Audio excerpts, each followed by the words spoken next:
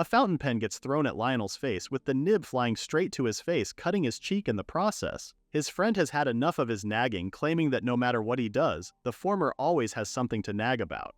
Just what the hell was his problem?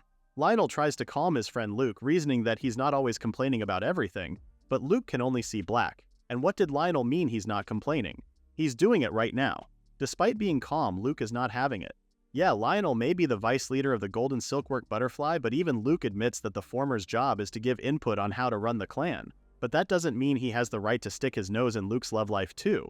Luke said this too loudly, so the other clan members heard his claim. From the other side of the door, their subordinates can only feel troubled because Captain Luke is pissed again. The other guy only hopes that this fight doesn't turn into a mess like last time. But back to Lionel and Luke, the former calmly tells the clan leader that he's not telling him who to date. What he's trying to say is for Luke to keep his private life separate from work. Not to take sides, but Lionel has a point. But what exactly caused their fight anyway? To get a better understanding of what's happening, let's take it back to a month ago. The clan put up a recruitment notice, and not long after, a girl named Fina showed up. Luke was smitten, to say the least. The guy was head over heels in love, pronto. Lionel's not too surprised, and it's not strange for romance to spark between men and women. Maybe their romance would have been supported by the whole clan if only Luke hadn't given her special treatment. Can you imagine a brand new recruit instantly getting promoted to squad leader? Ridiculous. What's even worse is that Luke also paid her the same salary as their veteran officers. In a merit-based adventurer clan, nepotism is poison. Of course, you best believe the clan members were hounding Lionel to do something. The female members were this close to throwing hands, while the guys were grumbling non-stop. But even Lionel can see that they too are close to blowing up. They're demanding a pay raise because of what Luke is doing, dang it. No adventurer in their right mind would feel good about a fresh recruit, unproven in battle, who suddenly starts barking orders as squad leader. Naturally, the clan members came to Lionel because they'd had enough. Even he thought it was dangerous too. Considering all things in mind, he told Lionel that if she's serious about the girl, then he should just marry her and retire. Upon hearing that, Luke blew a gasket. He told Lionel that he has no right to meddle in his private life, but the latter is only looking out for the good of the guild. Honestly speaking, he doesn't really care who his friend marries. In fact, he'll even be happy for him. But again, Lionel reiterates that Luke should separate his private matters from the job. This time, Luke is even angrier. Just what the hell is up with that tone Lionel is using? He was so enraged, shaking as he told the vice leader how he's always preaching down on him. Is he Luke's mother or something? Okay, that struck a nerve. This time it's Lionel's turn to lose it. Lionel lets him have it. First of all, they're the same age. And even if he had a son, he wouldn't be so dang stupid, unlike Luke, who is an octopus-headed bastard. The hell? Just who is he calling an octopus? That's it. Luke tells Lionel he's out of the guild. Get the hell out of Golden Silkworm Butterfly, he shouts at the ex-vice leader, throwing the documents in his face. Lionel was taken aback by the proclamation, but he quickly recovered. Before he marched off through the door, Lionel told Luke that this time he's never coming back. Lionel kicks the door open while Luke watches his ex-friend storm off. Just like that, this is how banishment number 2 happened. Actually, this wasn't Lionel and Luke's first fight. Golden Silkworm Butterfly was a clan that the two of them built over 10 years ago. They poured blood, sweat, and tears to make it grow. The two continued to face one peril after another side by side until one day, they finally became one of the leading adventure clans in the city. However, Lionel was kicked out of the clan for the first time. Similar to what happened just now, he called out Luke, but this time it's because of the latter's reckless spending. Once the clan grew, Luke picked up practically every vice known to man. Booze, gambling, women, and the like. He blew guild funds like there was no tomorrow. Of course, once Lionel pointed that out, Luke banished him in a heartbeat. Funnily enough, karma came back in the form of Luke, begging Lionel on his knees to come back to the guild, just 6 months after the latter's exile. Lionel had a lot of things to say, but when Luke told him that there's no vice leader like him with such a sorry look on his face, Lionel swallowed everything and came back.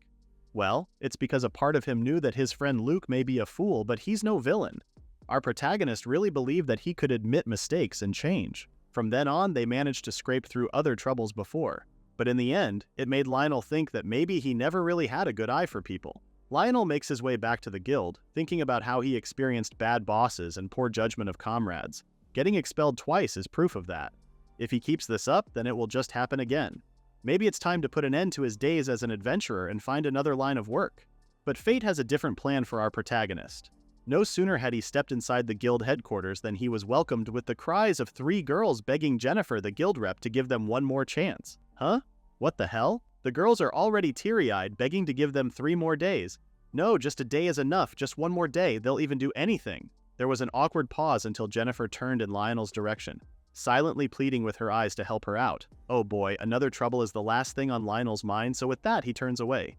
Sorry, Jennifer. Too bad for him. Her glare cut through his soul, so this is how Lionel finds himself walking toward them, asking what the problem was. The three girls turn to him, just as Jennifer fills him in on what's happening. Apparently, these girls are about to be expelled for not paying the guild dues. Did these girls really become adventurers without knowing about guild dues? The Adventurers Guild is a mutual group of adventurers, funded by adventurers themselves, which is the guild dues. Anyone who doesn't pay gets expelled, which means they lose the right to sell monster cores, relic roots, or even worse, they can't take guild quests anymore. For any adventurer, that's practically the end of the line. Lionel grabs the girl, holding on to Jennifer, pulling her away from the guild rep. So they're so broke that they can't even pay dues, huh? Jennifer answers on their behalf, saying that shouldn't be the case since these girls already cleared 2 quests. Oh? Lionel's impressed since 2 quests in a month is pretty decent progress. With that said, he says the rewards should have been more than enough to cover the dues, so why can't they pay? It's the girl in the middle who speaks, saying they split the reward evenly among the 3 of them, and the other girl adds that nothing was left. Lionel pulls a face. Of course, they have no sense of organization. They're the type who freestyle things, splitting everything evenly, that kind of thinking. Suddenly, the first girl grabs Lionel's arm, teary-eyed, as she asks him what they should do. Wait a minute, this girl? Instead of answering, Lionel asks if her gift is a hero. The girl is amazed because wow, how did he know that? Lionel explains that the majority of swordsmen have the gift of hero. If anything, this girl reminds him of Luke. Oh. Since they're at it, the girl introduces the other 2 girls. The blonde girl is Misha. Her gift is Saint, and she's their cleric. Meanwhile, the other girl is Milialia, their sage. She's their mage. Milialia calls out the hero girl, Asuka, saying this isn't the time for introductions. What about their guild dues? Upon remembering that, Asuka starts stressing again. Still, Lionel notes that their trio has a frontline hero backed by a saint and a sage. This is a pretty balanced setup. In their world, talents given by the supreme god are called gifts. Every adventurer receives theirs at the church at the age of 10. Luke and Asuka are both blessed with the hero gift. Lionel, on the other hand, is gifted with tactician. It's a pretty rare one, and individuals blessed with this gift are said to excel at strategy, command, and organizational management. Besides gifts, there are also things called jobs, which are the class you fight with as an adventurer. Lionel, Luke, and Asuka are all swordsmen. In any case, Asuka's party forms the ideal party. There are no gaps between front and back lines. Additionally, there is healing, support, and a comprehensive strategy. The only thing missing from them is a leader who will help put it all together. Looking at her now, Asuka is still busy bawling and begging Jennifer to give them another chance. From his perspective, their worst trait is how cozy they are with each other. Splitting rewards evenly is just one symptom, and without setting aside funds, this was bound to happen. Wait, hold up. What is Lionel even thinking? Isn't he on his way to quitting adventuring? But old habits die hard, huh? Besides, it's not like he owes these kids anything. Too bad for him. When he opened his eyes, what he saw were the 3 of them giving him the most puppy dog eyes ever known to man. Before he knows it, Lionel is asking Jennifer how much their dues are and saying that he will cover them. Eh? No way. Asuka says it's too much and almost slips and calls Lionel an old man. Milialia tried to cover for her friend, saying Asuka just means he's so reliable, but even Lionel could see that the mage was about to say the same as well. With that same blank expression, Lionel turns to Misha, prompting the latter to look away. Don't bother. He knows what she's thinking, causing the cleric to start panicking. But trivial issues aside, the 3 of them cling to Lionel, thankful and desperate, begging him not to throw them away. They'll even do anything. Is this their usual tactic? And by that he means Misha's rack bumping on his arm. Lionel was the better man, flicking them all away. Alright, he got it already, he's not abandoning them. Jennifer had to ask if he was sure about this, but it's fine. He was planning on quitting adventuring today anyway. Just think of it as his last bit of service to newcomers. He places the gold coins on the counter and sees how his funds have significantly decreased. Well, it's not like he'll get his deposit back anyway, so he just chalked it up. Jennifer stares worriedly at him, but Lionel doesn't meet her gaze, thinking about how he needs to hurry and find his next job. Just then, he feels someone poking his back. He turns and sees that it's Asuka. Before she can say anything else, Lionel tells her that since their dues are paid, they should make sure to cover them next time. She thanks him and asks if his gift is tactician. Well, yeah, it is. Why? Asuka heard that Lionel is quitting, but isn't that a waste of such a rare gift? Which is why, if he wants to, would he want to join their clan? After a moment, he asks her why. Asuka says it's because he helped them when they were in trouble, but that's not enough reason for Lionel. To that, Asuka explains that the 3 of them became adventurers to help people in need, which is why they want someone like him to join them. At that moment, Lionel could see it clearly. That's pure hero spirit. Well, it looks like a tactician will always end up tied to heroes somehow. With a sigh, he reminds them that the reason he got kicked out of his clan was because he was too strict. They know that, right? But that's exactly what they need. Even she's aware that between the three of them, no one can push back hard enough.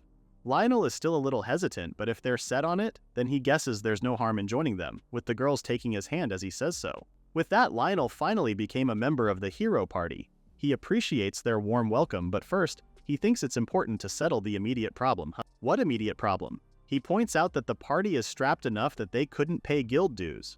Now that he's with them, he wants to stabilize their funds first as their tactician.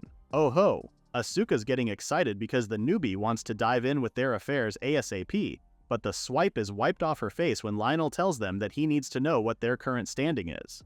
With that said, he ordered them to report how much cash each of them had. Asuka has 2 silver coins, Milialia has a gold coin, and Misha has none. What did she spend all her money on? Misha says she spent it on donations to the church and snacking her way around town. He understands, right? When you smell a perfect steak, of course, you'd grab a bite, right? He's almost fuming because everyone gets lured by the smell from time to time, but there's a limit to it. With that said, he asks them what their plans for dinner are. But that was exactly why they were in the guild in the first place. Lionel can't believe it. These girls really came to raise money, blissfully unaware that they were about to be expelled. With a sigh, he turns to Jennifer, asking if they have any extermination jobs on their roster. The latter looks through her file and picks one. Hayden Farm has been getting hit by goblins a lot lately, and judging by the timing, she says it wouldn't be surprising if people are getting hurt too besides the livestock. Okay, they'll take this one. But as he logged in their details, Lionel forgot that he was no longer part of his previous clan and almost wrote Golden Silkworm Butterfly again. He turns to Asuka and asks what their clan is called, and she shamelessly says it's Hope, as in, they're promising enough to put your hopes on. Lionel can't even hide the face he's making right now. What a bold name. Fine, he'll see to it for a month. But if they're still a promising newbie in a few years, then this is all just a big joke. With that, they make their way to Hayden Farm. Asuka is pretty confident about this mission, saying that it would be easy with this many people. Lionel chastised her, saying she shouldn't get cocky. Sure, a person can take one goblin head on and rarely lose, but what's really scary about them is... Speak of the devil, before he can even finish his sentence, Lionel says this is their cue. They could hear the goblins gathering near them before they could even see them. He tells the trio to fight like they usually do while he watches their strengths and calls it. Asuka straight up bolts to the enemy, leaving Lionel speechless. This girl? Doesn't she know that the strength of goblins lies in their swarming in packs? No true veteran charges in alone like an idiot. Lionel is about to draw his sword, worried about Asuka's reckless behavior. Is she stupid? Just what is the point in forming a party then? But before he could even draw his sword, Milialia stopped him. She's not worried. In fact, she's smiling, reminding Lionel that he was going to watch how they fight first. At that, he came back to his senses. Right, he needs to watch their fighting style. A goblin sneaks up on Asuka, but she was just waiting for the moment to strike. She cuts down the enemy, and Lionel, who was watching from afar, notes how she's just winging it and going all out. No strategy, just wild, reckless brawling. Be that as it may, even he could see how she moves pretty sharply. Another goblin comes from the side and nicks her while a small one jumps her from behind. Asuka manages to avoid fatal hits, but she can only go on for so long doing this. Lionel knows this can go south pretty fast. What's more, the burnout is brutal. She may have dodged earlier, but now all her focus is on the front row. While she's busy fighting the front, a goblin attacks her from behind. She couldn't turn fast enough when she heard their warning, and the enemy sent her flying and injured toward them. Just then, Misha steps in and uses long-range heal. So that's the plan. Lionel even thought Asuka was sent too far back for a goblin heal. But the reason for that is so Misha can use her technique on her. Which means during that small window when Asuka is being healed, Milialia lets it rip on the enemies using her mana bolt. After burning some of the goblins, she tells Asuka that the latter has 12 seconds until the volley ends. A newly healed Asuka is up and ready to go. She charges straight to the enemy again while Misha tells Lionel that this is their guaranteed win tactic. Guaranteed? What the hell does she mean by guaranteed? Lionel almost burst Misha's eardrums, scolding her because honestly speaking, they've just been winning on pure luck. Basically, their strategy goes like this. Asuka charges alone, bunching enemies in one spot. Then she pulls back at the right moment. During that gap, Misha heals her and Milialia blows up the clustered enemies. Any stragglers get cut down by a freshly healed Asuka. Rinse and repeat. This is an insane decoy strategy, with Lionel telling them that they'll run out of lives fighting like this. He joins the fray and cuts down the enemies, seeing how Asuka is also starting to struggle. A couple of goblins jump her at the same time, and since there's no time to put her guard up, she accepts her fate. But Lionel steps in and cuts down all of them, asking if she's still up. This time they're back to back as he tells her to keep her eyes up front and not overthink. She can't help but flash a grin at him. This feels like they're comrades, no. But Lionel is too busy fighting, so she should hurry up and do so too.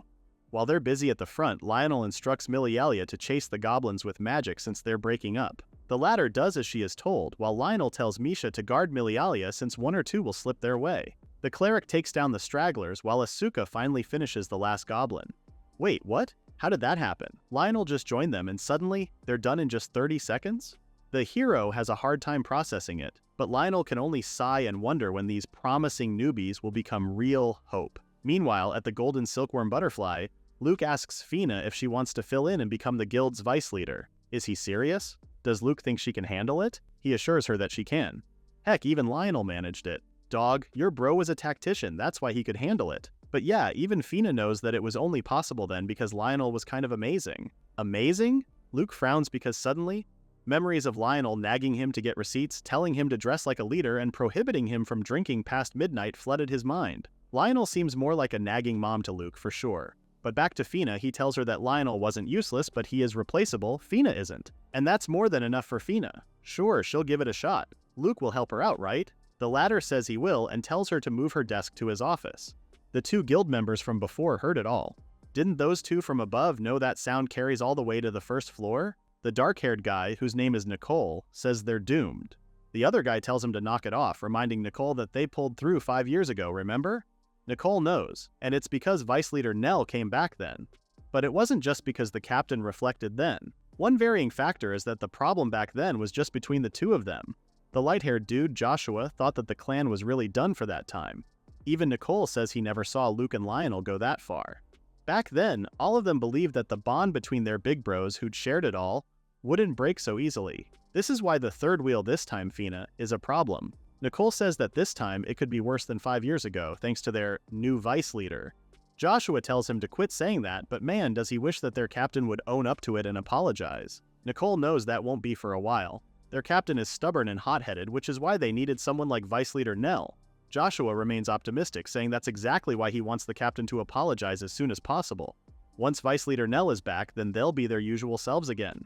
They still might make it in time, so in the meantime, Joshua suggests they keep grinding for quests until then. Nicole stops in his tracks, wondering if it really was that simple. Is Vice Leader Nell the kind of guy who'd come back just because they said they were sorry? A pot hangs over simmering in the makeshift stove while someone's hands are busy washing laundry. Yep, this someone is none other than Lionel, muttering about how nice the weather is today. Maybe it's also a good time to wash the sheets. Suddenly, the door to the ramshackle building behind him bursts open, and there's Asuka vying for his attention. "Look, Nelson!" she cries. But he's more concerned about the door. It's damaged enough as it is, can't she be gentler? To that, she apologizes to Mama Nell. The heck, who's she calling Mama Nell? But more importantly, look at the logo on her chest. Does it look good on her? Asuka had it embroidered. Nell flatly tells her that it looks good, but Asuka's not too happy with his reaction. He's not even faking his disinterest in it. Nell continues to wring the clothes, asking what Asuka wants from her. She wants him to be loving and manly, that's what. He fires back that it's laundry before love and courage, now hand over the sheets. Asuka does as he says with a pout while he hangs the clothes to dry. So why exactly is Nell doing housework? To have a better understanding of this, it all dates back to a few days ago. After a long day, the Hope Clan finally wraps up their last mission. It took a while, bleeding into the night.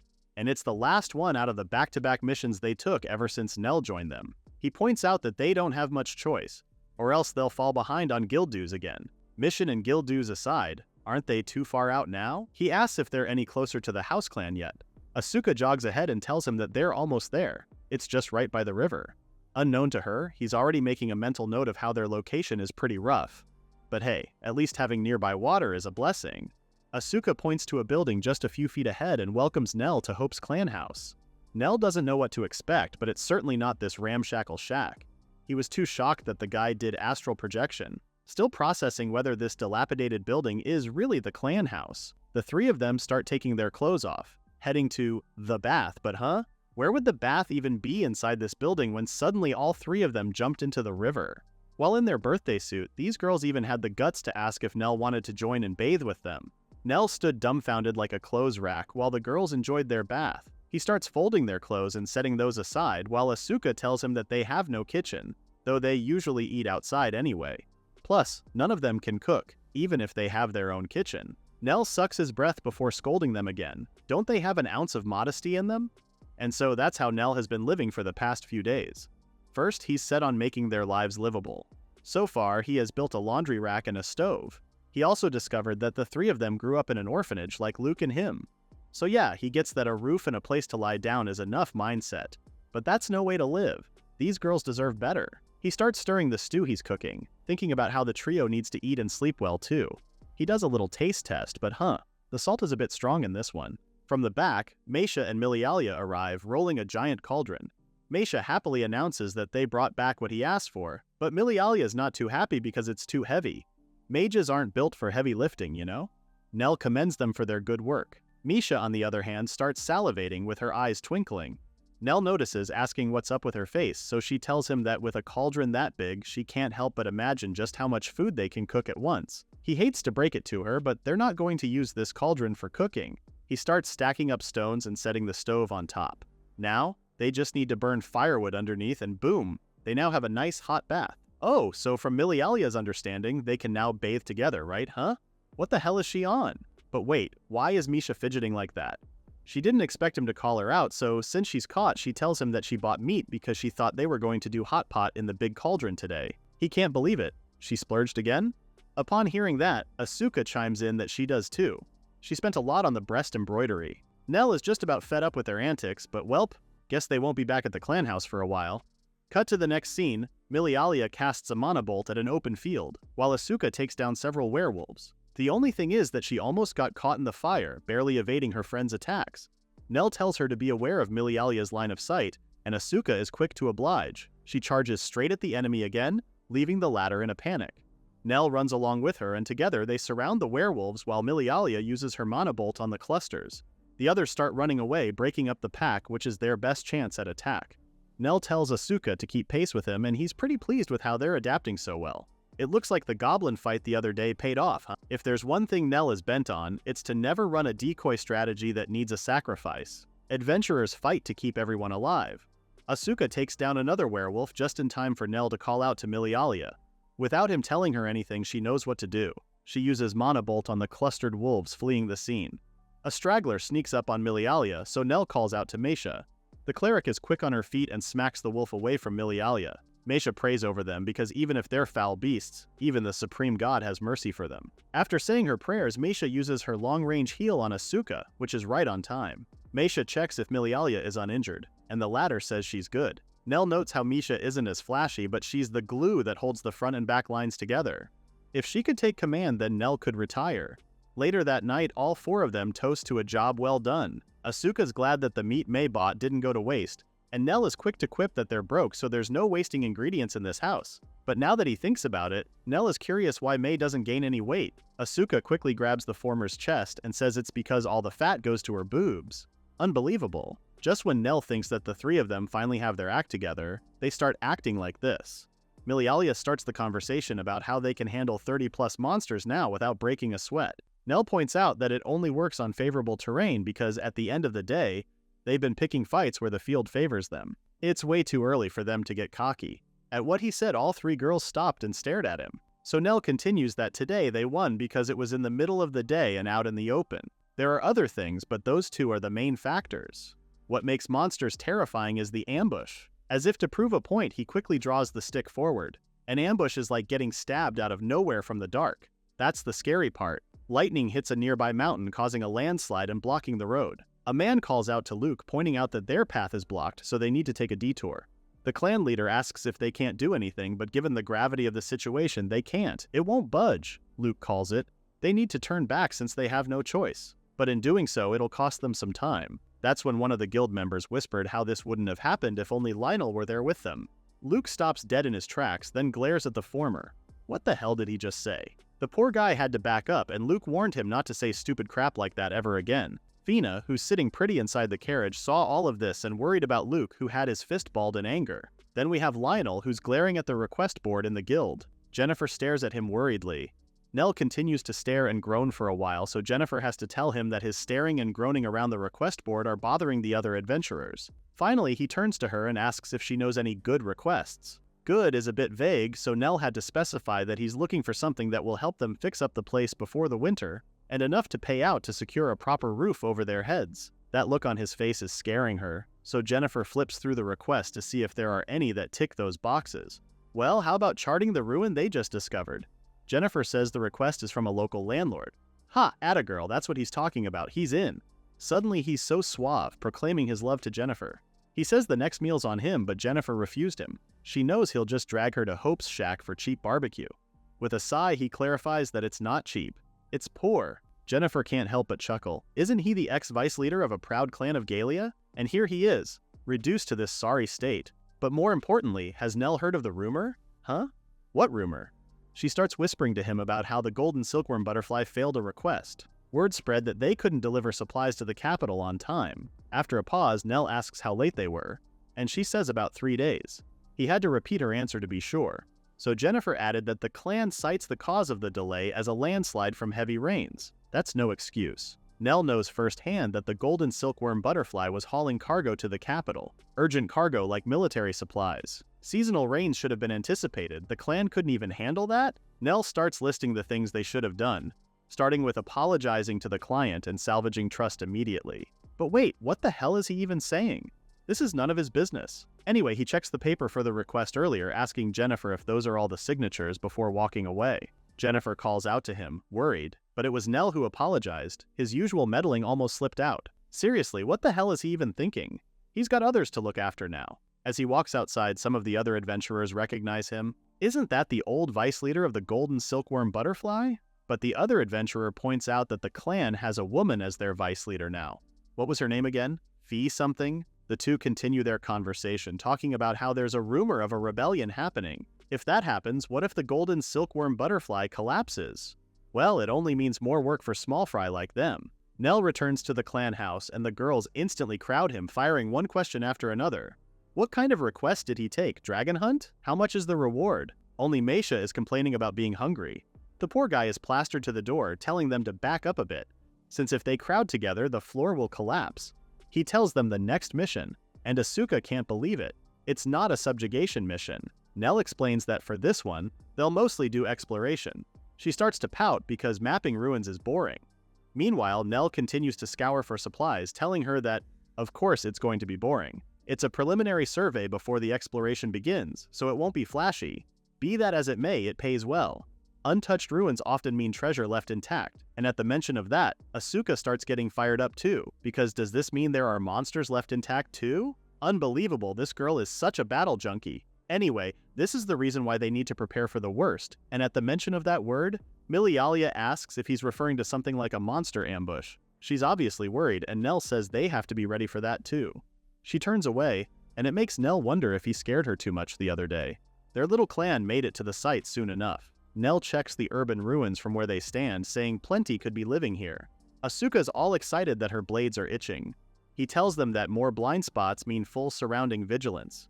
First, they need to form ranks, and Asuka's hand shoots up so fast claiming she'll take point.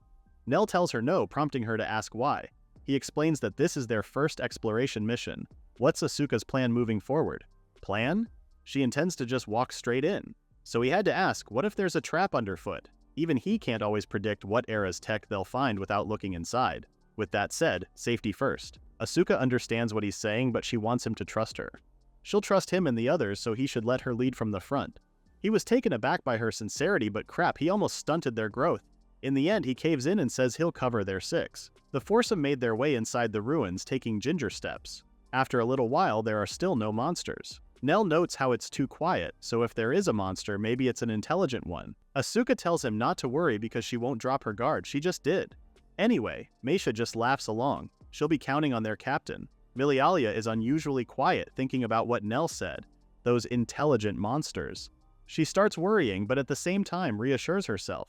It's fine. Asuka is at the front, so she'll cut them down like always, while Milialia will back her friend up with mana bolts. Just then, Asuka spots a hulking figure a few feet from them. She tightens her grip on the sword and charges straight at the mannequin-like monster. She strikes it head-on, but what is it? Nell instructs Asuka to keep her distance, just as the monster attacks the latter.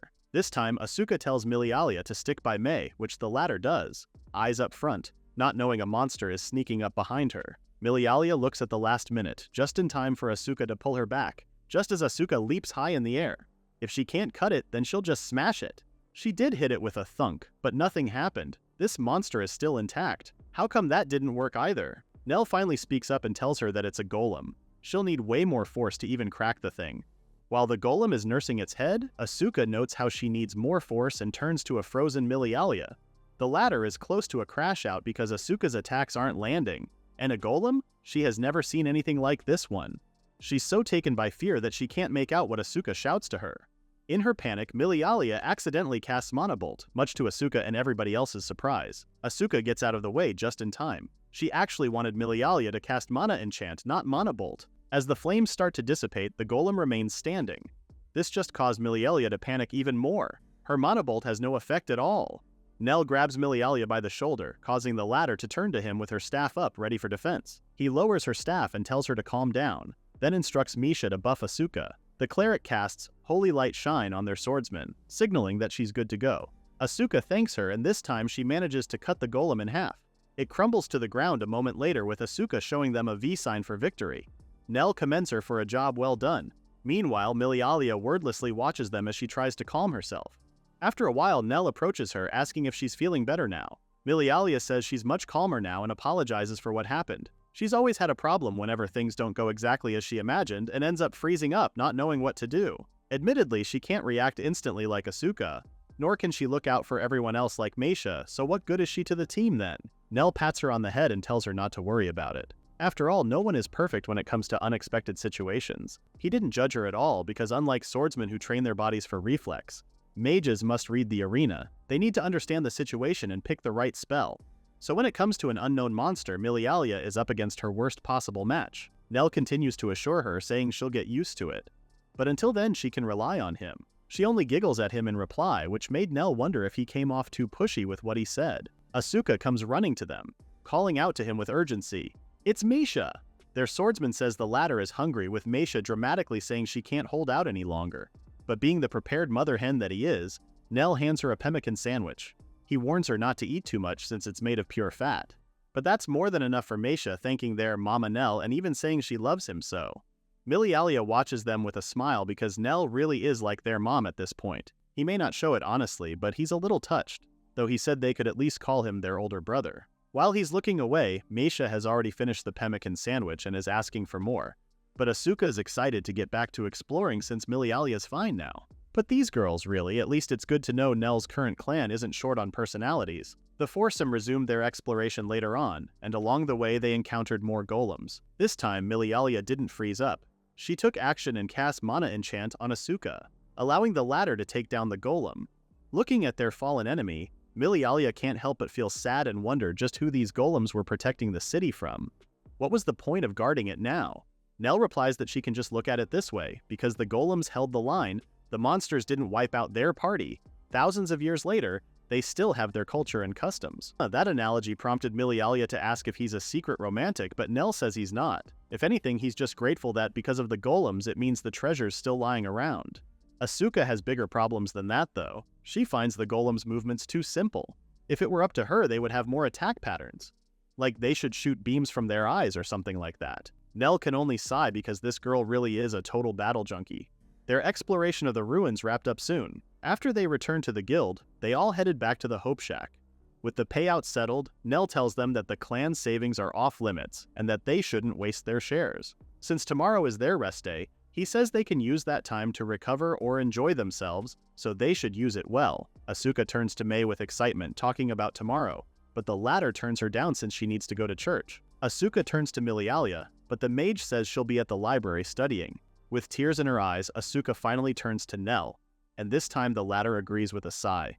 She beams because tomorrow they're going on a date. A date, huh? The next day, the two head to the city where Asuka waves him along to eat meat. What the? She's just like Meisha. That's because for Asuka, meat is just ice, or whatever that means. But more importantly, she's impressed by how the houses in the city are pretty huge. Nell says it's built that way so only the wealthy can safely live within the walls. Did he say safely? So does that mean they have no leaky roofs or rats running around? There's no waking up to squeaking at night. That's a pretty sad way of thinking now that he heard her say all these out loud. Okay, Nell has decided. they're going to get a cat. Instead of getting excited, Asuka is worried because Nell is not going to raise it for food, is he? The hell? Of course not. Just what does she take him for? The cat is for catching rats, of course. Sure, it's another mouth to feed, but with a cat in the house, there won't be any chewed-up supplies. So with that, they head to the pet shop. Just like that, the two spent the day leisurely, checking out new gear and eating good food. And Asuka even thought a maid outfit would look good on Nell. Finally, they went to the pet shop to pick their newest four-legged friend. But they ended up back in the guild's cafeteria. Why wouldn't they? Access to that place is a perk of being a registered adventurer. But to Asuka, that just translates to being the cheapest option. Right, Mom? Nell can't believe the nerve of this girl. Did she just call him a mom and stingy at the same time? He believes that the food at the guild cafeteria is genuinely good and not cheap. He takes a bite of his dish and notices the kick of spice, making a note to ask about the blend later. Nell thinks this could add more variety to their meal, while Asuka looks at him with a sheepish smile. This is exactly why Nell is their mom. But yeah, Asuka still prefers meat though, which made Nell comment on how all three of them are carnivores. Upon hearing him say that, Asuka raises her hands doing claw-like motions, telling Nell to let her eat him sexually. You can imagine just how fast Nell scolded her and got up from his seat. No vulgar words at the dinner table. Just then, Jennifer spots them and hurries over to their table looking worried. She informs them that an urgent request just came in, asking them to report to the front desk tomorrow. Meanwhile, at the Capitol, Luke is being grilled by their client. The latter tries to reason that the heavy rains forced them to take a detour, but their client refuses to hear his excuses. The older man can't believe how one of Galia's top clans missed a deadline by 3 days. The older man continues that it looks like their clan has forgotten the weight of being royal contractors. Luke starts to become frantic when he hears that. The older man can't be serious, can he? They were late for just 3 days, for goodness sake. He still doesn't get it, does he? This time, the older man raised his voice, stressing the fact that adventurers like them live freely in this kingdom, drinking and boasting, only because the royal knights shield them. Fools like them may not understand it, but in war, victory belongs to those who command time. Had they been able to strike first, then the royal knights would have already crushed the rebels by now. The older man has had enough. Clearly, this job was way too much for Luke and his clan to handle. With that said, the golden silkworm butterfly will never be seen in the capital again. Luke just felt the weight of the world cave in on him. Back at their headquarters, he slams his drink on the table, cursing because just remembering what transpired makes him sick. What's worse is that their client even slapped them with reparations. Fina approaches him, saying he shouldn't worry, this is just bad luck. She holds him in her chest, assuring him that things will work out somehow, while he clings to her tightly. Outside their office, Joshua and Nicole hang around, hearing the two's dialogue from the inside. For one, Joshua wants to believe that everything will turn out fine too. But seeing the captain like this, all they can do for now is apologize. If only Vice Captain Nell was still there with them, then he'd already be begging for forgiveness. And yet look at Fina. Just what the hell is she doing? Before he could lose it, Nicole tells him to drop it. After all, she became vice captain without knowing the first thing about leadership. Joshua's surprised that his friend is unusually calm about all this. With a long face, Nicole tells him that he made up his mind. He's quitting the clan. That made Joshua stand from his seat, and Nicole already has a list of pros in quitting. He can fetch a good price from the Undertakers, and urges Joshua to come with him.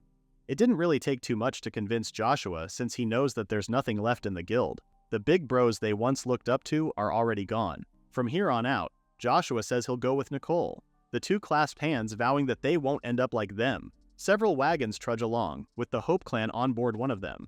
They're seated with the other knights, with Asuka asking if they're really doing the right thing by joining this fight. Both Milialia and Asuka are worried since they will be going up against people who oppose the royal family, isn't that right? Nell is also serious and tells her that it is as she said. Their mission is to hunt the rebels who fled into the mountains. Their target is indeed humans. Milialia got up from her seat with panic, correcting him. They're rebel creatures, not humans. She needed to brainwash herself into thinking like that, or else. So how exactly did they end up in this situation? Flashback to last night, Jennifer approached them with a royal request to suppress the rebels. From what she heard, there are fewer than 100, and about 500 adventurers and mercenaries will sweep the mountain. But Nell's not too sure. Is a small fry clan like them even supposed to be there? To that, Jennifer tells him that they specifically want Hope, adding that their performance in subjugation quests has been outstanding. She may say all that, but Nell knows that Jennifer must have pulled strings to get them in. After all, for royal orders, they'd normally recommend a big-name guild to boost the guild's clout. But he believes it's because of their good conduct, no? Does the guild think they felt grateful for Hope's shabby barbecue party? Well, Jennifer could only hope so. So back to their current situation. There are fewer than 100 on the rebels' side versus 500 disciplined royal knights here. Plus, there are also 500 adventurers, including them, the Hope Guild. With those numbers, they can focus on scoring merits. But, then again, gathering adventurers just to act as skirmishers? Nell knows something's off. Anyway, Nell tells the girls not to get too worked up. Instead of forcing some heavy resolve, he advises them just to clear their minds and drop their reasons for now.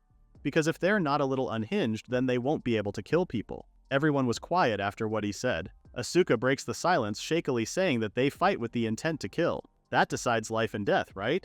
That's what Nell taught them. He's surprised that she still remembers that. Well, how could she not? Nell always tells them that after warning them not to let their guard down. Milialia slaps both of her cheeks, prompting Nell to ask if she's okay. Yes, she is. Her brainwash is complete. Nell looks at them fondly, seeing how these girls have gotten so strong. But Misha, though, he wonders if she had always been a natural powerhouse from the start, looking at her sleeping face. Before the sun sets, the troops manage to set up camp just in time for Misha to wake up. As she stretched, Nell asked if she was alright with all this. She turns to him in all seriousness, saying that suppressing rebels is pretty much the same as fighting heretics, isn't it? Dang, she really is a powerhouse. Nell had to suppress himself from fanboying, but it also quickly dawned upon him that Misha is still 16, just like Asuka and Milialia. He tells her that if it gets to be too much, she should let him know. Like the others, she calls him Nell Mama and says that he's so kind. She promises that when the time is right, she shall offer him her purity. Does she always have to go there? One of the knights shushes, announcing that General Kitos, who commands the whole force, will address this operation personally. Okay, Captain Shady.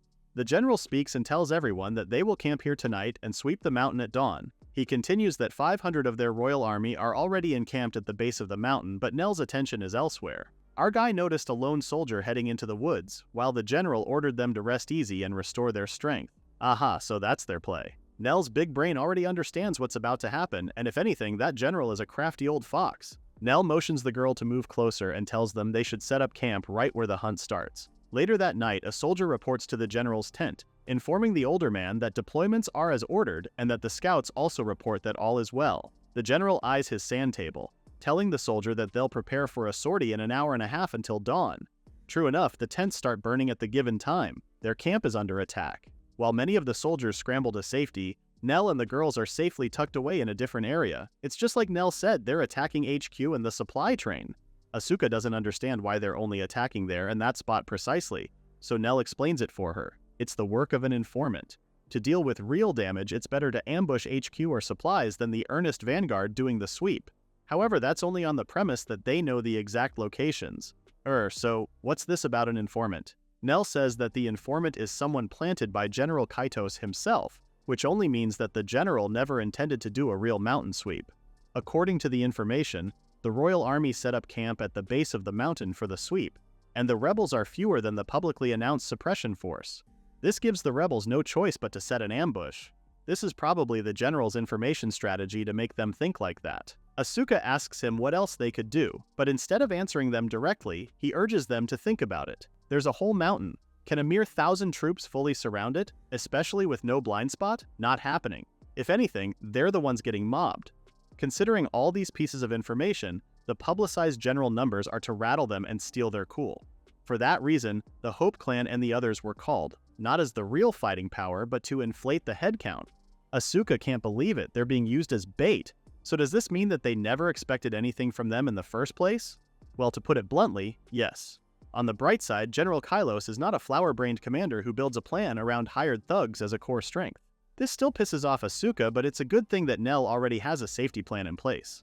Of course, Nell already has a plan to earn credit from here. The question is, are they in? The rebels and the knights are going at it with full force, dead bodies everywhere. But the latter refuse to cower. On the other hand, the rebels are also set on taking as many of the king's dogs as they can. Kill them all, they said. The general, who has only been watching from the sidelines all this time, finally decides to join the fray. He cuts a few men down with one slash and starts ordering his men to hold the line. He claims these are dead men walking and tells his soldiers they shouldn't fight them head-on. Instead, they should surround, drive, and dogpile them. Suddenly, there was an explosion behind the general. He turned just in time to hear someone ask if he was all right. Of course, it's the adventurer clan Hope. They have come to back them up and are here to help the soldiers of the royal army. As expected, Asuka thrives on the battlefield, cutting down the rebels one after the other. Nell also fights alongside her, leaving the other soldiers in awe. They pierce armor like it's nothing, like an unbeatable hero. Well, that's what most people would see, but there's a trick behind this. Nell gets nicked in the arm, so what's the magic behind all this? First, their enemies have lost their cool, which means they're full of openings. Second, Nell's sword carries Meisha's holy light, while Asuka's blade is blessed with Milialia's magic. But that's not all there is to it. As if on cue, Meisha uses her long-range healing while Milialia uses her mana shot. Impeccable timing as always. The combo of Meisha's healing and mana shot is still going strong. The final ingredient to their formation is the magic support from a safe distance. Thanks to that, they can fight with peace of mind, and Meisha and Milialia are handling things just fine. General Kido saw how good they are and commended them for fighting well. Because of them, the general says he's still alive, so he won't forget this debt. Nell is honored by the general's words, but for now, he urges the older man to keep his eyes up front and escape the crisis before them. With that said, the worst should be behind them, and victory for the royal army is near. After the fight, the general asks for the names of the Hope Clan members.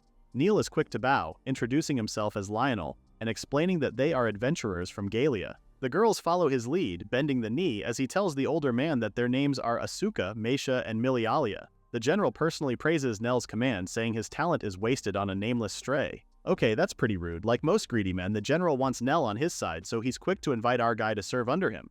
Nell knows that if he nods here, even a knight's title may no longer be just a pipe dream. Can you imagine an orphanage brat climbing that high? Well, that was always the dream he and Luke shared, or rather, was. The girls turn to Nell anxiously, just as Nell tells the general how much his words honor him. Be that as it may, Nell has taken it on himself to guide these three girls next to him. Until they're full-fledged, he has no intention of serving anyone else. With that, the general turns his back on them. So, Nell serves as their teacher, not their strategist. The general lets him off with a big smile.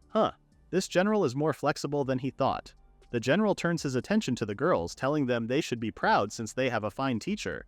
And they all gleefully say they are. After the whole fiasco, they return to the guild. There, Jennifer says a commendation arrived from General Kaitos, leaving Nell impressed. That man sure is dutiful considering they got paid enough already. Jennifer is even happier than they are, adding that this just shows how grateful the general was to them.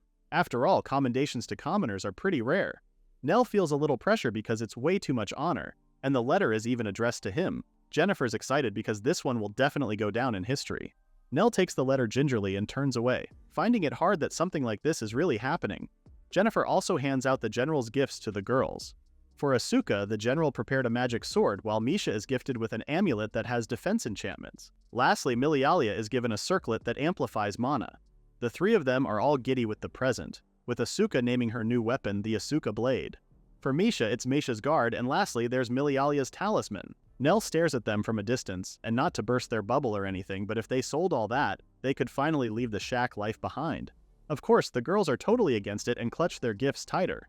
Nell tries to reason with them, saying a dumpy shack doesn't suit them, and if the general saw it, he'd cry. While they were busy talking, they didn't notice the door to the guild open and someone enter. The girls continue to tell Nell that selling the items would make them cry. Nell is a monster. At the mention of his name, this figure who had entered uttered Nell's name. Did he hear them say, "Lionel?" Our guy suddenly feels all the blood drain from his face as he hears that familiar voice. It was Luke. The golden silkworm butterfly leader approaches Nell, then suddenly glares. Nell blocks him from the girls, and to their surprise, Luke drops to his knees and begs him.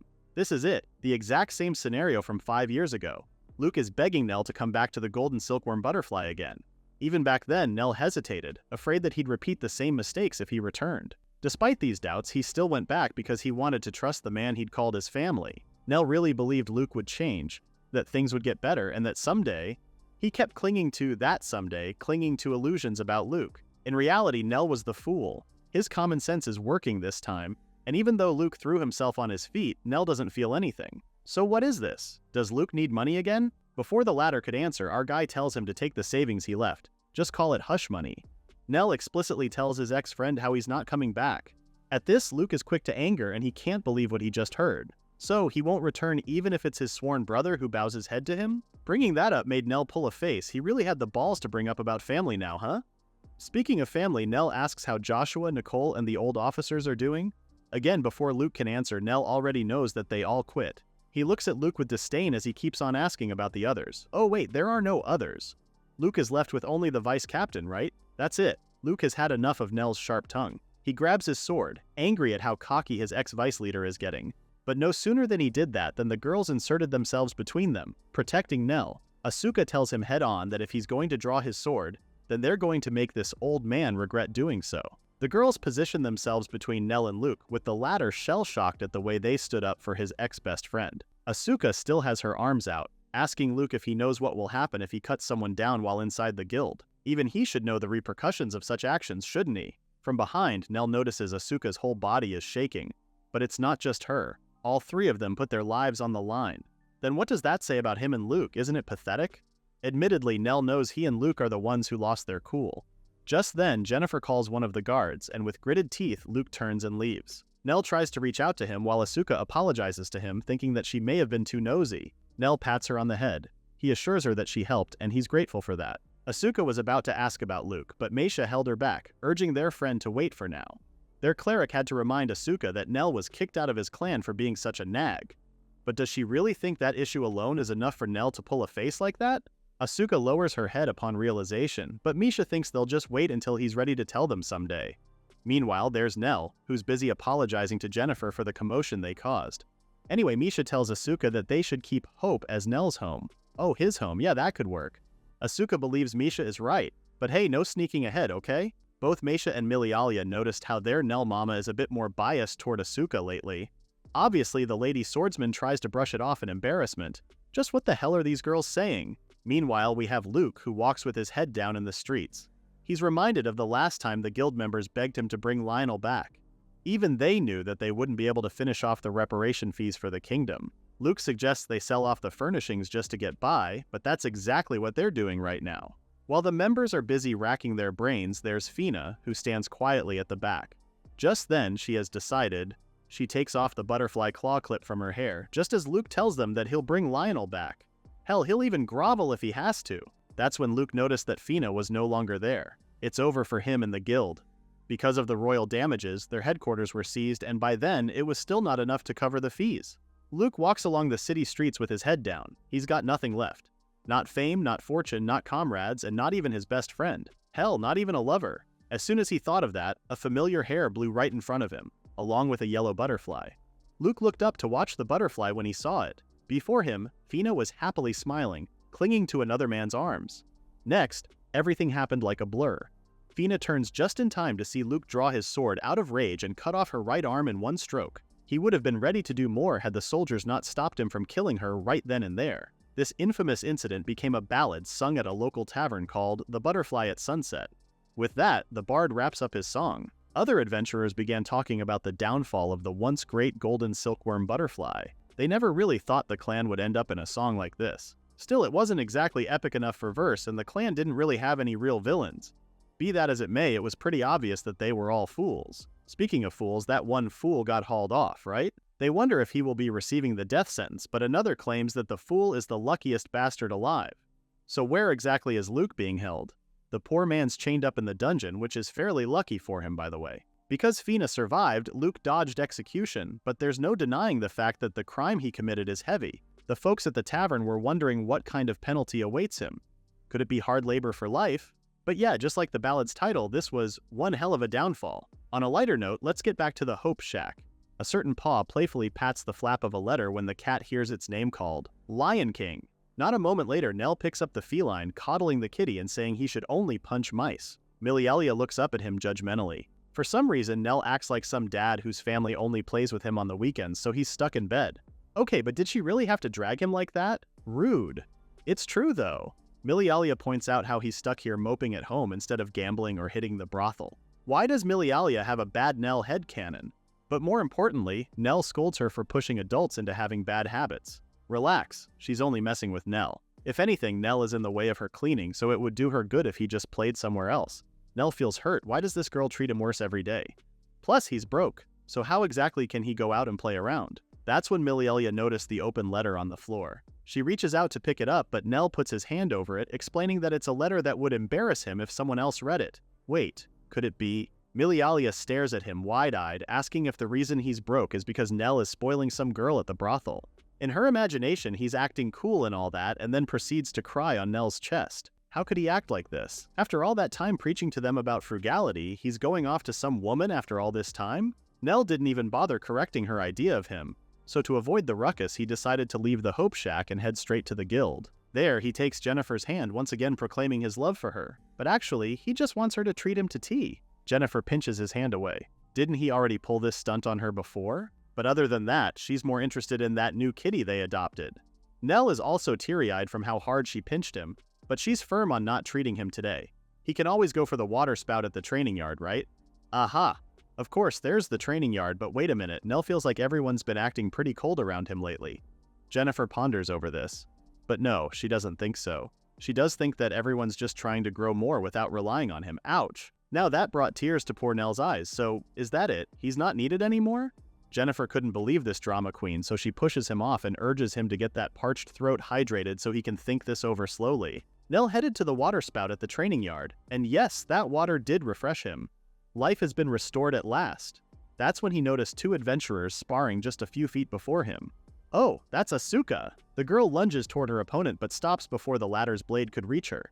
She quickly evaded his enemy's swings, with Nell noting how her movements have become pretty good. Looking at her now, she's like a totally different person from 3 months ago. If it's her, then maybe. Nell continues to observe Asuka's spar from a distance. She finally notices him standing there. Asuka, being Asuka, took her eyes off her opponent and waved to him instead. Of course, that earned her a solid bonk to the head. Anyway, she wrapped up her session soon after, and Nell started nagging her pronto. Resting is part of training too, you know? She can only smile sheepishly and admits that she feels like she'll only get weaker if she stops. Nell sighs. He gets it, okay? But he would appreciate it if she didn't sneak around behind his back to train. If she gets hurt, then it defeats the whole purpose of training. You got it, Nell mama, Asuka cheerfully replies. But Nell still nags her with a threat that naughty kids who worry their moms get punished. But is it really a threat? If anything, Asuka would happily take on his punishment if it meant getting spanked in the bum. Nell tells her outright he's not spanking anybody. Asuka continues to tease him, but Nell's eyes dart toward Jennifer, with the latter waving him to come closer. Jennifer has good news. She has the perfect job for poor old Lionel, which sounds pretty pathetic now that she said that out loud. Anyway, what kind of job does the wicked Miss Jennifer have in store for them? One threatening, huh? From her, and Nell quickly backtracks on what he said. So the job. Jennifer says it's an escort mission to the capital. At the mention of that, Asuka perks up. Are they going to escort an actual princess? Jennifer finds her amusing, but no, it's actually a merchant escort. Asuka's face fell as soon as she heard that. Sure, this could be an opportunity for them if they can actually pick up work from the capital. However, Nell points out that it's a big if. So how exactly does this mission make it perfect for them? Jennifer explains that the client specifically requested a small female-led party. Doesn't that sound just like Hope? Nell could only groan because it reeks of crime if you ask him. A client requesting a small all-female party? That definitely sounds sketchy to him. Oh, but he underestimates Jennifer too much. She did the work and looked into it, telling them that the client herself is actually a woman. Oh, then that explains it. Of course, a female merchant may not feel safe hiring a bunch of guys to escort her. Okay, Nell tells her that they'll take the job and depart in 3 days. 3 days later, Hope meets their client, Anita. The poor girl looks worried, asking our little clan to take her safely to the capital. What Jennifer said was true about the client being a woman, but no one said the rest of them are all men. That crucial piece of information wasn't included in the brief at all. Not to be judgmental, but they all look the lecherous type. Suddenly, Misha's eyes lit up. She tells Mama Nell that she just got a revelation from the Supreme God. Nell can already tell what she's about to say, but yeah, did she sense evil? Misha lowers her head and says that it is so. You see, those with the saint gift sometimes receive revelations from the Supreme God, and one of them is called Sense Evil. It lets the cleric detect beings with wicked hearts. Hell, even without the revelations, it's obvious enough to see a setup this unnatural. Just look at Anita's body language. The poor girl is uncomfortable as heck with that perv's hand on her shoulder. Be that as it may, Nell still wants proof, so right now, this is still just a guess. Meisha understands, so Nell gives her additional instructions to keep feigning ignorance. They should act like they haven't noticed yet and fill this in for Milialia later. Since Asuka can't keep a straight face, Nell says he'll be the one to talk to her once they make a move. Of course, there's also the matter with Anita.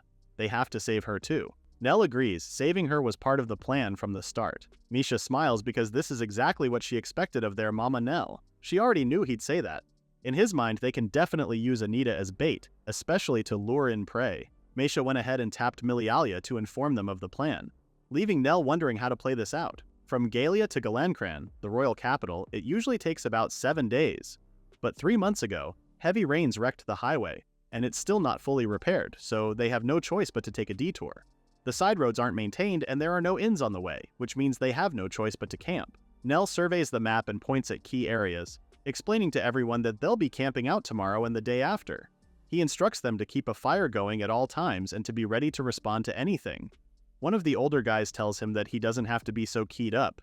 He should take it easy. Lionel flashes him his business smile, saying they're just rookie adventurers, so they should be careful. The old man is undeterred and tells him to lighten up. On the upside, it's no wonder those girls trust him, huh?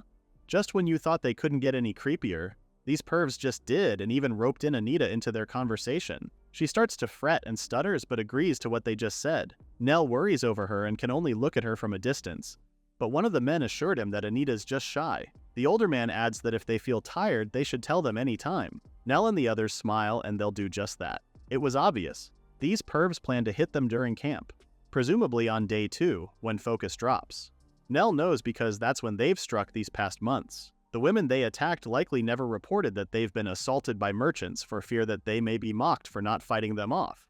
What's even worse is when women adventurers vanish on the road and the authorities barely investigate it. The guild is not any better since they didn't even send any search teams. In a world like this, scum like them act brazenly. Nell keeps an eye out, noting that the next 2 or 3 days are the crux. He turns to Meisha, telepathically telling her that he's counting on her. Nell knows for sure that the first one they'll target will probably be her. I mean, just look at Meisha. If you need more proof, just look at the men salivating and ogling at her behind their backs. Later that night, they set up camp as expected. Since the tents are already up, one of the men offers to do dinner prep. Nell refused because they can't possibly impose on them like this. That's when they put the spotlight on Anita. Her cooking is the best. They have to try it. Anita looks uncomfortable as hell and wouldn't meet Nell's or the others' gaze. They pat her head until Anita finally looks up, distraught but smiling, as she tells Nell that she'll do her best. His heart almost broke seeing her like this. Cut to later. Dinner is already done. Asuka beams because it looks so delicious. She praises Anita for her cooking skills, but the latter remains modest. It's not much, but this is the least she could do to help. Nell only stares at her before he takes a seat and tells everyone to eat while it's still hot. Asuka takes the first bite and goes off about how delicious it tastes, with Misha chiming in about how the meat is just perfect. Of course, it had to be her who said that. It's always about meat when it comes to Meisha. Nell was just about to scold them not to talk with their mouths full, but he couldn't get the words out. He drops his spoon and starts shaking. Oh no, his body is... Nell sways from his seat and clutches his chest in pain before collapsing on the ground. The girls are now on their feet, panicking at what they had just witnessed. But before they can even reach out to him, Asuka and the others also collapse as they feel weakened. The creeps appear, grinning from ear to ear. Idiots, they say. Strategist or not, they can't believe Nell didn't even notice they slipped him a sedative. They approach him cautiously, rope in hand to tie him up. Just kidding, huh? Before they can even register who said that, Nell gives them a mighty roadhouse kick before getting up on his feet. He turns to the girls. Everyone, pin them now. Asuka easily tackled a couple of those pervs, with Nell keeping an eye on her. He didn't notice one of the dudes was creeping behind him until Anita bashed the guy's head. All of them turned to her. She just saved them. Let's take it back a few hours earlier. Anita was cooking dinner when Nell approached her. She quickly faces him, hiding the item she was holding behind her. Dinner's not ready yet, she says. But Nell didn't come because of that. He just thought he'd lend her a hand. He's the one who usually cooks for the girls, so doing nothing makes him antsy. Anita was about to say another excuse to drive him off, but Nell assures him she doesn't have to pretend anymore. She doesn't have to hurt anyone anymore or get hurt herself. She couldn't take it anymore. She broke down and cried. She can't believe it after all this time. Nell takes the potion from her hand, saying this time, it ends her. To do that, Nell is going to need her help. Which brings us back to the present. All the pervs are tied up now, cursing Anita for selling them out. The guilt trip her, saying she's just as guilty for tricking all those women. They turn their anger to Nell and the girls. Did they really think they could just lay their hands on merchants like them? Oh, but on the contrary, that's not what Nell is thinking though. He squats to level with them to reveal something they should know about adventurers. You see, the adventurer lot always takes revenge no matter how many years it takes. If they can't do it, then they make sure their children will carry it on. Simply put, adventurers never forget. So in line with this crucial piece of information, Nell tells them that once the public discovers that they're repeat offenders, all those women who kept quiet all this time will finally make their move. Even the guild. Nell is obviously enjoying threatening these men, and Anita can only stand back as she watches him do the talking. He's definitely a good man, but with a wicked streak. Asuka cuts in and asks Nell what they should do with them. Nell Mama pokes them with his sheathed sword, saying they have two options. drag them back to Gallia, or take them to the capital as planned. Without even looking at them, Nell already knows what the girls' decisions are. They're practically emitting "we want to go sightseeing at the capital" vibes right now. With a sigh, he caves in. Fine, they'll head to Galencran, the royal capital, tomorrow. And everybody cheered. Well, suffice it to say that their excitement was short-lived because the following day, Asuka just about had enough. Are they at the gate yet? Galencran is too big. On the upside, at least she's getting the hang of the wagon now. Nell assures her that they're almost there. Just look. The welcoming guard is there. The latter approaches their wagon, asking if they're the adventurer clan Hope. At the mention of Hope, the townsfolk turn, excited to catch a glimpse of the Hope clan. Lionel talks to the guards and introduces himself as the leader of the clan. He sent an advance notice motioning to the men at the back, saying they brought the rapists into custody. The guard commends Nell and the others for a job well done, relaying to him that the garrison captain has a summons for Nell. The guard instructs Nell to head straight to the 3rd barracks. Nell takes the reins from Asuka, saying he got it from here. She's still reluctant to let go, but Nell says it's fine. The three of them should answer the capital's cheers. The people are yelling their names: Asuka, Milialia, and Misha. They're heroines who punish the enemies of women. Nell couldn't be prouder hearing them being cheered like this. The only downside is that nobody's shouting his name. He's the poor wagon driver, asking everyone to clear the way. A few days later, Nell visits a certain manor and relays this story. The person he's conversing with couldn't believe his ears. Did Nell really stay put and act like the girl's coachman the whole time? Nell can only smile sheepishly, but that's exactly what happened. The person he's talking to is none other than General Kaidos himself. The older man can't believe the leader really acted like a mere coachman. After recovering from his laughing fit, the older man got serious. So, Lionel came all this way to his manor to ask for a favor, right? Is it about that matter? Actually, Nell says it's for another matter. It's about the one who drove the wagon with him to the capital. He hoped General Kaidos had heard about the incident, which the latter says he has. General Kitos did. After all, Nell's recent accomplishment made it to the papers. So yeah, Hope may be celebrated right now, and the three heroines are famous enough to be illustrated in the news. On the other hand, the townsfolk aren't too keen on Anita. Hers is a complicated matter. Although some sympathize with her, the stairs left her with no place in her trading house. What's even worse is that the firm that produced those 7 criminals is under fire and near collapse. The employees keep saying that Anita should have just kept quiet, and they go on blaming her. Wow, victim blaming in 2025. Back to the present. Nell knows he's troubling the general for this even after the recent affair, and the latter knows so. Nell asks General Kaidos to extend his hand to save her. The general burst out laughing again. This is just a small matter, and by doing this, his fame will rise. If anything, he feels good to have Nell owe him. The general is already looking forward to Nell repaying it properly someday. That got Nell sweating. He thanks the older man for his generosity and promises he'll return the favor with a bit of interest if he can. The general brushes it off because he knows Nell will be penniless, interest or not. Oh ho? This just perked up the general, but Nell tries not to dwell on that. Kaidos wouldn't let it go though, because he remembers there's a certain fool who poured his entire fortune into some unimportant scheme. Nell drinks his tea shakily, averting his eyes from the general. Well, they have tea and time, and the general pours him some more. This time, Kaidos says it's about time they talk about that former captain of the golden silkworm butterfly. Given how cold and dark it was in the dungeons, time has no bearing there. Luke has grown shabby and rugged over time. He was sitting in his cell when a soldier approached him. "No, 314, get out, move," the guard told him. To his shock, the guard continues that he was granted amnesty and will meet a dignitary who will lift his sentence. While the guard continues to instruct him to bathe and make himself presentable, Luke can't believe his ears. Wait, he was granted amnesty? Just what the hell is going on? With that, the guard left him by himself, saying he'll come back after a while. Luke's head is spinning because he really was left to his own devices. He did as the guard instructed, cleaning himself up. Hell, they even lent him a razor. As he stared at the blade, he could hear a voice warning him not to do anything stupid. It was Lionel's voice. Of course, he's not really there, but Luke could see his image in the mirror as clear as day. When you don't know how things will play out, don't burden yourself with any disadvantages, this version of Nell tells him.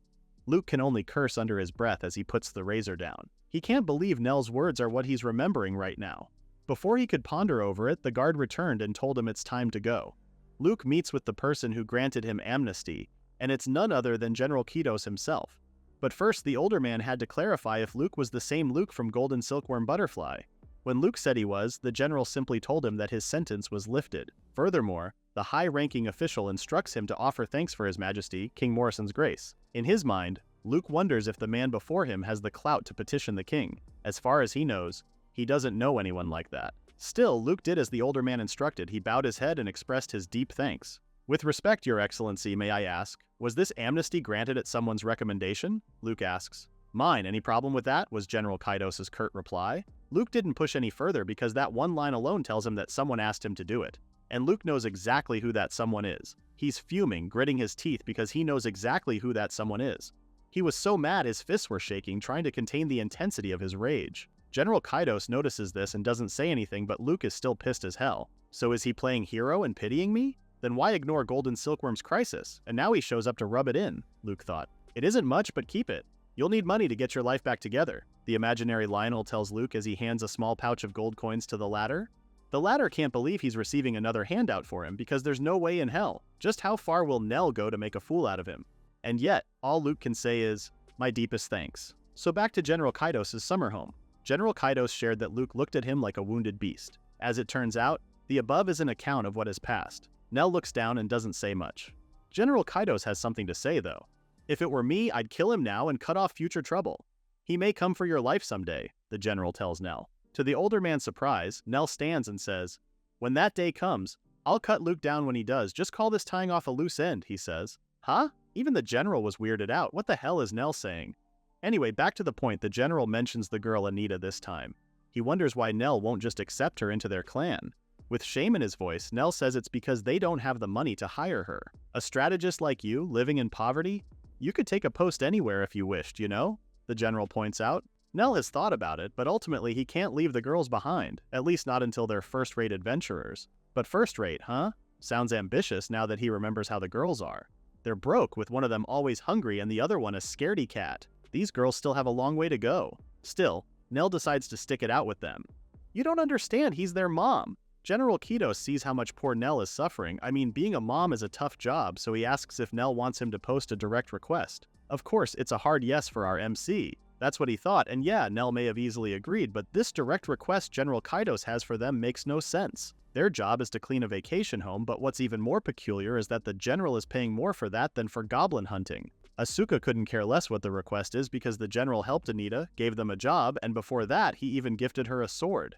He's already Asuka's second favorite after Nell. Milialia, on the other hand, is a bit worried, because after everything the general has done for them, this would mean that they need to rush and help the general if something urgent happened to him, right? To that, it's Misha who answers. It's true that Nell and the general are close, but it's not all upside. She explains to the two that if the general falls or gets accused of treason, then they'll get dragged in too. Misha and Milialia exchange a worried look before Asuka comes bursting in, telling them that they're overthinking it. She laughs heartily, telling them that they'll start to get bald if they keep overthinking it. Nell grabs his full head of hair, terrified at the idea of getting bald and hoping that Asuka is also right. Cut to the next panel. Asuka is shouting in frustration. "Stupid General Kaidos, I hate you." Nell reminds her that that's not what she said about the general earlier this morning.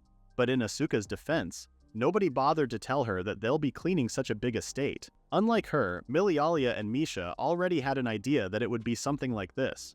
With a high payout like this, they figured the request wouldn't be so easy. Well, no use moping around. Misha and Milialia both remove their clothes, with the latter volunteering to sweep the second floor. Poor Nell is once again exposed to their unnecessary exhibitionism. The poor guy had to fumble around with his hands over his eyes, asking why they undressed. "Why?" he asks. "It's so they don't dirty their clothes." Sure, they can bathe when they get dirty, but the thing is, they don't have a change of clothes with them. As if that's a good enough reason. He karate chops blindly, only for his hand to wedge in between Misha's melons. Nell pulls his hand away as if he got scalded by hot water, uttering gibberish at that. Anyway, he can't believe they just went here without a change of clothes. Does he really have to inspect their belongings too? Milialia starts picking her clothes from the floor, telling Nell that he's seriously mistaken. It's not that they didn't bring a change of clothes. These are literally the only clothes they have. "You can't wave a sleeve you don't have," she tells him with a smile. Then there's Asuka, who goes full-on birthday suit, revealing how they borrowed money to gear up for the first job they ever got. Nell is in panic mode because why is this girl also taking off her underwear? But wait, huh? Did they just say they're in debt right now? Rather than answer him, the three girls dash straight to the general's summer home, eager to get started on their cleaning tasks. Okay, fine. They should at least get started on cleaning. While the girls were busy making the interior spotless, Nell was outside weeding the grounds. As troublesome as those girls are, you can never say crap about their teamwork. It's top-notch. He only wishes they could keep that bond forever, not realizing his thoughts had wandered over Luke. That topic aside, Nell admits that the yard is pretty huge. Looking at his surroundings, it dawns upon him that he and General Kaidos really live in two separate worlds. I mean, who else owns a villa at the scenic Lake Mikasa? Speaking of the lake, Nell mutters to himself how he wants to swim in that lake. Asuka must have some super hearing skill because the second-floor window bursts open with her yelling, "Let's all go and play, Nell!" By now, he's unfazed by her outbursts and points out that they're still on the job. However, they will be staying in the villa for the next 3 or 4 days, so they need to stock food and supplies. Most importantly, he tells her that they also need work clothes for the 3 of them. But we're fine like this," Asuka replies, then quickly adds, "But swimsuits would be nice." Suddenly, Meisha and Milialia join her at the window with their cleric once again getting excited at the thought of food. "I wonder what the local specialties are," Meisha excitedly says, and it also made Malalia wonder what this region is famous for. The 3 girls were already excited talking about food and things they wanted to buy, but Nell could only mutter to himself that he was not allowing them to splurge. In the end, the 4 of them got ready to head back to town to buy supplies. But just as they were about to leave, they failed to notice the eerie heads bobbing over the lake, watching them intently as they went. "Why? Why did you betray me?" The image of Luke's forlorn face that quickly shifts into fury jolts Fina awake. It was just a bad dream. She sits up on her bed looking out the window as she remembers it's been 3 months since Luke attacked her. It's not really the time to be haunted by nightmares, given how she needs to think about how she's going to survive from now on as a disabled individual. Maybe dying's the only way, she muses to herself ironically, when the very topic of her nightmare appears on the window looking down on her. She smiles bitterly, asking the man she once loved, or did she? If he broke out of prison just to finish her off. He throws the pouch of gold coins on the bed, telling her to use it for living expenses since he can't support her for life. Still, there are at least 200 gold coins in there. But Fina ignores this as she stands and tells him she's disappointed in him. "You hate me, don't you? Then kill me. What are you trying to get forgiven for?" she almost demands from him. Fina knows how to tick him off as she taunts him about everything that has happened to him. "You ditched your best friend, your comrades ditched you, and you'll live as the man who killed his lover from now on, forever. Stop talking, please." In one swift move, Luke stabs her right through the heart, and as much as the move shocked her, all Fina could say before she died was that she'll be waiting in hell for him. With her finally dead, Luke looks at her dead body and flashes a menacing grin, saying he'll be there soon. "But first, I've got to thank my dear best friend for his oh-so-gracious favor." And with that, he went out into the night. Meanwhile, his best friend is a bit confused at the moment. "A medal, sir?" he asks General Kaitos. The latter looks pleased as he explains that the mayor of Lake Mikasa insists the city's heroes receive a medal. Plus, the general doesn't see any reason why Nell and the others should reject it, insisting they accept it instead. This time, the girl chimed in and told the general that they hadn't finished cleaning the villa. Oh, that. The general has actually hired others to do that so the foursome can rest pretty easily. "After all, we can't have the city's heroes doing housework, can we?" General Kaitos said. There isn't much to contest for that, so General Kaitos stood and was about to leave. But not before informing them of the banquet that would also take place. He suggests that Nell and the girls should let loose for once. And with that, he left Nell and the girls to their own devices. A medal, huh? Asuka has mixed feelings about this, a sentiment Milialia shared, knowing how the town took a lot of damage. "Even so, we protected over 1,000 lives and livelihoods," Meisha adds, trying to turn their mood around. Rather than mourn those they couldn't save, Meisha believes it's more important to celebrate those they did. Nell notes how this is so very cleric-like, no, Meisha-like encouragement. Suddenly, she reverts to her eternally hungry self, excited at the thought of attending the banquet. It's a feast, and they're for sure going to eat meat. Nell had to remind her that they're not starved individuals. Ultimately, they attended the banquet, and for once, Nell looked dashing all suited up with his hair brushed back. He feels a little shy because he never expected the townsfolk would throw such a grand banquet and even lend clothes for them. General Kaitos tells him up front that their usual shabby getup won't do for a ceremony like this. Suddenly, the general is all over him, singing praises at how Nell is exceptional, able to repel the Sawagan with just a few. Even his officers couldn't do that. Nell just kept quiet and took the general's compliments, seeing how the older man must have had a lot to drink. It had already been the 3rd time since he told Nell that. Still, at least the general also remembers the girls. Speaking of, where are they? Nell points to where the trio is, and just like him, they're all dressed to the nines. The general finds them all beautiful and sees how it's a good thing that they didn't refuse the dresses. Looking at them all dolled up, Nell can't help but get teary-eyed, because he feels like a mother watching her daughter on their wedding day. Lately, all they've been tackling are grim missions, so just for today, he wants them to act their age with kids their age. Suddenly, a bald man joins Nell and the general, asking the former if he wants to drink with him. But this bald man, who's actually the mayor, notices the general standing right there. Seeing the two are a bit tipsy, It dawned upon Nell how he's tasked with entertaining multiple drunk uncles tonight. Like the general, the mayor is really impressed with how Nell managed to beat the Sahuagin with just a few men. Our MC makes it clear this time that the biggest factor in their victory was that it was a defensive fight. The townsfolk who loved their home and fought to the very end also played a big factor, so Nell believes his contribution to the whole thing was pretty small. The mayor slaps his back for being so humble, making him spew his drink out. Well, in his mind, Nell's not really humble. He knows it's only natural to want to protect what you love. It's part of being human. Whether it's for the city or your family, even if you hate fighting, you go all in. Nell just made use of that human nature. Any capable office or staffer under General Kitos could have done the same. Crap. All this drinking just made Nell go into analysis mode. Fortunately, General Kaido speaks again and pulls him out of his thoughts, saying that it's because of Nell and those hero eggs that the trio get to grow free. The mayor noticed that Nell hasn't eaten anything yet, asking if he's not just going to spend the night drinking. Yes, I'll eat. With that, our MC hurries to the table, thinking about how he almost ended the night on booze alone. Rather than drinking, he was just holding a glass and greeting people. As soon as he takes a bite of the meat, his expression changes. This is delicious. This dish is not just quality meat, there's a tang in the sauce, and what's that? Onion and wine? This plate proves that the world runs on meat. He was shaking with excitement, thinking how he wished he could take it home. General Kaidos appears by his side, saying that once things settle, he should head back to Galia. There was seriousness in the older man's tone as he relayed to Nell that someone had broken into the guild infirmary and murdered a patient. The victim was a woman adventurer named Fina. Wait, did he just say Fina? Luke's Fina? With her body like that, she could never return to adventuring. Even normal life would be pretty hard on her. She'd paid more than enough already. Couldn't Luke even forgive her? Speaking of Luke, somewhere in the city, trouble is brewing in a guild elsewhere. What the hell did you just say? An intimidating guy asked the man who just stormed into their vicinity. I said, hand me the head seat of this bandit outfit, Luke demands.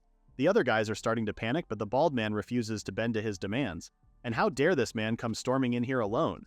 He and a few others dash straight to Luke, but with just one swift motion, he cut the bald man's head off straight from his shoulders. They can't believe Luke just sent one of their men's heads rolling. So this is the level of a bandit chief, Luke says. He steps on the man's dead body, asking if they want to serve under him or die.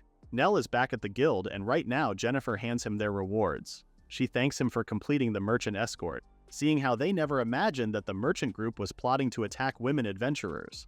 With that said, Jennifer tells Nell that the guild accepts oversight responsibility this time, so on top of the fee, they also added additional money for damages. Through her smiling facade, Nell already knows she had this lined up. From the looks of it, Jennifer likely intended to smash those criminals from the start, and the victims must have come to her. But the thing is, the guild can't very well trap merchants on suspicion alone, so they put the arrow on them. Well, what choice did Nell have? So he decides to just go with the guild's storyline. But more importantly, there's something Nell wants to know. About Fina, was it Luke? She asks Jennifer in a quiet voice. Jennifer tells him that the culprit can't be stated for certain since there's no proof. However, the body suggests a highly skilled killer, and that there were no signs she resisted. Nell asks if there's any trail after, but Jennifer shakes her head no. However, she tells him there is one thing. There's a bandit organization that runs the underworld, whose boss was just replaced. Does Jennifer think that the new boss is Luke? What made her think that? Unfortunately, she doesn't have solid proof, just a woman's intuition. Intuition? But then again, when it's a saint's intuition, one simply does not shrug it off. With that said, Nell says he'll just keep that in mind as he joins the girls. Back at the Hope Shack, Nell looks at the unfamiliar face looking up to him. Do cats multiply? He asks rhetorically. Asuka grabs the new cat and says, this one is a girl. Nell actually knows it's a girl, so he grabs their own cat, scolding him for being such a lecherous Tom. With a roof over its head, food, and water, the Hope Shack is already a castle to this cat, and a castle's lonely just by being itself. Can we please keep her? The girls all turn to Nell with puppy dog eyes, and of course, how can he say no to that? All right, we won't kick her out. They can keep her as long as they tidy up around the house, making the girls groan. Cleaning again? Nell turns and tells them they should do it right while he's out. Huh? So where is he going then? Ned just tells her that he has something he needs to do. Are you covering those three's debts? Are you for real, kid? An intimidating man looms over Nell. The former explains that they lend at 10% monthly interest. If he can't keep up with that, he'll either be food in the sea or undergo forced labor underground.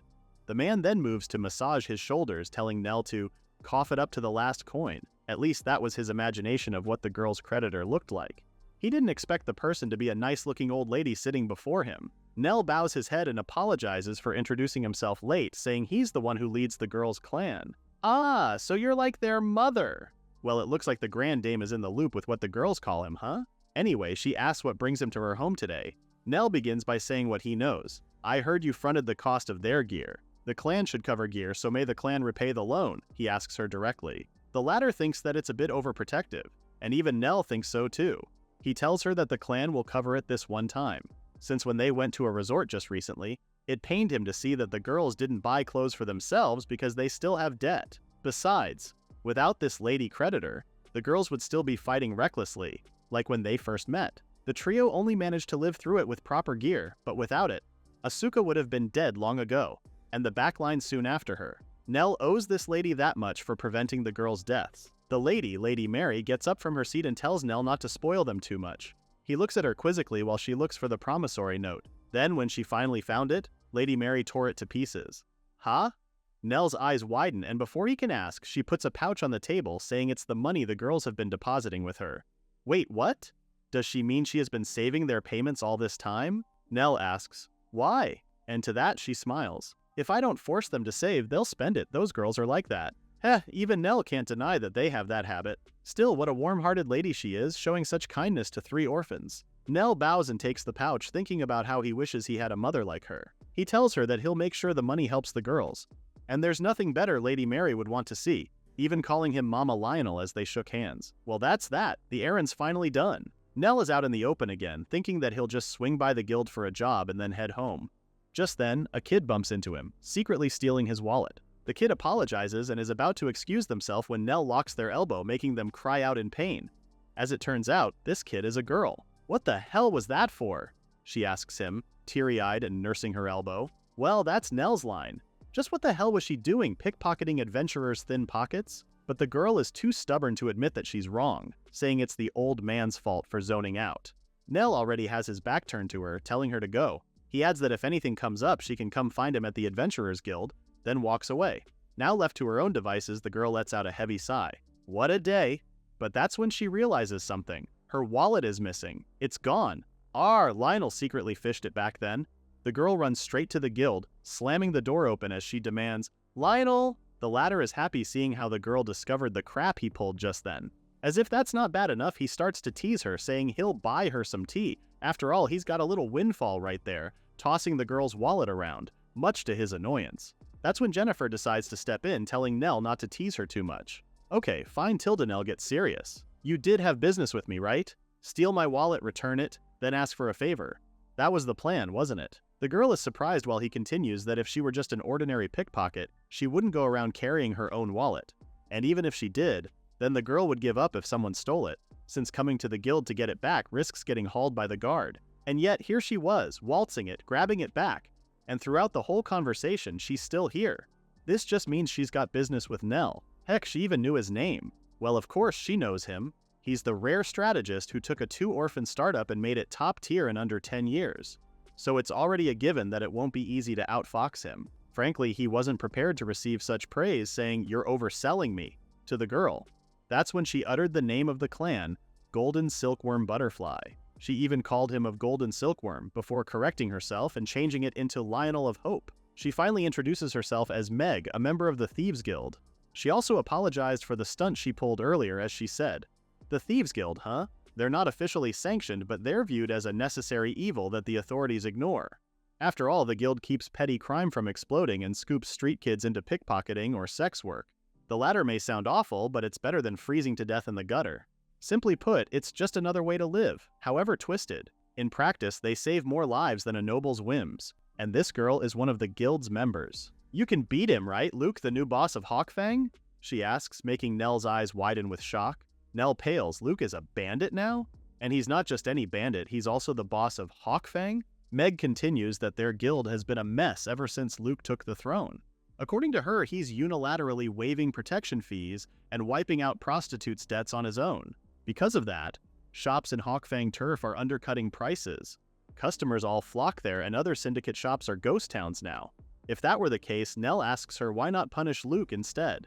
Meg replies that they already tried that, but everyone got taken down. Suddenly, she clings to him, saying, "The only one who can beat him is you, the guy who knows him from the inside out." But Nell is not really thrilled by this idea. Even if she says that the Adventurer Guild sticking its nose in the Thieves Guild's infighting just spells trouble. It's bad enough that Luke seized the throne, but his being the spark of all of this as the former Golden Silkworm leader just makes it worse. He's way too infamous. Nell asks Jennifer for her opinion, and she tells him that she can't decide that by herself. Nell ponders over this predicament for a bit. Unless there's a pact between guilds, the adventurers stepping in so suddenly make it look like a turf invasion no matter how hard he thinks about it. Jennifer speaks again saying, "But tracking the killer of the adventurer Fina is the Adventurers Guild's job." As she said that, she drafted a request showing him the official paperwork for it. "Will you take the request, Lionel?" She hands it to him, saying they were chasing the culprit behind Fina's murder and just happened to stumble into a gang war. There, they also learned that one of the suspects was the ex-Golden Silkworm captain. My, would you look at that? What a coincidence. Everything fell together so nicely. Nell shows the request to Meg, saying how there's a woman from the Thieves Guild who just happened to be there. And so, he would like to buy fresh intel from her, asking Meg if she has any leads. The latter grins and tells them that her information is not cheap, but both she and Nell already know that. Nell walks away, promising to set the guild back to how it was. Those were pretty big words, but later that night, when Nell was by himself, he couldn't help but mull over everything. Looking at the fire he just made, even he admits to himself that the one who wants everything to go back the way it was might be him. If Luke were living happily somewhere far away, he figured that would be fine, and his grudge about being expelled twice would be whatever on his end. With Luke imprisoned, Nell thought the story had ended. That's what he believed. Taking all this into consideration, he thinks that maybe asking General Kaitos for amnesty was a mistake. Luke committed murder and raised a new power in the underworld. If this infighting keeps growing, it won't stay internal, and it might become Luke's faction versus the Adventurer Guild. At worst, the chaos will spiral into Galia, and if it does, the kingdom will send regular troops to suppress and seize Galia under the pretext of maintaining order. Frankly, Nell doesn't really care about noble balances, but civil war is another matter. If that happens, then inevitably more orphans like him and Luke will be born, and that's the one thing he needs to prevent. Looking up at the stars and the night sky, Nell remembers how Luke always said the same thing. Cut to the next panel. A fist lands squarely into a kid's cheek, and yes, that's Fetus Nell. Opposite him, we have Fetus Luke, who is cursing the hell out of him. "Cutting in line again and always doing it when it's my turn. What's your deal?" Luke demands. But Nell remains slumped on the ground, with Luke trying to wring some answers out of him, only for the latter to fall face first in the dirt. His shoelaces are tied together. Nell is already up on his feet, telling him that he was so focused on felling the horse that he didn't even notice his own footing. "Boar brain," Nell teases the other. "And cutting in line? Please." Nell blames it on Luke, seeing how the other is always spaced out, so that's on him. This ticked off Luke pretty badly, because how come Nell's acting like he's above him when he was just picked up a day earlier from him? The hierarchy should be clear, right? Is Nell's only answer. To that, Luke angrily points out that there's no hierarchy in an orphanage. The two square up again as Nell continues to fire back, calling Luke a jungle king who's always playing big boss this time. They were so wrapped up in each other that they didn't notice the older lady approaching them. By the time they did, it was already too late. "If you two fight again, it's no dinner for you both. You understand?" Later that night, Luke lies awake, pissed as hell because he's so hungry he can't sleep. To his surprise, someone put a loaf of bread on his chest. It was Nell. The latter grins, telling Luke to keep his voice down unless he wants them to get caught. Luke sits up, asking what this was, and Nell explains that he got it because he's on good terms with the cafeteria lady. But that wasn't what Luke wanted to know. "Why give it to me? You could eat it yourself." To his shock again, Nell admits that he was also at fault, and if Luke passes out like last time, it would only make Nell feel lousy. "You really pay attention, huh?" the latter asks. But Luke knows Nell doesn't just pay attention to him. He notices how the other is always looking around, saying the right thing and solving the problem. "That's you too," Nell counters. It wasn't lost to him how Luke is always looking after the younger ones and is the first to run over and calm them down when they cry. To that, Luke says it's because he just wants to help people who are in trouble.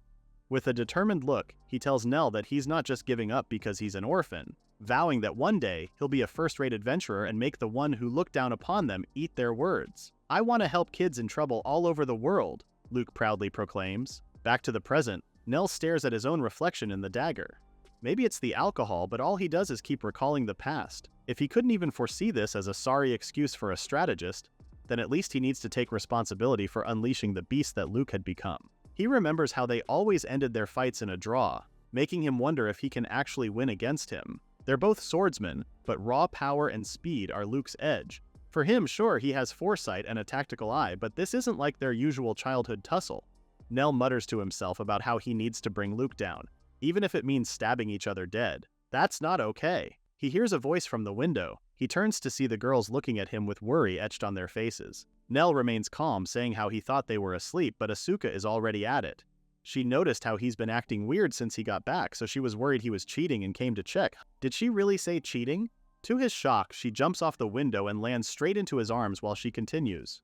You're muttering with that serious face. What kind of daughter just sits and watches when her mom says she's risking her life? There's no way we're just watching. Asuka clings to him, telling Nell that he should talk to them. We're your party, remember? Don't decide it all by yourself. She starts getting teary-eyed, hitting his chest as she practically begs him not to treat them like kids and leave them out of this problem. As if Nell could say no to that. Alright, he got it. He apologizes and begins by saying, the truth is, there's something I need to ask you all, since the girls insisted on getting involved. Nell took the liberty of sharing his predicament with them, and they listened with worry and intent. After everything is said, the first words Asuka says are, "It's that important? Why did you keep it to yourself until now?" In his defense, this is personal, and Nell points out that he couldn't drag them into this. To that, Asuka reminds him of what he told them before, that to let them perform, the clan should handle their gear.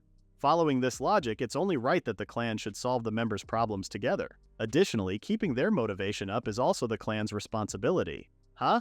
Isn't that a bit of a reach? But Asuka and the others are never ones to think in the usual ways. Nell can only sigh because he never expected his own line to be thrown back at his face. On the inside, though, he feels so touched to be blessed by daughters who are far too good for him. Anyway, back to important matters, Asuka asks how they plan to find the bandits' hideout. To that, Nell already has an idea how. Cut to the Thieves Guild, Meg frowns. So, you brought a whole crowd? She asks Nell while looking at the three girls before her. Despite her demeanor, the three girls went ahead and crowded Meg, introducing themselves at the same time, putting too much pressure on the former. Meg had to literally back them off, as she tells Nell that they have no idea how many are waiting. So yeah, the more heads the better, but the den is located deep in the slums. Walk in like it's a field trip, and you'll be ringed by assassins fast, she says. But Asuka and the others remain unfazed. They know, and that's exactly why they're making a big show of it. In the end, Meg can't help but also break out into a smile, saying, "You folks really fit the name Hope perfectly. Alright, now that everything is settled, Hope team, roll out." Later that night, Nell and Meg find themselves in front of an abandoned mansion. According to the latter, the place was supposedly a noble's manor ages ago, but it has now turned into a slum. Nell glances at the girls and they all nod in unison. He breaks the door down with a kick. "Pardon the intrusion," he tells his old friend, who only welcomes him, already standing and waiting for him. Nell warns the girls to keep their guard up, but Luke assures them that he's alone. Nell is puzzled by this, but he didn't have the time to ask, seeing how Luke already has his hand on his sword. The latter throws his scabbard away, telling Nell they should settle this right now. On the other hand, Asuka offers to hold Nell's scabbard for him, which he gratefully accepts. In the old Night Tales, it is said that the sword is life, and the scabbard is where life returns. So entrusting you with a scabbard means, I will surely come back. In contrast, Luke threw his scabbard away, meaning he abandoned his place to return to. An instep, and suddenly there was a loud clanging of swords as the two men exchanged blows. After the initial attack, both backed away, and Luke took this time to ask his friend a question. Why did Nell look so surprised when he walked in? Nell answers that it's because Luke didn't have an entourage and goes on to say how word got around that Luke seized a gang. Luke chuckles ironically because yeah, he did have some at first, but because they couldn't abide by his policy, they left. So that's what happened. Nell finally understood his friend's plan.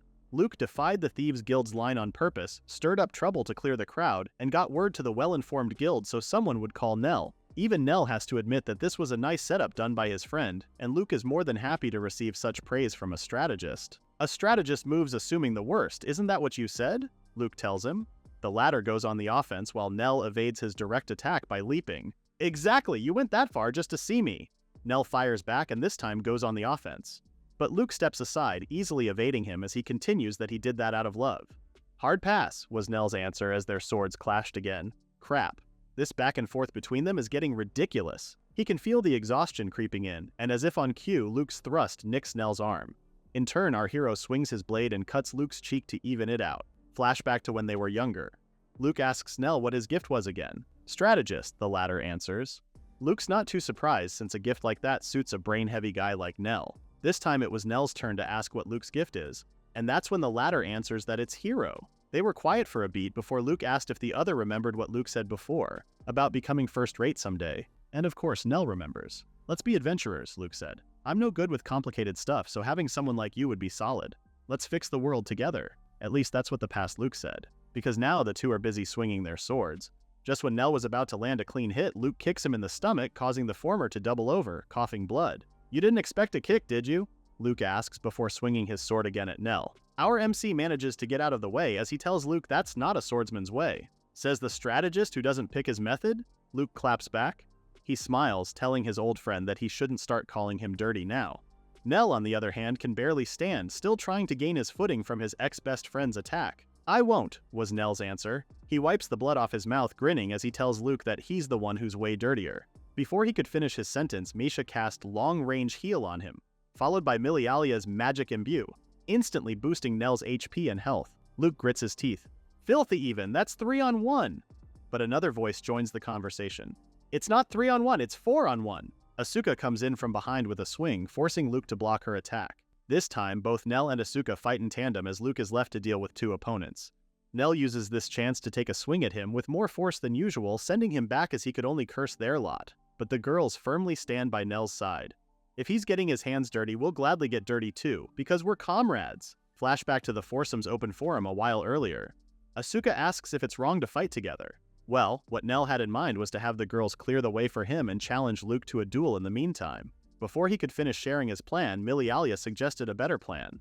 We wipe out his goons and take Luke down together. Any problem with that? The way she said it so directly left Nell agreeing to her without room for argument. That's when Misha stepped in and told him he overthinks things. She takes his hand, telling him that they're comrades, 4 as 1.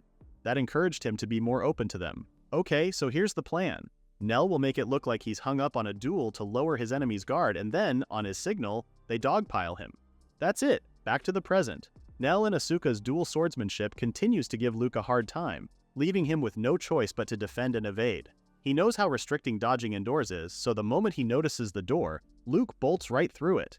Nell didn't see this coming, instructing the girls to go after him because if Luke reaches the streets, then it's over.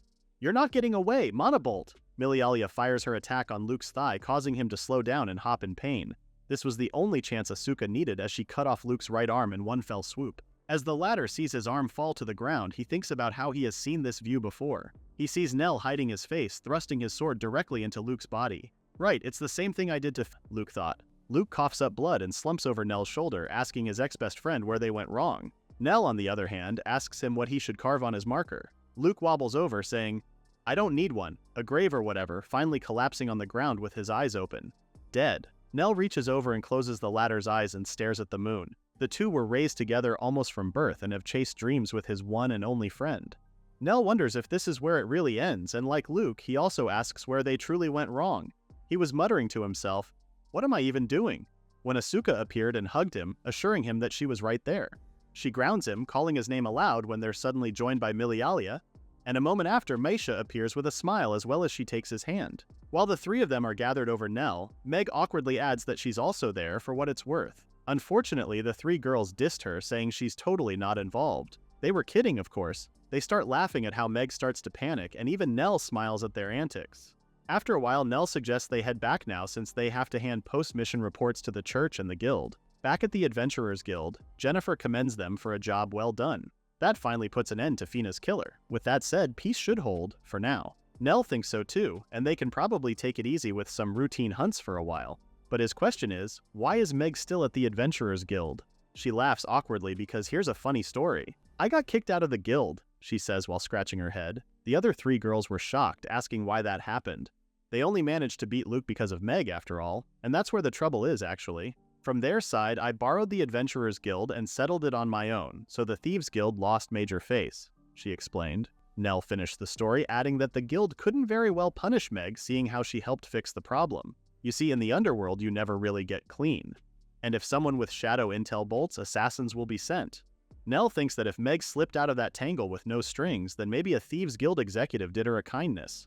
Well, since Meg finally got out and she doesn't want to live a thief's life anymore, she shyly asks them to let her join Hope. Nell sees no problem with that, but first things first. What was her gift and job? Because if she's going to be an adventurer, she will need to register with the guild. Gift? What's that? She asks. The foursome could only give her a unified "ha?" In response, eyes wide with shock. Gift? Job? What even is that? Meg asks in confusion. Naturally, the girls blew up, especially Asuka. A job is that thing, you know? You pick it from your gift and then the gift goes whoosh from the supreme god, as if that kind of explanation helped Meg understand what those are any better. Nell intervenes and grabs Asuka's head. Don't explain with noise and hype, you'll just confuse her more, he says. This time he's the one who explains. Simply put, a gift is the divine revelation individuals get at the age 10 blessing rite. To help her understand it better, he uses himself as an example. Nell shares that his gift is strategist. He continues that from there, one will choose their job, so in Nell's case, since his gift is a strategist, he wants to become an adventurer. So, for a job, he went with a swordsman, that kind of thing.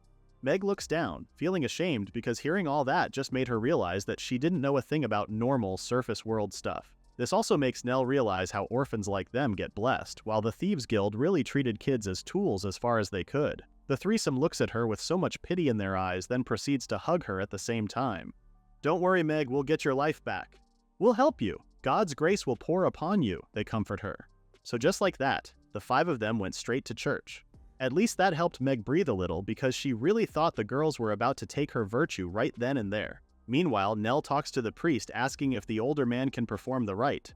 Thankfully, the priest is willing to do so given how he and Misha donate faithfully to the church. Our MC can only smile because, in all honesty, Misha did more than him, and he has only given a little ever since that day he killed Luke. The priest shares that they also see their fair share of cases like Meg, where the kids grow up without a blessing. With that, he calls upon her to get herself prepared. She starts to panic, blabbering about how she doesn't know the manners or prayers or anything, but the older man assures her that it's fine. Misha steps in and volunteers to teach Meg the prayers. Asuka also assures her that there's no need to be nervous, they're here with her. To help her feel better, she shared how Milialia was so nervous at her ceremony back then that she stepped with her right hand and right foot together. Of course, Milialia tries to save face, asking when that happened, leaving the girls laughing together. Nell looks at them, most especially glad for Meg. Just like what the girls said, they will take her life back step by step. They put a veil over her head while Misha teaches Meg the prayer. From there, the priest motions her to head to the aisle and kneel in front of the altar. The older man starts praying over her while Meg clasps her hands in prayer. And then suddenly, a ray of light shines down upon her. Meg starts crying as she tells them she heard God's voice for the first time. After the ceremony, Asuka asks Meg what her gift was. Something like Switchfoot, maybe? She says. Nell chimes in and tells her that it's a talent specialized for speed. Well, now that makes sense. Meg finally understands why she was better at stealing than kids her age. Next, they head back to the guild to do the necessary paperwork. Jennifer hands her the paper and advises that she list her job as scout since thief or pickpocket sounds bad on paper. After that, she says they should proceed with her adventurer registration by filling out the form in her hand. Ah, right, I can't read or write, Meg admits to them, embarrassed. Nell is quick to jump in and verify the information with her first. He points to the paper as he points out all her information, like her name, age, gift, job, and affiliation. With that, it's done. So I'm part of Hope now, she proclaims. She also apologizes for causing them trouble and even making Nell write for her. In a quiet voice, he assures her that there's nothing for Meg to feel bad about. Our MC has his brows furrowed in anger, saying, whatever their reasons, they feed orphans, so I thought the Thieves Guild folks were a bit more decent. And yet they teach Meg nothing to live in a normal society and make tools perfect for keeping them penned for life. Just thinking about that pisses Nell off, making him glare unintentionally. Milialia had to tell him that he's making a scary face right now. But instead of getting scared, she smiles because she knows this is just one of Nell's many virtues, getting angry for someone else's sake. Nell tries to downplay it, saying, isn't it few, not many? I don't have that many good points. Milialia starts listing down all his good traits. Dependable to a fault, kind, and he never abandons people in trouble. Then she taps Asuka as she also lists more. You're a great cook and a neat freak. The household budget is safe in your hands. Meisha also adds, you treat everyone the same and you finish what you decide to do. Even Jennifer has some good things to say about him, sharing how Nell works fast and precisely. Plus, she also knows he has a sharp mind and he's as strong as an ox. All the girls crowd around him telling Nell that he's a prime catch. Being praised like this is something Nell hasn't experienced before, and like any embarrassed individual, he runs off, not knowing how to take a compliment. He hides in the other room, fanning himself because those girls just keep on piling the embarrassing stuff. From where he's standing, he tells them that tonight will be Meg's welcome party. We'll go buy whatever ingredients we're short on later. Jennifer can't help but laugh because this just shows he really is their mom. Later that night at the Hope Shack, the fivesome gives a cheers to Meg, the newest member of the clan. Nell prepared a feast for tonight, urging Meg to eat a lot. But the girl is a bit too overwhelmed by the quantity of meat at their dinner table. Meat, meat, meat. I kinda want veggies too, she mutters. Nell can only laugh sarcastically. As if we'd have that, it's all meat, bread, and booze. By the way, Neldon, Meg says, "What's a Neldon? Is that a new monster?" he asks in turn, but Meg ignores it and follows up with, "What do I do here?" Nell tells her that her job is scouting. It's mainly to find jobs in town that pay well and raise their reputation. She thinks about it, but he goes ahead and informs her that they'll first practice by gathering intel at the guild together. Once she gets the hang of it, Meg can do it outside the guild too. That alone excites her, promising she'll get them big-time gigs in the future. Speaking of big-time, so is she referring to cracking the massive Lacris labyrinth? She laughs, boasting about how she's quite famous in the Thieves Guild. After all, she knows of the giant dungeon 100 floors underground that the top clans are still exploring. Meanwhile, somewhere in the said dungeon, a chimera suddenly appeared and attacked the adventurers. The others tell the remaining adventurers to fall back, clamoring and in panic because wasn't this supposed to be a simple recon? Contact the guild now, hasn't this gone too far? It's a new day at the guild where Nell and Meg stand at the bulletin board intently, and that's about the only thing they can do. Based on the job requests, or lack thereof, there aren't many jobs available now. Even Meg feels a little disappointed, but hey, it's a first-come, first-served basis out here. And just when she finally got used to things too. But Nell knows that's not the only reason. It must be because of the rumor from half a month ago. "It's not just a rumor," Jennifer corrects him. Meg brightens up when she sees her. On the other hand, Jennifer is also happy to see that she's training her intel gathering skills again today. Such a hard worker, this one. The two butter up to each other until Nell calls Meg. Without any preamble, he tells her that when Jennifer butters up to someone like this, it's usually a prelude to a killer assignment. "Ignore her," while Meg gasps and goes, "So this is the infamous Dark Jennifer." The topic of their conversation had to glare at Nell, demanding to know what kind of info he feeds to Meg. Well, he's not wrong though, as Jennifer admits that Nell is right, so she formally breaks the bad news to them. A chimera is in the Lacris labyrinth. Nell heard that a pretty fearsome monster had settled there, but he didn't expect this monster to be a nasty one. Jennifer adds that that's not the only problem.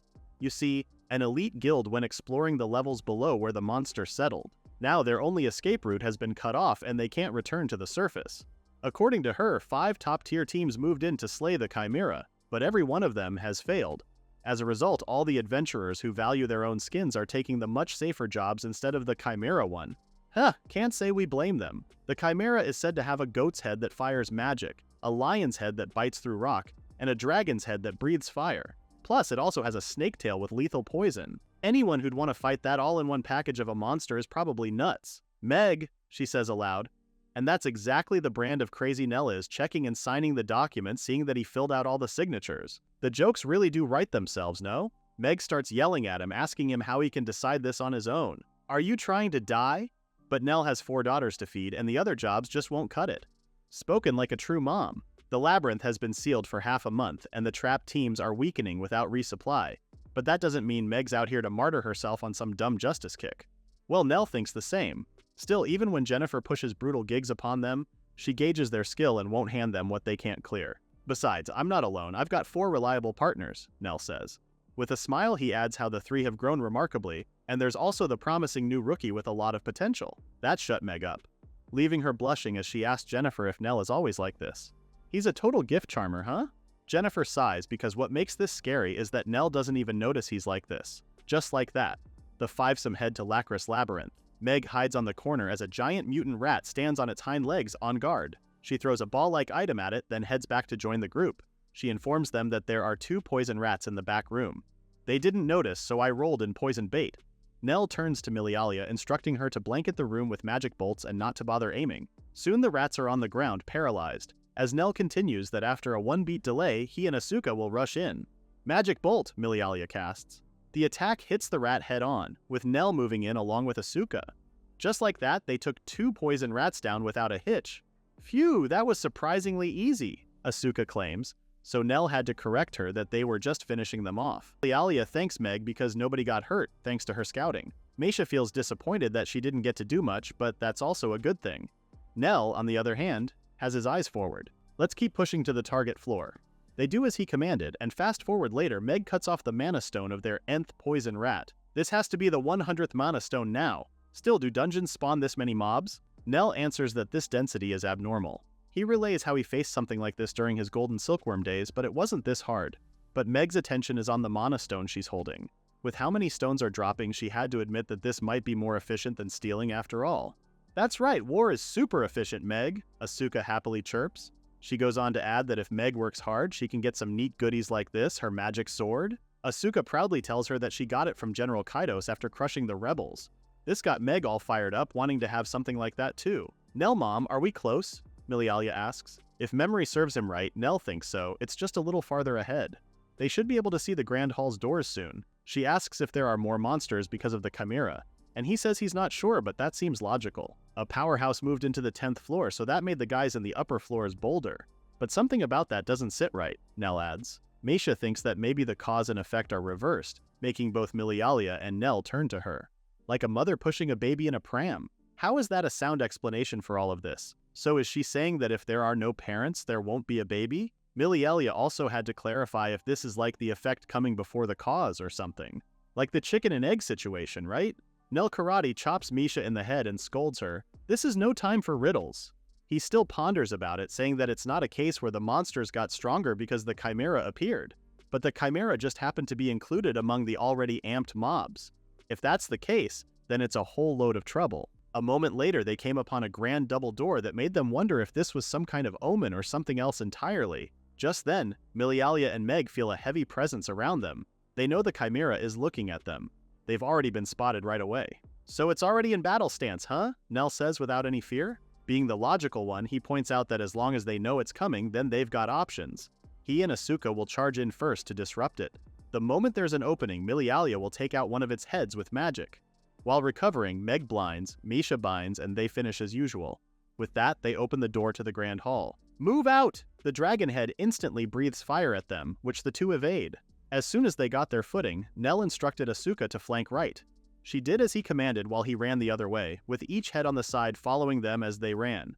"Ice Lance!" Milialia aims her attack at the lion's head, stabbing its head and body, leaving the whole creature howling in pain.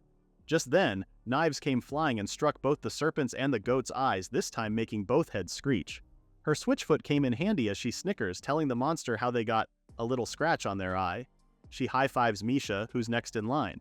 Now, the cleric gets ready. "At last, it's my time to shine," says Meisha, conjuring magical chains as she says so. Meisha casts chains of restraint on the Chimera, binding the monster, while Asuka uses this chance to attack its goat head. As soon as she lands, the monster's snake head goes after her from behind, only for Nell to cut its head off in one go. Unfortunately, Meisha's chains start to break as she gives a heads up that they have 3 more seconds before the monster becomes loose. Both Asuka and Nell are busy dealing with the monster's lion paw that keeps trying to stomp them, while Milialia casts Ice Lance to impale the beast. As soon as the ice forms, it breaks and sends debris of ice that hits the monster's head, making it distracted. The dragon head slips, and in a desperate attempt to counter, it is about to unleash its fiery breath. Too bad for the creature. Meg quickly impales its snout to the ground, preventing it from directing its attack at them. She tries to do more damage, but the dragon head has a pretty tough neck. With its snout impaled, the dragon couldn't help but implode the attack within itself, causing a massive explosion. "This is our chance. Press the attack," yells Nell. With the dragon head gone, Nell and Asuka work in tandem to take down the goat head this time. The lion's paw manages to take a swipe at Asuka's thigh, but thanks to Meisha's long-range heal, she recovers quickly. Nell also gets swiped in the stomach, but he grits his teeth and bears it. After all, Meisha can't keep up with healing consecutively. Let's finish this in one go. The 4 of them get in formation, with Milialia casting the first move, Magic Bolt. Meg follows and supports her attack, this time attacking the goat head's nape while Asuka and Nell deliver the finishing blow. With that, the Chimera finally collapses and drops dead to the ground. As soon as their kill is confirmed, Asuka turns to Jelly as she feels relieved that they actually won. She was so into the fight that she didn't realize she got nicked in the head. Meisha cradles her, applauding Asuka for a job well done. Beside them, Nell also slumps to the ground. Even he can't believe that they actually won against the Chimera. But wait, where's Meg? Mana Stone. Mana Stone. Meg proclaims excitedly as she slices through the Chimera's body. With a monster this big, the stone's gotta be huge. Too bad for her, it doesn't work like that. "Arg, what the hell is this?" she yells in frustration not a moment later while Nell and the others look on. It's no different from a small fry's Mana Stone, is it? The trio crowd around her, comforting the poor thief for her misconception. They feel bad for her for falling into the classic newbie adventurer thing, but at least they all look okay, no? Nell collapses on the ground again, too exhausted to move. "I don't think I'll be moving for a bit," he says, and both Asuka and Milialia share the same sentiment. Well, he actually wants to tell the folks down below that they're all good, but he thinks they should rest and recover for a bit first. To that, Meisha and Meg offer to do the honors, with Meg already planning to secure a promise of reward in place of the Mana Stone. Being the mother hen that he is, Nell had to dissuade her from doing that. Moments later, footsteps can be heard echoing throughout the dungeon, signaling that the rest of the adventurers are now free to go. You saved us, thanks. We thought we'd never see the sun again. They tell the Hope Party. Looking at their mass exodus, even Asuka is surprised that there really were a lot of people stuck in the dungeon. But if there were this many, couldn't they have just beaten the Chimera together? With this headcount, the room turns into a sardine can, Nell explains. It's the perfect scenario to get wiped in one sweep. As expected of my rival. Even winded, that head of yours is sharp, a voice says from the back. Nell turns, and what do you know, it's one of his buddies, Rhinos. Asuka, being the blunt person that she is, does her best to hold her tongue from calling the dude old man as she manages to say older brother at the last minute. Hey now, I'm not that old, so cut it out with the old man. Rhinos replies in good spirit, much to Nell's chagrin. Anyway, Rhinos is the leader of the hard-boiled guys party.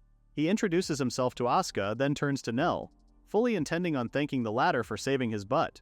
Anything you want? Rhinos asks. To that, Nell looks up in a daze before snapping back to reality and answering, lumber. Huh? Lumber. To that, Nell explains that he wants to build a changing room. Oh, if he's doing renovation, Rhinos says he can just hire a carpenter instead. The hard-boiled guy's leader can arrange that for him. But with a bitter smile and a downcast look, Nell declines his offer. It doesn't work like that, given how those girls go full frontal each time. If I'm being picky, I'd like a bath where the sky isn't staring at us, Nell says with slumped shoulders, leaving Rhinos both worried and confused for his friend.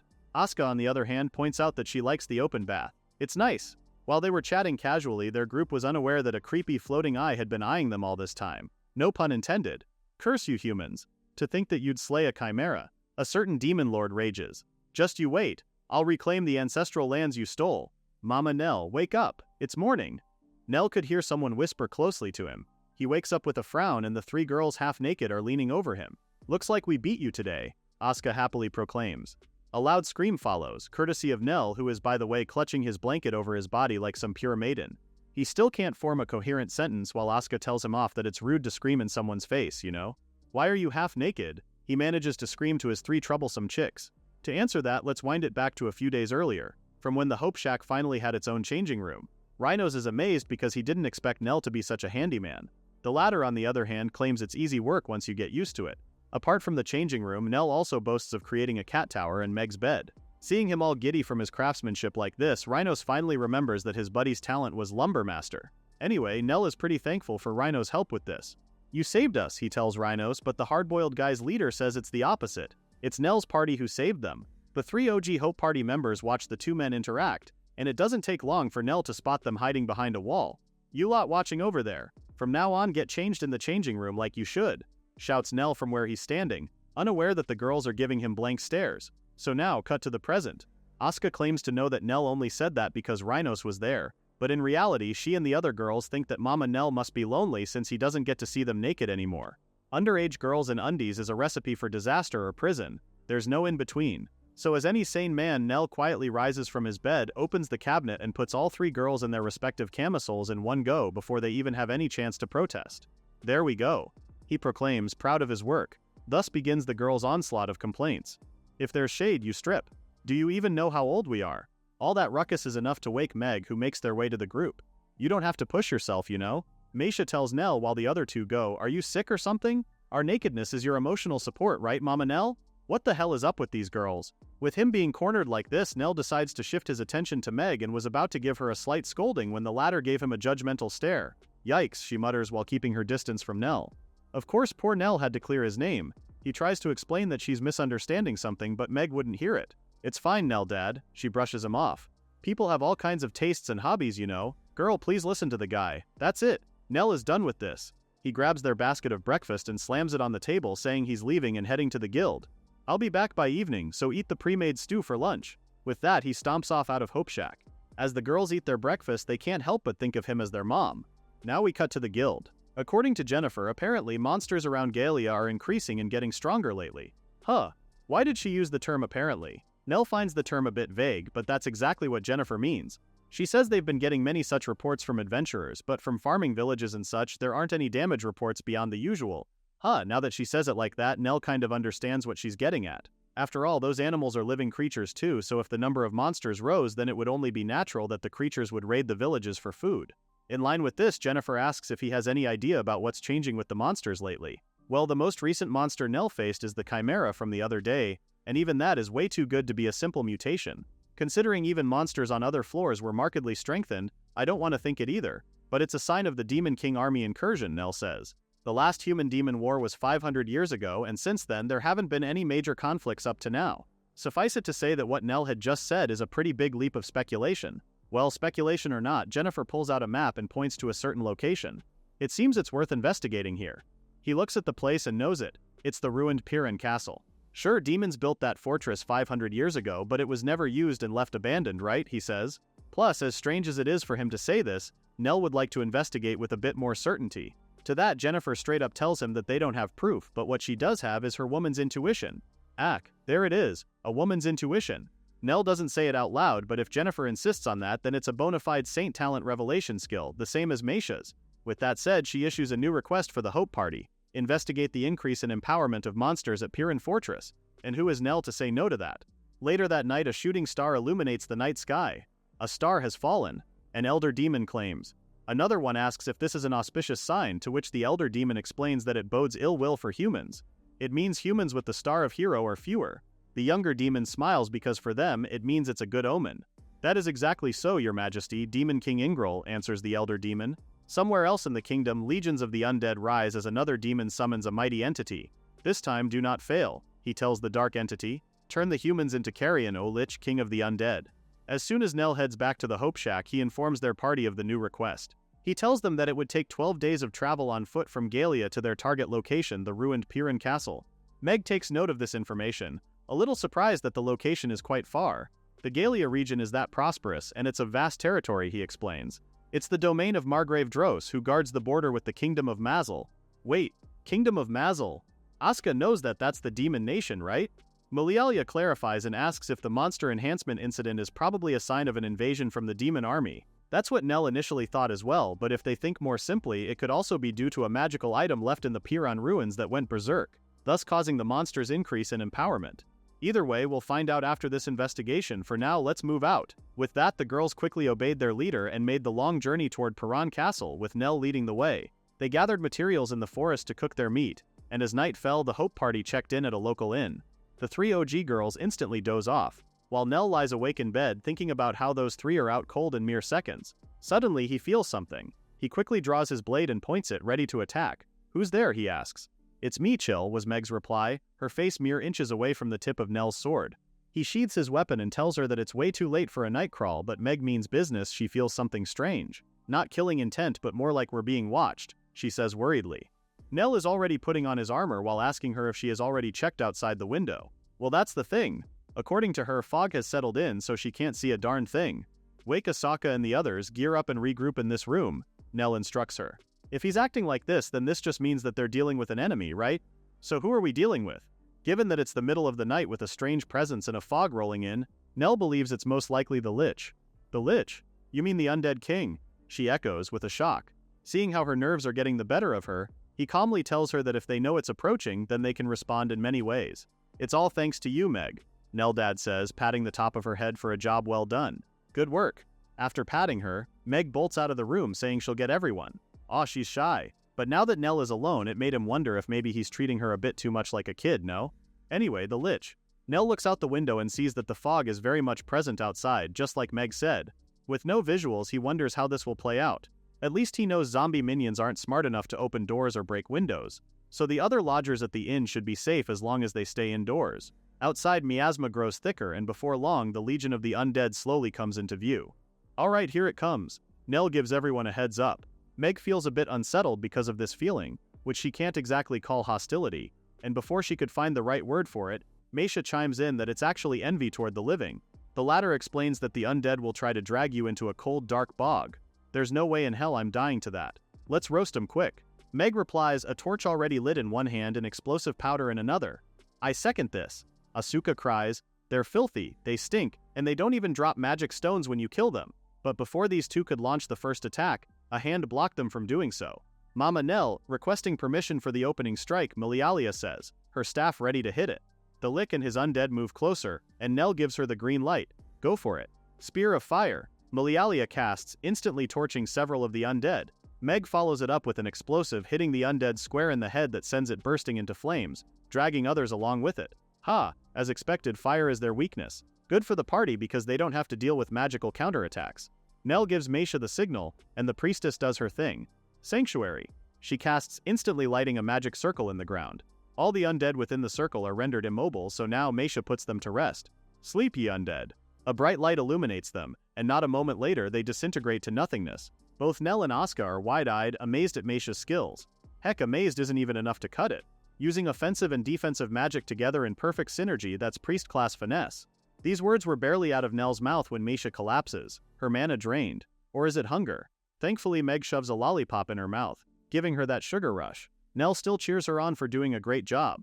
You three rest up. Mother and I will finish this in one go. Asuka proclaims as she and Nell dash straight to the enemy. With her impressive swordsmanship, Asuka easily takes down the undead, clearing a path for Mama Nell. She gives him the signal, with Nell thanking her for it. Asuka uses this chance to request something obscene. Pay me back with a hot kiss. Nell had to look away, embarrassed, but he still tells her that he'll do so when she's an adult. And that's more than enough for Asuka. Running into a hero right away. Talk about rotten luck. The Lich mutters as it comes face to face with Nell. Huh? What is the undead king talking about? That's when the Lich lets on that this town was meant to be their starting point for the invasion while adding Nell and the others to their army of corpses. Like hell we're letting you do that. Nell fires back, going on the offensive and taking a swing at the undead king. The moment his sword comes in contact with the latter, the Lich flinches as it feels something off. A holy weapon. Before it can defend itself, Nell goes for the kill and cuts it down squarely. How careless of me. If only my mana weren't spent I wouldn't lose to some brat, were the Lich's last words. As he disintegrates to nothingness, an orb falls to the ground, the only thing that remains of what once was the undead king. Looking at the item, Nell can't help but wonder if it is a coincidence that the Lich's mana had run dry, that they blunted their invasion from the get-go. After their encounter with the Lich, the Hope Party continues to their target destination. Soon they reach the outskirts of the ruined Piran Castle. Melialia consults with the map and it looks like the Lich probably came from the castle, a sentiment Nell shares. There are no settlements between Piran Castle and Milt, which was attacked, which also means there were no humans who turned into zombies. Huh. So this just means it had to resort to summoning magic, no? Nell deduced. Melialia thinks so, since the Lich's mana was bone dry during their encounter. The Lich and its army of the undead were probably trying to recover by feeding on fear and other negative emotions, eyeing a mere post town as their first victim. Still, it's scary to think what would have happened if they ever reached Galia. And by chance, at this backwater inn town of Milt, there happened to be skilled adventurers, so the army of the undead was stopped. By chance? Melialia echoes. Well, if they call this by chance, then life would be so easy, no? Just look at how carefree Asuka is. Well, there's no point in overthinking it, she says, they can just chalk it up to being lucky. Meisha thinks so too, adding that it isn't complicated at all. Lady Jennifer must have received a revelation as well, she adds. Well, if Meisha says it like that, then there's no room for debate. Back to the current situation. Now that they're here, what now? If they're going to infiltrate, Meg offers to be their scout. As she was about to head off, Neldad dissuaded her from doing so. Infiltration is not feasible, we don't know the layout inside or how many are hiding there, he explains. We don't even know who controls the castle in the first place. With that said, the only way for them to go is to go through the front, boldly. Solo charge. Asuka cries out, but Nell Mama quickly shuts her down, saying that's not what he meant. Melialia questions his plan of action, and if anything, going through the front is more of a plan Asuka would do. Well, it's the lost traveler's tactic. Nell explains. If the Lord is decent, they won't abandon people in need. If they occupy it for evil ends, they won't just let witnesses walk away. With that said, whether the intent is welcome or assassination, they'll have no choice but to bring the Hope Party inside the castle either way. Oh well, if that's the case, Asuka has one concern: does their outfit make them look suspicious? Her sentiment also makes Meisha ponder over it, because anyone could tell at a glance that they're adventurers. At that, Nell tells them that there's no need for disguises, merchants showing up in a place this remote would be unusual too. Mercenaries look too dangerous, and refugees would have a weird gender ratio. So who can be armed out here without raising eyebrows, he asks. The girls answer in unison, adventurers. Meanwhile, on the demon's side, they have pressing matters to attend to. Your Majesty, Mylan, a female demon, calls out to Ingril with urgency. Terrible news. The Orb of Dominion has been stolen from the treasury. This made the Demon King turn to face her, as Mylene continued that the perpetrator had left a note in her room and had taken her own life. But what's even more worrying is that the orb's whereabouts are still unknown. Hearing such a report, the Elder Demon wonders if the Warhawk noble houses have grown impatient. The late Demon King and his predecessor both always kept their fangs bared ready to invade, the Elder Demon says. Now is the moment to reclaim our forefathers' lands taken by the humans. Furthermore, she thinks that the situation just means that many demons frown upon Ingril's moderation. Do not forget that, she warns him. Ingril, on the other hand, just about had enough. Here we go again with Granny's scolding, he thinks. Bro is so done. Honestly, he thinks his dad and grandpa never even meant to fight humans, they just struck a will fight pose, and the humans misunderstood that. Plus, he doubts many are unhappy with their lives now, and compared to the lands they lived in over 500 years ago, it's much warmer and crops grow better now. What's the point of invading poor cold human countries if they're going to throw that life away? Ingral dissociated so hard that his grandma had to shout to get his attention. Are you listening? The elder demon yaps. Yeah, I'm listening. Ingral gently nudges his grandma out of the room, reminding her that her blood pressure will spike again, so it's best to call it a day. And whose fault is that? She barks, but Ingral gets rid of her all the same with a snicker. If you tease her too much, she might really drop dead, you know? A voice tells His Majesty it was Mylene. Well, in Ingral's defense, his grandma and the others just won't shut up about taking back the so-called holy ancestral lands, which kind of makes him snide about it. Mylene understands where he's coming from. After all, their warless generation can't really feel hatred for humans. Even Ingral can see that the elder still thinks the war hasn't ended and that the older folks still bear the grudge of losing land and culture. Because of that, the orb was stolen, but since that happened, even Ingral can't stay moderate now. The Demon King is curious about the perpetrator Mylene mentioned earlier, and she fills him in, saying the girl was from a humble house. They don't even know if calling it suicide is true or not. Ingral promises to make sure the girl's family lacks for nothing, and urges Mylene to continue with the investigation and to do it quickly, since the spark must be snuffed out at once. Mylene vows happy to oblige His Majesty since that's what they're for after all. We made you king and we're the fire brigade, Ingral, she tells him as more demons suddenly appear from behind her out of nowhere. Watch out for any strange movements near the Lintlight border, especially the Galia frontier, she commands. And if a commotion starts, it won't be in the capital. The brigade heeded her command and left just as quickly. With them gone, Ingral tells her that he's glad he made her the leader, especially since things like these must be done by the book. At that, she offers that she could also be as ruthless as the former leader. The mood was set, but it was shattered by just a few words. Excuse me, Lady Mylene. A female demon cuts in. When I give the go signal, please disappear. Mylene chews her out. If you just linger, it's super awkward, Salieri. The demon Salieri fires back at how Mylene likes to utter cool lines just so she can bask in herself, making Mylene shy. Anyway, what did Salieri want anyway? Mylene has already issued orders, so Salieri is free to act at her own discretion. Well, Salieri thinks they should infiltrate Lintlight, adding that if trouble starts, it won't be on this side of the border but over there. Mylene narrows her eyes, asking why Salieri thinks such. With a smile, the latter claims it's just a gut feeling.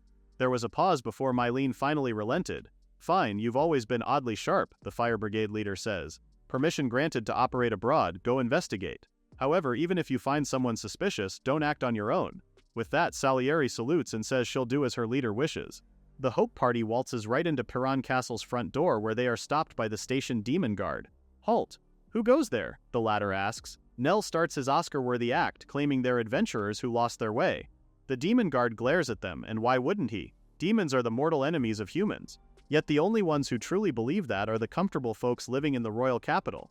Galia is different. Its economy thrives on covert trade with Massel, the demon nation. As a condition of that smuggling, the demons made a pledge to Count Dros to provide ample education and aid to orphanages and relief houses.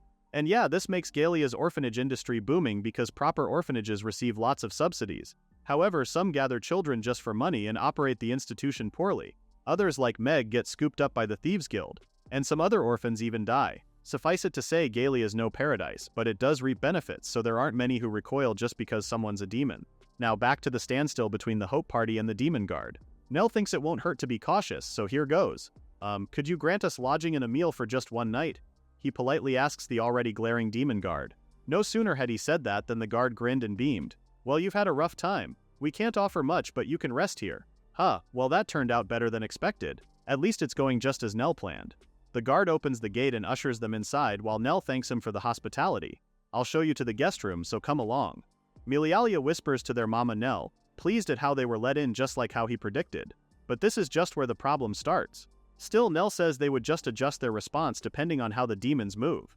The thing about castle-holding nobles is that they usually have a great pride. They'll typically at least offer shelter to lost travelers, but you can never know until you're in it, right? Now that they have the room all to themselves, Nell starts giving them orders. Meg, pretend you need to use the toilet and scout the interior, he says. To Meisha, he tells her to ask to pray and memorize the route to the chapel, with Asuka tagging along with her. Nell then asks Milialia if she could help him draft a plan together. They only have about half an hour until then, so they should return in 15 minutes at the latest. The girls went to work quickly and instantly bumped into another demon on their way out. Of course, the three overwhelmed the poor guy with their requests all at once, so the poor guard had no choice but to accommodate them. Looking at what had just happened, it made Nell realize that humans and demons are both suckers for pretty girls' requests, no? Which means I'm lacking in charm, so I'm the one left behind. Malialia adds from behind. I see how it is. Oh crap, he didn't mean to offend her like this. With his hands up, Nell tells her that he's counting on her brains. But it's too late, the damage is done. Malialia turns away from him, saying, "Don't look at me, I'm just a kid, remember. I don't have any brains." Nell tries to butter her up, saying she's plenty grown up. Upon hearing the term, she asks if he would want to share a bed with her. Desperate to appease her, Nell says something dangerous. Maybe when you're an adult, age-wise. With that, she smiles sweetly. I have your statement on the record. Ugh, now Nell feels he just really said something dangerous.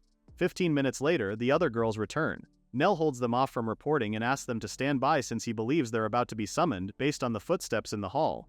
So did something happen? Asuka asks Malialia coyly. I got a verbal commitment, was the other's proud answer. Nice, now it's Meisha's turn next. At the mention of her name, their priestess friend just tells them that everything is by the supreme God's will. I shall slip into his bed, was her bold proclamation. So much for God's will, huh? Even Meg can't help but comment on how hardcore that idea is. The girls were already chatting about seeing them like that, and Nell has a hunch that they may be plotting something again. Dinner is prepared. A voice from the other side of the door informs them. Lord Zakrant awaits your arrival. Finally, it's time for them to meet the big boss of the castle. Welcome to my castle, adventurers. An older but gentle-looking demon pleasingly greets them. Nell bows his head, showing gratitude at how the lord of the castle rescued them and even honored them like this. Our hero is simply speechless out of gratitude. Lord Zakrant smiles and says a little trouble is most welcome at the palace, given how life is pretty dull there. The lord of the castle looks nice enough, so for now, Nell thinks they could let up for a bit. Our hero bows, introducing himself as Lionel from the Hope clan, and proceeds to introduce Asuka, Meisha, Meg, and Malialia. The demon lord reciprocates the gesture and introduces himself as well. I am Zakrant. I've been entrusted with this castle by the demon king.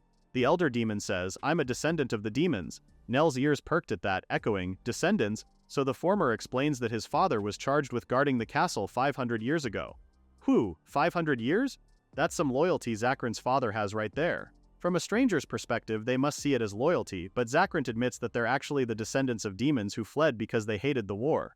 With that said, he proceeds to tell Nell and the others the history of what happened between the humans and the demons. 500 years ago, the demon army and humans decided to struggle at the Battle of Summel Plains. Back then, Paran wasn't a main battlefield, deserters expecting defeat flocked here, he relays.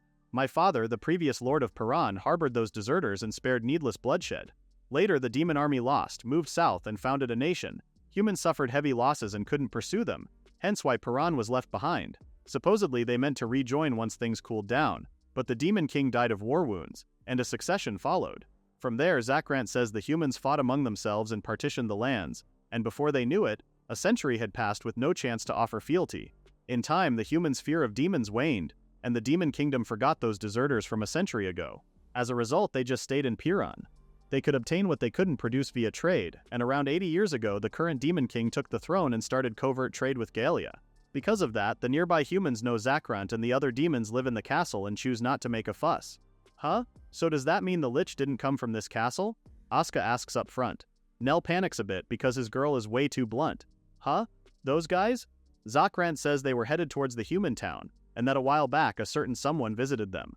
Now is the time, the Darth Maul-looking demon from a few chapters ago exclaims. To reclaim our forefathers' land stolen by humans. The time of crouching ends. If you're any sort of demon, join me. Zakrant answers him with a flat no. Huh? Have you no pride? The first demon questions. To that, Zakrant replies that they are not submitting to humans. After all, they've already chosen to put their roots down at the castle, and with that said, he asks the first demon to leave. The latter tries to kick up a fuss, but before he could do so, Zakrant threw him out of Paran Castle, literally. When Nell heard the last part, he couldn't help but think how comical that was. Anyway, the demon lord is pleased to know that Nell and the others beat that creep so they can relax now. Well, this is heading in a different direction than Nell expected. So here's what's confirmed. Paran has stood for 5 centuries and been inhabited, and the Lich that attacked the in-town came as far as Paran. Malialia can't help but comment that this comes as a shocker but lays down all the facts first to keep it simple. Paran Castle and its residents are unrelated to the monster's changes. However, their commission did tell them to head to Paran Castle. Malialia doubts that encountering a Lich on the way was factored in, so at least that one was incidental. Nell says they could just treat their encounter with the Lich as a fluke, but if anything, there's one more thing that bothers him. Why did the one who approached Zakrant and then controlled a Lich to attack Piran but got repelled choose a Lich? After all, the undead king is clever and hard to control. If he were going for a siege using Cyclops who are known for their brute force, or even wyverns striking from above would be a better fit. Miliala has a hunch that it might be an experiment. An experiment? They're testing progressively stronger monsters to see how much control they have, like the Chimera in the Lackless Labyrinth. It could have been used as part of that experiment, right?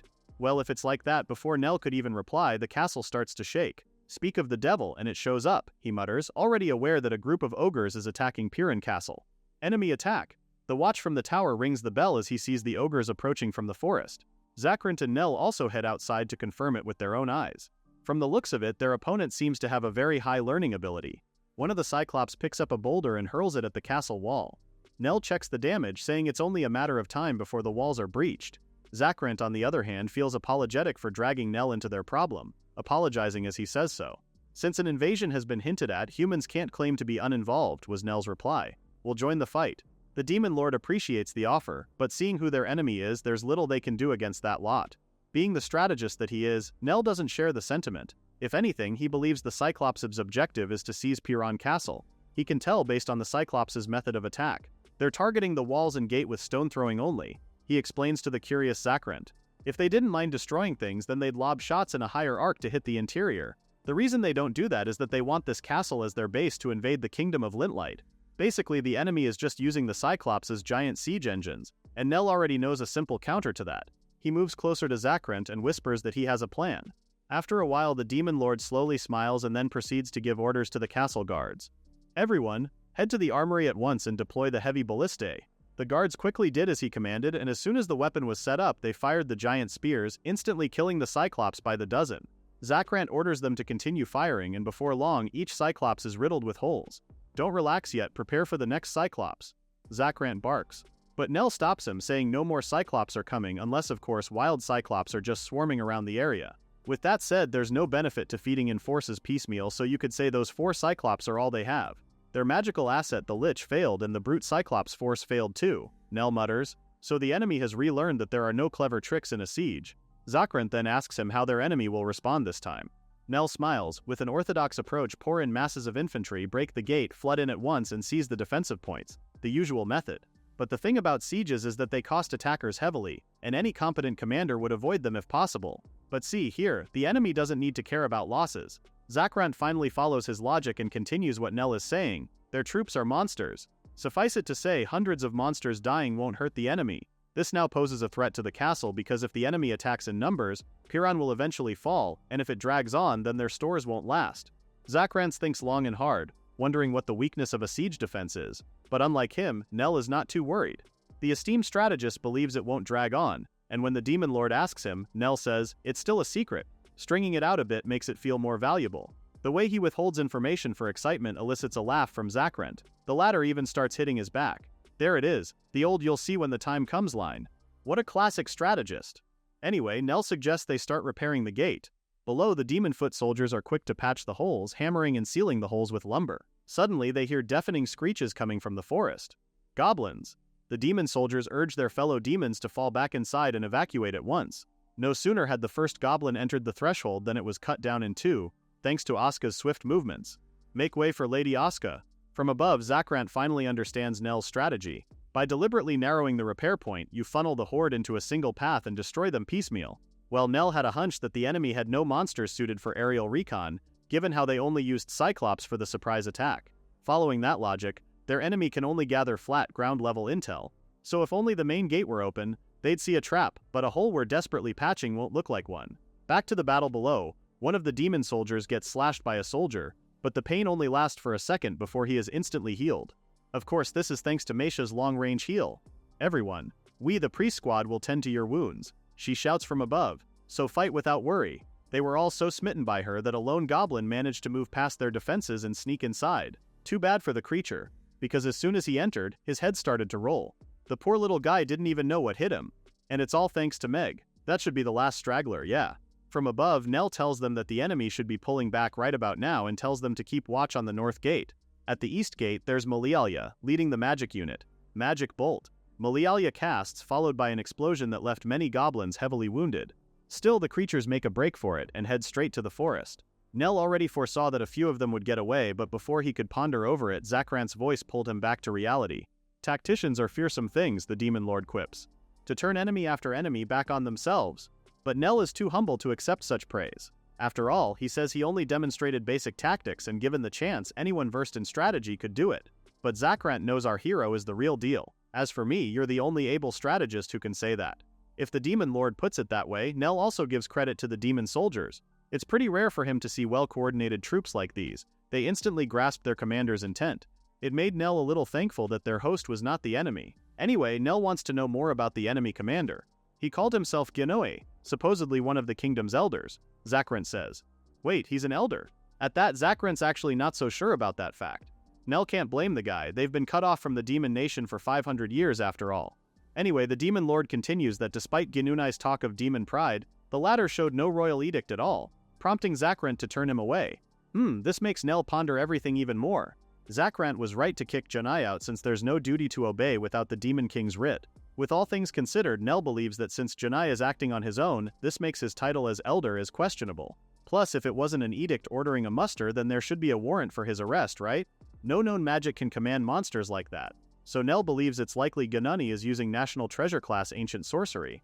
Zakrant tells him that he's correct on that assumption, with Nell explaining further that the attack on Piran Castle wasn't just a springboard to invade the kingdom of Lintlight. Rather, it's meant as a bastion against pursuers from Mazel as well, which is pretty reasonable on his end. So yeah, those are all of Nell's assumptions, but of course he's quick to put on a disclaimer that these are all just conjectures. Now that they're done speculating, Nell's immediate concern is the risk of another assault. Since they only have one stronghold, reinforcements won't come. All will be lost if stragglers raid the towns, just like what the Lich told him before. That's why Nell decided that they'll sally forth and cut down this Genai guy. Asuka's happy to get back in action, but Milialia, ever the brains of the group, has one valid concern. If we leave the castle, won't they pounce on us? That's a pretty solid question, but Nell believes their lot will be fine. So far the enemy has failed twice already, and one of those times they lured the enemy into a trap and thrashed them. If we show them an opening, they'll suspect a trap, Nell explains. Humans and demons think alike in that regard. This also gives Nell and the others room to lay one more trap. He asks Zakrant if they could borrow a few warriors and scouts from the Demon Lord, and the latter is more than happy to oblige. Zakrant is curious to know what the plan is. But don't tell me, is it a secret again?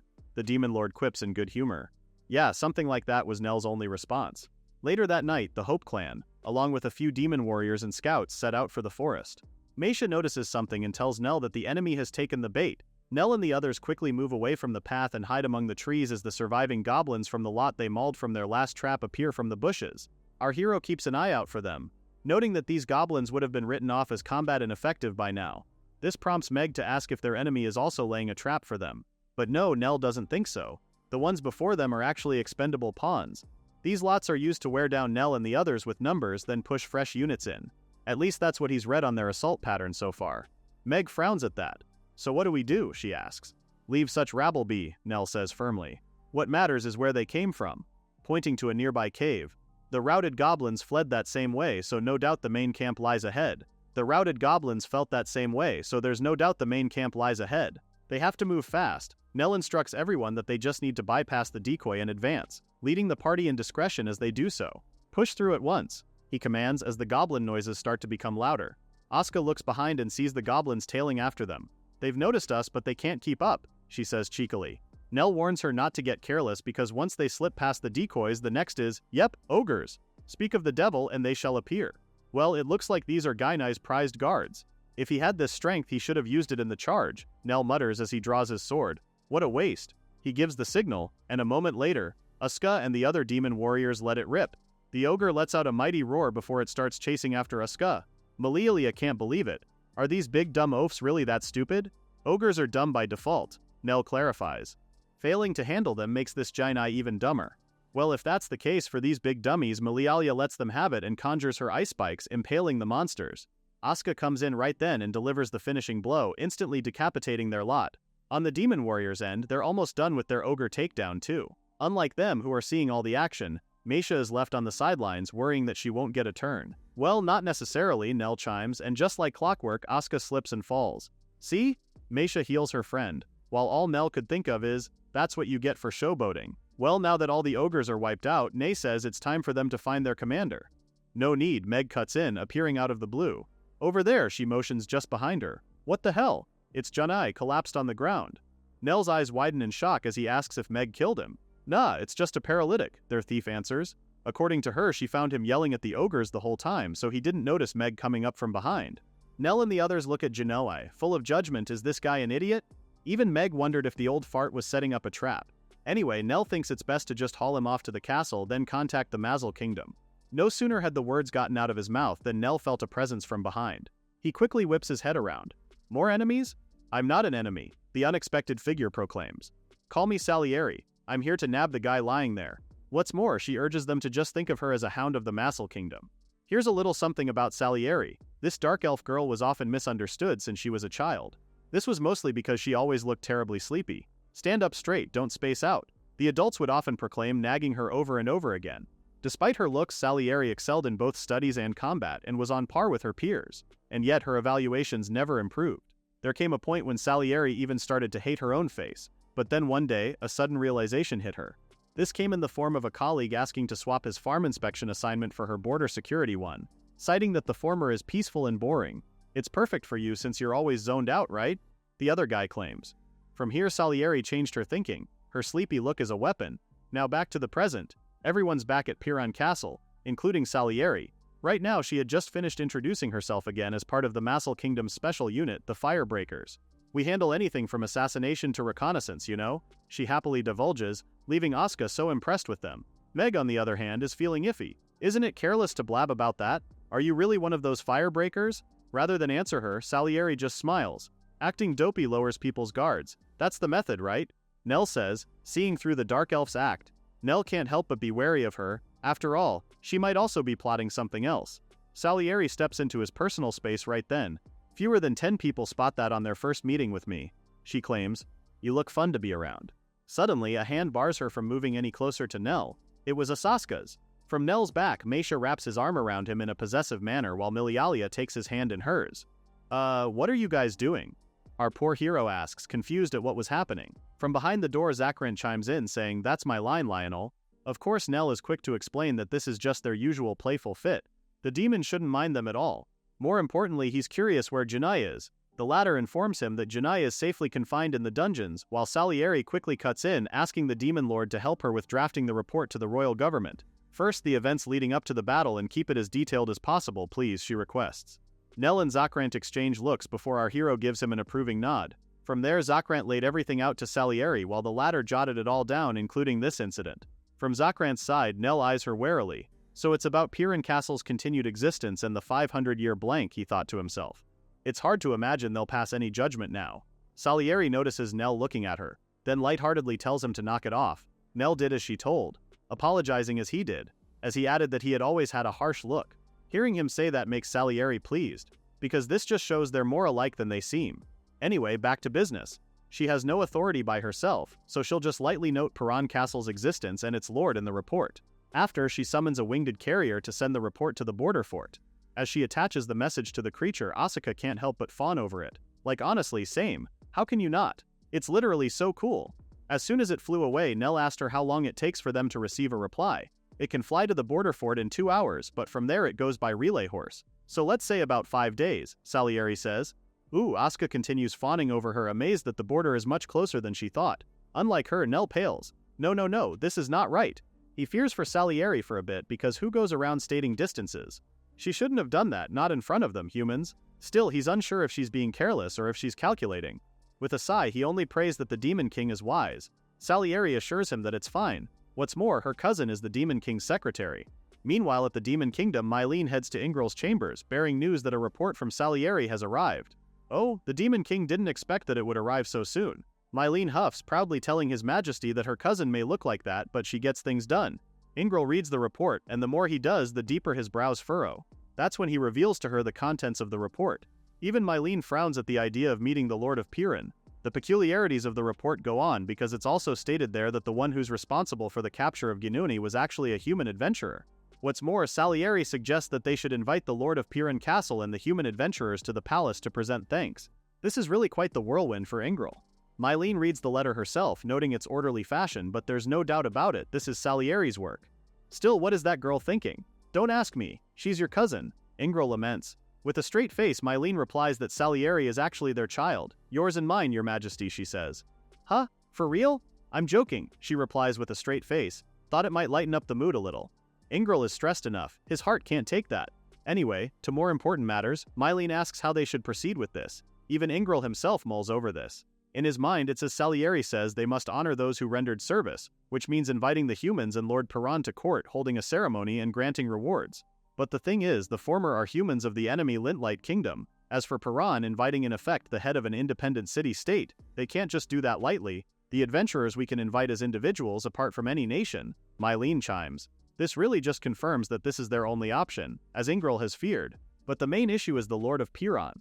Their response will heavily depend on how the latter views future ties with the Mazal Kingdom. Ordinarily, Ingril and the others would plan carefully by council, but unfortunately Salieri already stepped in.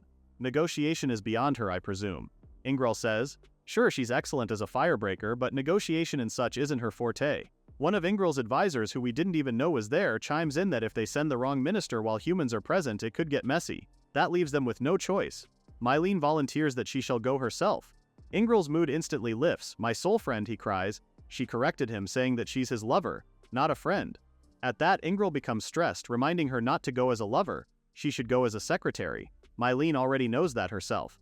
Ingril worries too much. She makes her way to the door while Ingril trails worriedly behind her. Don't try to make it interesting, okay? Honestly, what does His Majesty take her for? Did he already forget the joke she made about their secret child? Poor Ingril is distressed as hell, and it's evident on his face. Anyway, he tells her that she's the most trusted subordinate he has and how it feels wrong when she's not there. I'm counting on you, Mylene, he says. Hearing that made her smile, telling Ingril not to worry and leave it to her. While waiting for His Majesty's reply, Nell decided to use their time productively by patching what they could at Piran's castle. It will take days to repair the walls damaged in just a few hours of battle, he says with a sigh. We need not only time but money. Seriously, war is good for nothing. Money can be earned again, Zakrant says, suddenly appearing behind him. Goods can be reproduced or bought again, but lives aren't like that. He continues that in every respect humans and demons alike cannot be replaced so long as blood runs in them. To this, Nell adds that they must treasure people even if they pay a vast price to raise them. Now the only thing that puzzles Zakrant is why the strategist grumbles over something like repair costs if he understands something fundamental like that. Because I'm poor, was the latter's solid answer. The demon lord can't exactly help with that, so just like in any awkward situation he decides to reroute the topic. The envoy from Mazal should be arriving soon. At least that much is true since it's been 15 days since they sent the report. And oh, speak of the devil, they see two figures approaching from a distance. A pleasure to make your acquaintance. The dark elf bows. I am Mylene, secretary to His Majesty, the Demon King Ingril. Zakrat and Nell also introduce themselves shortly, and our hero is quick to discern that this is the cousin Salieri was talking about. Mylene doesn't beat around the bush and goes straight to business. She tells them that the Demon King is undecided regarding Lord Piran and the disposition of this land. But first she tells them His Majesty would like to learn their wishes. Well, wishes or not, Zakrant wants to confirm something. His Majesty wishes to officially treat Piran as a vassal, yes? He states that they can't very well become a full part of Mazal now. Mylene tells him that it is the case. From the side, Nell thinks about how it would cause friction even within Mazal. Unilaterally attaching another nation's territory is the kind of thing that sparks war. Fine by me, was Zakrant's quick reply. We'll become a vassal. Was Nell, Salieri and Mylene's unified answer. I said we'll become a vassal, Zakrant reiterates with a smile. While we're at it, let's decide the tax rate as well. Nell can't believe this guy. This isn't something one should decide so casually. Zakrant continues that their forebears merely stayed to avoid a useless war. If the current Demon King wishes for peace with humans, I want to support that, he adds while looking at Nell. For Zakrant, it's only proper to submit. There isn't anything wrong with his logic, is there? No, your wise judgment merits our deepest thanks, Mylene says with a bow. Looking at Zakrant like this, Nell's pretty impressed. For one, he knew the Demon Lord wasn't just easygoing. He was not one for petty bargaining tricks, and was a bold and very straightforward man. His loyalty hinges on coexistence with humans, so if the Demon King betrays that, then Zakrant will defect without hesitation. Nell knows the Demon Lord will take each issue on its merit, hard and unshakable as granite. Looking at Mylene, Nell thinks that she must have sensed that too. Speaking of Mylene, she informs them that she came to arrange their invitation to the capital, but now, setting aside that premise, she personally wishes to present Zakrant to His Majesty Ingril. Now Mylene is pretty sure that they can both clasp hands and weave the future as friends. With that, she goes down on one knee and respectfully invites Zakrant to the Mazal Kingdom. The Demon Lord tells her that there's no need for such courtesy given how he's just a country lord. Then to Nell, he tells the strategist to come along too. Our hero can only sigh once again at the development of these things. Later that night, Asuka is a bouncing ball of energy. We're off to Mazal starting tomorrow, she exclaims excitedly. Then there's Meisha, who's already drooling while thinking about the delicious foods they have at Mazel. Unlike them, Meg's a little regretful, thinking that she should have brought more pocket money. We can't exactly earn along the road by pickpocketing anymore, she sighs. To that, Asuka suggests they hit some bandit gangs. Those dudes might be hoarding treasure, right? Looking at Asuka and Misha, who are both raring to go, Nell had to remind them that they're not going to Mazel for fun. Plus, why are they all on his bed? Anyway, where were they? He was still busy talking to Milialia. Piran Castle predates the founding of the Lintlight Kingdom, which makes things complicated, she tells him. Right. So demons originally built a castle on land that belonged to no nation and lived there. Then the humans founded a nation without noticing. Nell and Milialia's worry is that if Mazel makes Piran its vassal and it becomes public, conflict is inevitable. It's like their territory was shaved off unilaterally. But the major difference now is that the Mazel Kingdom backs Piran Castle. Milialia asks if this means Piran's safety is guaranteed, but Nell says it is if the upper ranks of Lintlight have any sense. Do they have sense? Our country, I mean, she asks, unsure. To that, Nell also answers her, unsure. I hope so. In his mind, he knows that the reality of the situation is that rebellions are spreading everywhere, which seems to prove otherwise. But there are fine men like General Kaitos at the core, so a swift overthrow shouldn't happen, hopefully, right? All this hard talk is boring. Asaka springs up from behind Nell, but he easily ducks, making her land on her face. If you're bored, then head back to your room, he answers stiffly. It's bedtime for good girls. Instead of following, both Meisha and Asaka start to gang up on him, claiming they're good girls who can't sleep unless they're with Nell. Enough. Our hero throws all four of them out of his room, slamming the door shut as he bids them good night. The next day, as they were about to depart, Nell had his hesitations. Looking at Zakrent, who has no escort, he asks the Demon Lord if he's really okay to head to Mazel without any. It's on foot to the border, you know, Nell reminds him. But Zakrent is confident since he has Nell, and that's plenty enough for him. Salieri chimes in, reassuring Nell that she's coming too so he can ease up a little. Even Asuka vouches for Sally's strength, knowing she's pretty strong because they sparred. Wait, Sally? He can't believe Salieri and Asuka are hitting it off pretty well. Admittedly, he was suspicious at first, but it seems that the Dark Elf girl was just acting per her profession. But wait, speaking of profession, Salier's gift is hero, and her job is magic swordsman, if he remembers correctly, right? This pleases Nell because it widens their strategic options. She and Asaka could form a two-top with Nell focusing on command in the center, or they can run a double caster formation with Milialia or pair with Meta to field two skirmishes. Just thinking about it is enough to get Nell humming, while Meisha moves closer to him. And what about me? She asks with a pout. Your position is fixed since you're the linchpin. And that was more than enough to send Meisha beaming. Well, with their numbers, Nell finds it hard to settle down since he can't help but think in terms of big battles. Meanwhile, somewhere else in the kingdom, General Kaitos cuts down his enemy with no mercy. Don't let up the attack, those who betray the state, cut them all down, he commands. At his feet, he notices an adventurer who joined that recent mountain sweep. He finds it foolish that the lad decided to join the rebel army. No, perhaps the truly foolish one is our nation, he thinks, standing tall as he did so. Asuka sighs contentedly with a smile. She always wondered what it's like to bathe in a place like this given how they only bathed outdoors. Like her, the rest of the foursome relishes the relaxing bath, with Malalia saying this is the best. Misha, on the other hand, can't help but wish that Nell had joined them too. Such a shame. Speaking of Nell, he shouts from the other side of the fence, also enjoying a hot bath on his own. He could hear the girls, you know? Honestly, these girls. In case you're wondering how they ended up here, the Hope clan actually booked an inn in a hot spring town called Apple Rival, which is located right before Masel's capital, Lisansen. Apparently this check-in is part of Masel's kingdom's welcome to them. From the other side, Nell could hear another person join the rest of the Jopi clan at the bath. It's Salieri. She asks why Nell is alone, a little disappointed because they had a special treat prepared for him. She even tells him how Lord Zakrant himself is enjoying his own special treat. Asuka jumps upon hearing that because what do you mean Lord Zakrant has his own special treat? They may be young, but these girls have an idea what this special treat is, and they angrily call out to Nell. What's the meaning of this? That's so gross. Of course, Nell had to clear himself. This is just a misunderstanding. With that said, he exits the bath, a little embarrassed and overheated. At least he managed to clear his name somehow. Even this brief moment of alone time is cut short again with Asuka bashing her head against Nell. Mind you, this is how she expresses her excitement, violently. But Nell is more annoyed that she's not wearing her chestband properly. This is just her special service for Mom who held back. But nope, Nell noped out of there. Nah, he's good. As usual, the girls used his room as their lounging area after their bath, rolling around in their yukatas. Even Salieri is there. Looking at Nell, who's sighing in exasperation, Salieri can't help but say something. Is he impotent or something? Because why the hell is he reacting like that when he's got all these beauties around him?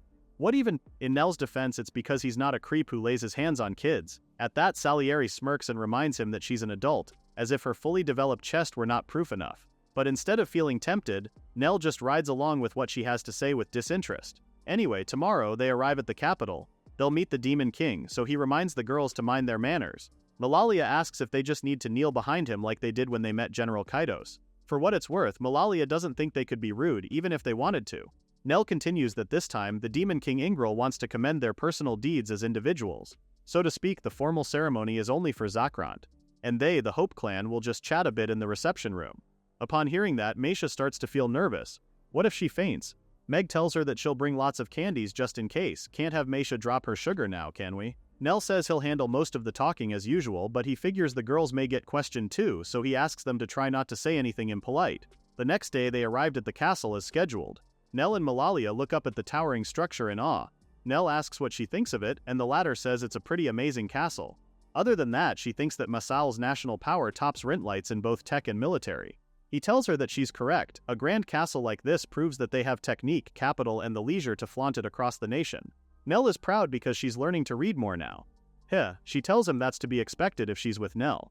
If that's the case, if ever he's gone, then Malalia will take command from there. Upon hearing that, she snaps, asking why he would say something like that. Nell calmly explains that he's just citing an example, given how unforeseen things can happen. Malalia can't help but feel emotional. She doesn't like that kind of talk at all. Nell freezes. Oh no, what has he done? It doesn't help that Salieri adds more fuel to the fire, saying he's a tactless strategist who can't read a girl's feelings. Some shabby strategist he is, huh? Ugh, Nell can't even refute that. While the party is making last-minute discussions outside, the Demon King Ingril has actually been watching them from inside the castle for some time now.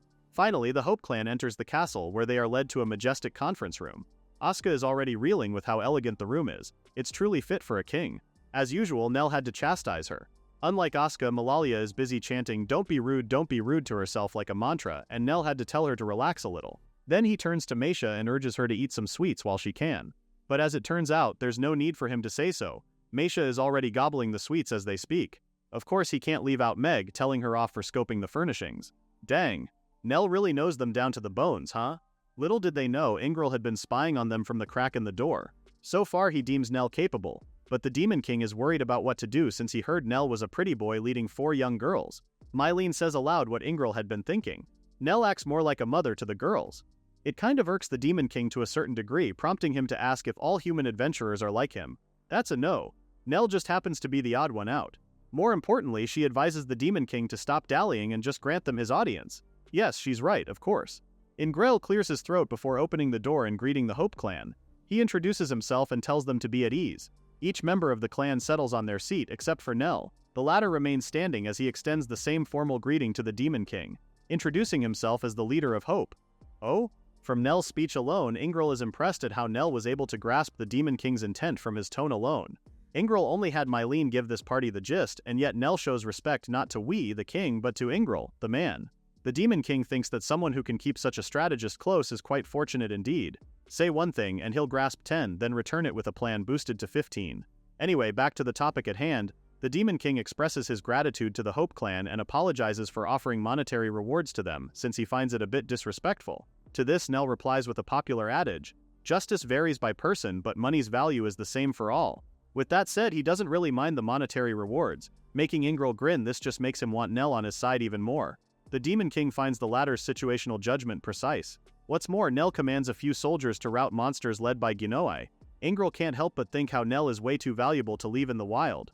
But he reels himself in after all. He may have gained a stout ally in Zakrant, and getting Nell to join his side may be a bit too greedy. Ingril gets up from his seat thinking about how he could invite Nell endlessly if this were a royal audience, but too bad it's not. Anyway, he tells Nell and the rest of the Hope clan that they should take their time and enjoy sightseeing in the capital since they've come all this way to the Mazel Kingdom. Nell is more than happy to do so, especially since they had a glimpse of the hustle and bustle of the crowd from the carriage alone. Ingril turns to Salieri, saying she'll be the one to guide them around since she also seems to have taken a liking to the Hope clan. Speaking of Salieri, the Demon King thought that if Salieri could entice Nell, then he'd become one of Mazel's people. But that's just wishful thinking, seeing how enticing Nell may be. A too high ambition for the likes of Salieri. Just look at her. She's even more excited to go sightseeing than they are. Since their audience with the Demon King is finally over, Asuka is quick to call their mom and hurry it up. You best believe Nell snaps at her when she calls him that. After their brief meeting, Ingril is back at his chambers, smiling to himself. It was not lost on Mylene how His Highness is in a good mood, which he confirms. How could he not? Today he has gained many friends. For one, there's Bankrupt. He abhors war, loves his people, and most importantly, he understands the value of life. The bond with their audience with the Lord of Piran Castle is truly a good fortune for them. Of course he can't forget about Lionel the strategist as well. Heck, Ingrel almost went as far as to say that he'd praise Gyunai for introducing those two alone to him. Mylene had to clear her throat as if to remind him of what Gyunai had done. Yeah, of course, Ingrel's just joking. Gyunai has to settle his accounts properly after all. They can't let the death of the maid who used to steal the orb from the treasure vault be in vain. Mylene is almost ready to praise him, but man, Ingrel's head is still on Nell. Man, he really wanted to secure a strategist on his side. Mylene asks how long he will mull over that since they already have another problem on the horizon. Ingrel knows it's the war with Rintlight, right? Speaking of Rintlight, the kind have just finished their convention and made a proclamation. The Rintlight Kingdom declares an invasion of the Mazel Kingdom ruled by the Demon King. Nell stares wide-eyed at the bag they had just secured. With the reward money alone from the Mazel Kingdom, they could easily live for a year. Asuka asks if he plans on saving it again, and of course he does. It's for their future after all. The girl's shoulders drop upon hearing that. Well, at least that's what Nell wanted to say, but since they've come all the way to Mazel, he thinks a little splurging should be allowed. Asuka instantly beams, along with the rest of the girls. Yay, let's get to spending. Nell turns to Salieri and asks if she's got any good places to recommend, and the latter is more than happy to do so. For starters, she leads them to a magic shop, saying it's a must-visit here in Mazel.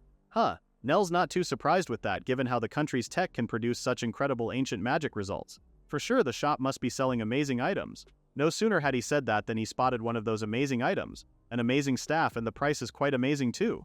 Oh-ho, even Salieri didn't know about this. She hasn't been here for a while, so she's surprised that the shop also carries stuff like this now, and then turns to Malalia. The staff is called Waterwolf Fenrir, explaining to the latter that it boosts ice magic. If Malalia wields it, then she might be able to solo a chimera, no?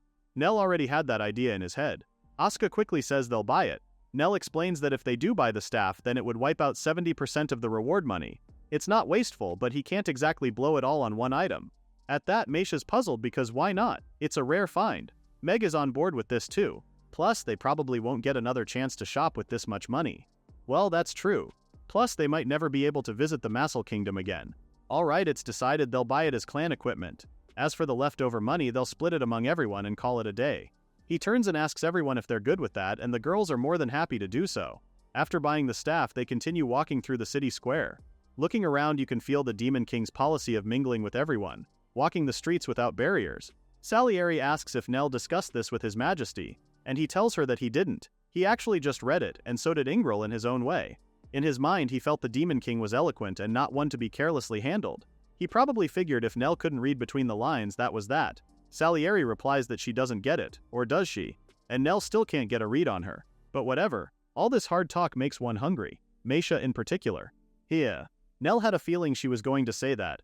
And speaking of food, Salieri's got a place to recommend. That night the Hope clan plus Salieri lounge in bed with a contented sigh in their underwear.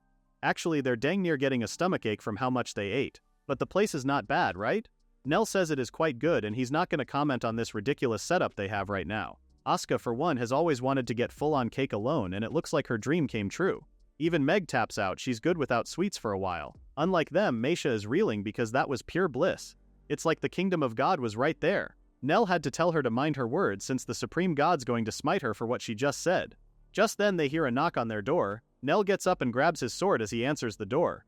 The demon messenger apologizes for interrupting them, embarrassed for doing so, but since this concerns the state, with that said, he really had to deliver this piece of urgent news even if Nell and the others are in the middle of intimacy. Nell doesn't even bother clearing his name and just gives the messenger a blank stare before taking the letter. Our hero reads through it quickly and tells the girls to get ready at once. The letter is an urgent summons from Demon King Ingrel himself. The Hope clan quickly meets His Highness, with the latter already expecting them. He thanks the party for their quick response to his call as he reveals to them that during yesterday's council, King Morrison of Rintlight decided to invade the Mazel Kingdom. The girls are shocked, and Nell could only narrow his eyes. To make up for political failures with the military, they'll invade the Mazel Kingdom and distribute its wealth to try to quell the Lord's discontent. Of course, Nell doesn't really believe that this would truly end the rebellions. Even Ingrel is aware that the king's goal is to distract the populace from the frequent uprisings. On top of that, they're probably also aiming to sap the power of disgruntled lords by forcing them to send troops, meaning the first to be thrown in will be Lord Tros, the Garia Margrave. Nell adds that Lord Tros would have to brush off the sparks that fall upon him, and many soldiers will die. What's worse is that a lot of civilians will get caught in the war and end up dead. The Demon King explicitly tells Nell that this is not what he wants. With that, he hands the Hope Clan leader a letter of state to deliver to General Kaitos in Written Light's capital. Huh? How did General Kaitos factor in this? Did he hear that right? The Demon King just mentioned General Kaitos' name, right? Why did the general's name come up? In this latter state, does that mean it's a royal edict? Finally, Nell pieced it together. General Kaitos is in contact with Mosul. While all of these thoughts run through Nell's head, it was pretty obvious based on the look on his face that the former is well acquainted with the general, as observed by the Demon King. To that, Nell only says that he and the general have history, and then turns to look at Salieri. Sensing his wariness, Ingril assures him that the news didn't come from the general this time. But this time even Nell is impressed because Masel clearly has the upper hand here. The said kingdom is already aware of the capital's events the next day, even though they're over a month away from the place on foot. Anyway, back to more important matters. Ingril asks Nell if he's up to the task. The latter turns to the girls, and they're already smiling and nodding. With their blessings, Nell humbly accepts the Demon King's task. Well, now that's settled, Ingril tells them he'll have a ship prepared at once, and calls Mylene. He didn't need to instruct her since she already knew what to do. At the mention of the ship, Nell frowns. Won't traveling by sea take longer? Ingril only smirks and crosses his arms, saying Nell will understand once he sees the ship. Okay? The party leader then tells His Majesty that they'll return to the inn and pack in the meantime. But before that, he has to ask Ingril something. Where did His Majesty meet General Kaitos? Ingril recalls the first time he met Kaitos was back during a skirmish, dating 30 years ago. Back then, a much younger Kaitos fought Ingril and lost, his sword breaking in half. He admits defeat. He offers his head for the Demon King's taking. But to his shock, Ingril restores Kaitos' sword instead and hands the weapon back to him. Kaitos is apprehensive and angry. Why? Is his life not worth taking? The Demon King says that's not it. He was just impressed by Kaitos' martial valor for taking a head-on fight in this situation. With that said, he asked the young Kaitos what future he carries and if he would show it to the Demon King. From there, Ingril and Kaitos hit it off, talking about the future, and began corresponding since then. In his mind, Nell almost found this story cool, but then Ingril undercut it. It makes him wonder if it's a demon folk thing. Just then, Nell's eyes were set on something past the Demon King as they heard something approaching. Well, would you look at that? It seems the ship has been arranged. Nell stares wide-eyed because he didn't expect an airship at all. Ingril boasts that it's built with the finest magitech the Mazel Kingdom possesses, the sky-sailing Crystalmancer. Given the urgency of the matter, the Hope Clan boarded the Crystalmancer and were sent on their way to the Rintlight Kingdom. The ship's captain announces that after an hour of travel from the capital, they're about to enter the Rintlight Kingdom's territory. Nell finds their travel unbelievable, and yet at the same time it worries him, because who would have thought it's possible to travel from Mazel Kingdom's capital, Lisansen, to Rintlight Kingdom's capital, Galangren, in just an hour? Normally it would take a month's journey on foot to reach the place. The Demon King said he doesn't plan to use this tech for war, but there's a chance other nations could steal this technology. Should that happen, everything they know about war will change. Malalia asks if there is no way to prevent this technology from leaking at all. To that, Nell says the best option is to avoid fighting and not to get involved at all. Unfortunately, they're already in too deep, seeing how they share a border, and the bureaus are thriving. Nell is already thinking about the worst-case scenario. If war breaks out, each side's tactics and technologies will be leaked. Like how an archaeologist studies an entire era from a single ancient manuscript. Strategists and staff officers can infer many things from tiny bits of information and use them in the next battle. Well, they're already flying to stop the war, right? But Malalia doesn't exactly understand how delivering a letter of state to General Kaitos could stop a war from breaking out. Nell says it's because the general is someone who can speak directly to the king. If from the general's mouth it's told to the king that the Demon King wishes peace with Rintlight, then the former just can't ignore it. Malalia then asks if things would really go that smoothly, and Nell only hopes that they do. As things stand, the war against the Mazel Kingdom has been drawn out, so if peace is achieved, the current King Morrison's prestige will rise. Rather than waging a war where victory is uncertain, stacking up achievements of peace would likely silence the discontented nobles. If King Morrison understands that, then avoiding war should be attainable. Grave matter aside, this just also made Nell realize how he keeps getting tied to people with the hero talent, no? There's the Demon King Ingril and General Kaitos, who both fulfilled great deeds in line with their talents. There's also Luke, the one who got warped along the way. And of course there's Asuka, who is still developing. It makes Nell wonder what kind of hero she will grow into. Whatever that might be, he could only hope that she would become a hero loved by everyone. Thinking about all of that got Nell crying quietly because he's worried. Malalia, who's on his side, thought that he was moved to tears thanks to the view from the sky. Anyway, they reach the city by nightfall. The captain of Crystalmancer tells them that they'll splash down on Lake Misakas under the cover of night. Thankfully, the captain handled the landing with practiced ease, but now things are starting to make sense to him. Didn't the general tell him before that he chose this villa because it has a scenic spot? But judging from recent events, it made Nell think there might be more to that, huh? Anyway, Nell thanks the captain for the help and the latter cheers them on. Alrighty then, head count. Nell counts 1, 2, 3, 4, 5. 5, huh? Why is Salieri also lined up along with the girls? What is she doing here? Actually, she hasn't gotten any new orders yet, which is why she decided just to stick around and look after everyone. This works for her because it means she won't get scolded if she plays around with Hope Clan for a little while longer. Nell has his suspicions, though he does fully believe that what she meant by play is to help them out. Just then, Asuka grabs Salieri's arm, adding that it would be great if Sally came along. Now that someone's on her side, Salieri turns to Mama Nell. He heard her, right? What choice does Nell have but to allow it? Fine, he'll allow her to work with the team for a little while longer. With that, they move straight out to the capital. Come morning, the Hope Clan arrives at the capital's entry. From the outside, Meg can't help but comment on how everything looks pretty normal. It's pretty much like an everyday scene at Galia. Nell replies that this is because the capital hasn't started the war's prep phase yet. The earliest they could actually invade is 6 months from now. Malalia turns to him, confirming if this is the best chance to call it off. Well, as far as Nell knows, the capital only decided to invade, so it won't be easy to stop. However, it's far easier than stopping it once the plan is in motion. If they act now, no one will have to suffer a loss. Nell is well aware that this is exactly why the Demon King rushed it and even went as far as allowing them to use his latest craft. Just then the entry guard calls, "Next," meaning it's Nell's and his party's turn. The former spots them as adventurers and asks their purpose of visit. Nell hesitates for a bit, thinking about how he doesn't want his pockets probed right now, but on the other hand, acting too wary will just make them suspicious of him.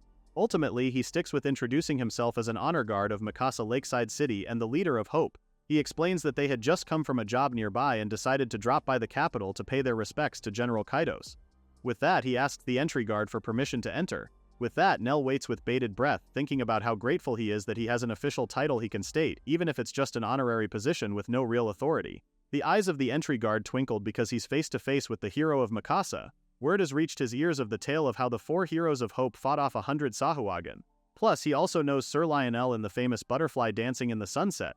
Upon hearing that, Nell winced, but he brushed it off, seeing how the guard ushered them to enter, excited to welcome a hero visiting the city. From the back, Asuka asks Malalia what the guard meant when he said butterfly dancing in the sunset, and the latter shares that they must be referring to the popular ballad by the bards. From what she heard, it's a tale about the fall of the golden silkworm butterfly that their mama Nell once belonged to.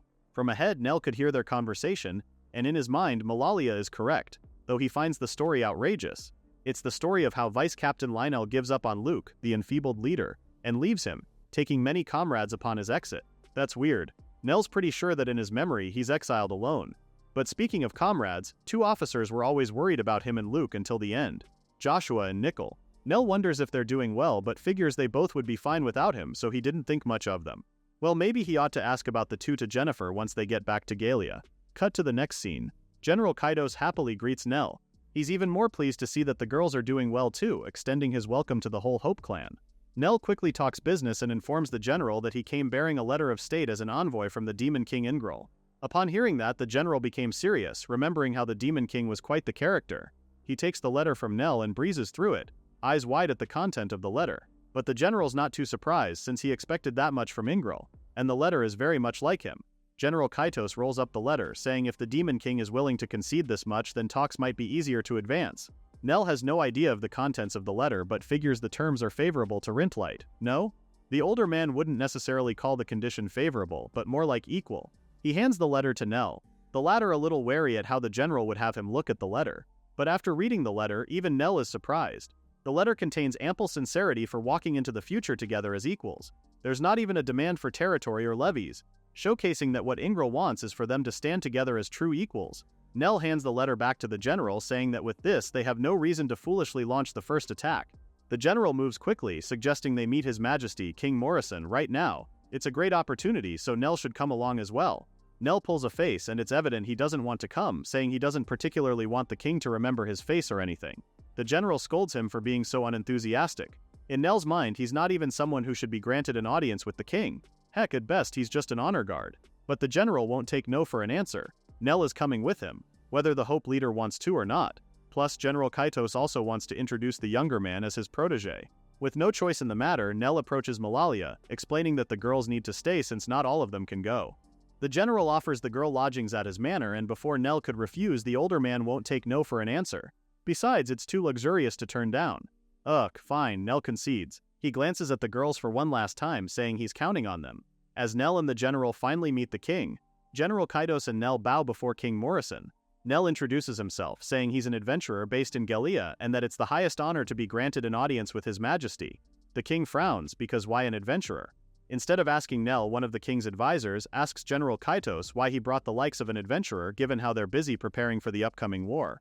General Kaitos replies that he's well aware of the situation. However, he stresses that Nell is the one who brought the good news, which Kaitos is about to deliver, which is why he also brought along Nell to introduce to the king. At the mention of good news, the king cocks his head. The general in turn hands the letter of state to one of the advisors. The latter reads the content, saying how it proposes an unparalleled peace treaty from the Demon King. Again, the king cocks his head and parrots from the Demon King as the general states that there is benefit and no room for the kingdom to suffer any loss. And with that, the king snaps. He went ballistic, calling the general a traitor. His Majesty is angry upon knowing that the general has been dealing with the Demon King. What's more, the king questions how the general wishes for peace even before they fight. These are not words he expected from General Kaitos, famed for his fearless valor. Now the king suspects that the latter has taken a bribe from the Demon King. Of course, General Kaitos responded defensively. He can't believe the king is saying such things. Moreover, he stresses how a brave knight is not merely one who charges into danger, and that it's the same for how a nation should be. His response angered the advisors. They could not stand such insolence before His Majesty. Is it true then? Is General Kaitos swayed by the demon's wicked ways? Not a moment later, they called for the guards and immediately seized both the general and Nell, subduing them at a moment's notice. Although the king indeed sounds emotional, it also holds that what His Majesty had just said is also completely logical. Crap, this is over. So just like that, General Kaitos and Nell are both bound and thrown into the dungeon.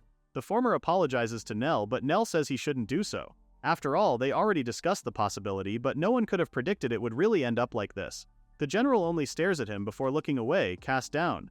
So even the great general is disheartened by the situation, huh? From the looks of it, even the former didn't expect the king to explode flat out like that. When the general speaks again, he says that their view was too narrow, a sentiment Nell agrees with. King Morrison and the others refuse to accept change. They're unable to update the old belief that demons are mortal enemies. Nell can only sigh because they failed to fully account for the rigid old guard mindset of the people. General Kaitos adds that that's not all, they too were too narrow in their view regarding their values about the demons. That's true, even Nell admits that the demon folk is formidable by every measure, but to take that alone as monstrous otherness is pretty shallow. The demon's thoughts and way of life are no different from those of humans. To that, the general actually corrects him, saying he and Nell think like that because both of them deepened their understanding as they came to know Demon King Ingrel and the Massal Kingdom. Simply put, they forgot that among humans, both of them are a special case. When the realization hits, Nell hangs his head. Ugh. He can't believe he let emotions color his words, prompting the older man to laugh about it. It just goes to show that Nell is still quite young, with him promising to do better next time. Anyway, that's enough soul-searching. The general turns to him with a grin, saying that he remembers Nell saying he couldn't predict that this would happen, but for sure Nell has surely laid some plans already, right? At that, Nell smiles. It's true he's got a few lines, but it's a gamble which way it breaks. Plus, he for one knows that the general must have also made his moves, correct? From the looks of it, they both seem to have shouldered a hefty wager with this. Meanwhile, back at the general's manor, Malialia worriedly looks out the window, waiting for Nell's return.